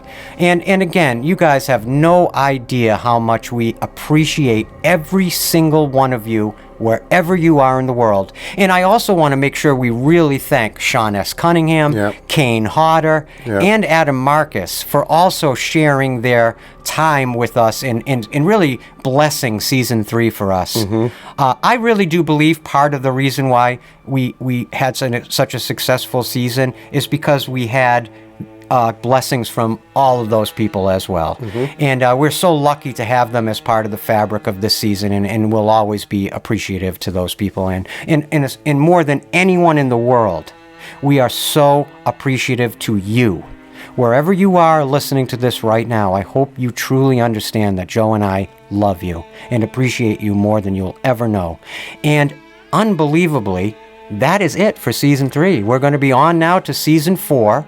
And if you are interested in what we will be covering for season 4, check out our next live stream coming up in December, our Happy Horror Days Volume 3. There will be some ads coming out with exact dates and times and all that, but it'll be next month. And you should join us for that live stream live. We have a lot of fun during those lives, a lot of laughs. So check them out, and if it looks like a fun time, come and hang out with us. Call into the show and introduce yourself if you've been a faithful listener. We'd love to hear from you. It's old school calling in. You just use your phone. You don't have to have like an online account video, and cameras or Zoom or anything like that. You just call a phone number and talk to us. So we love hearing from all of as many listeners as possible and hearing your perspective. And again, if there's something that you really want us to do on Haddonfield Radio, let us know in the comment section. We really take those suggestions seriously. So please, if there's something you want us to cover, maybe for a trailer park episode or for the future, let us know. And also, if you leave a comment, let us know where you are in the world when you're typing it out. We love to know where our listeners are. So, anyway, this has been. What can we say? It's just been an unbelievable blast. It's been fun. We want to thank every single one of you. We appreciate you guys. You guys have, basically. This season's like 40 hours long, literally. Yeah, thank you for your time, everybody. So thank sticking you with so it. much Our for long devoting. format is, wow.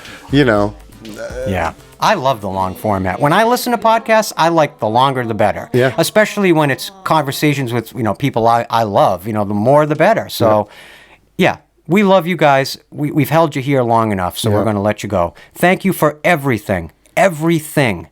We appreciate you, and we would not be able to do this show without you. So thank you. We love you. We're going to see you soon for our live stream. And then, again, we'll be seeing you very soon. In a few months, we'll be seeing you for season 4. It's crazy. It's going to be a lot of fun, guys. This is going to be a really fun one. I've already been doing some writing, and I'm very excited about it. So, yeah. There will be probably a bonus episode or two in between two of a non-franchise type thing, but we'll let you know. We'll just keep an eye out, and we'll be thinking of you guys. Yeah. Thank you so much for joining us here all season long down in Joe's basement. It would not have been the same without you. Is there anything else that you want to add? Just killer, mommy, killer. Killer, mommy. Yeah, that's it. I've got nothing else. Joe Francazio out. Yeah. As Kyle I would love say. that. Huh? No, Haddonfield Radio out. We've got nothing but love in our heart for you guys, and that will never change, and we appreciate you forever. So thank you so much for everything this season, and onwards and upwards for season 4. So until then, my name, as always, has been Christian White. And I'm Joe Francazio. And I'm going to do this in frickin' English for the end. Everybody out there, no matter where you are in the world, always have a very happy Halloween.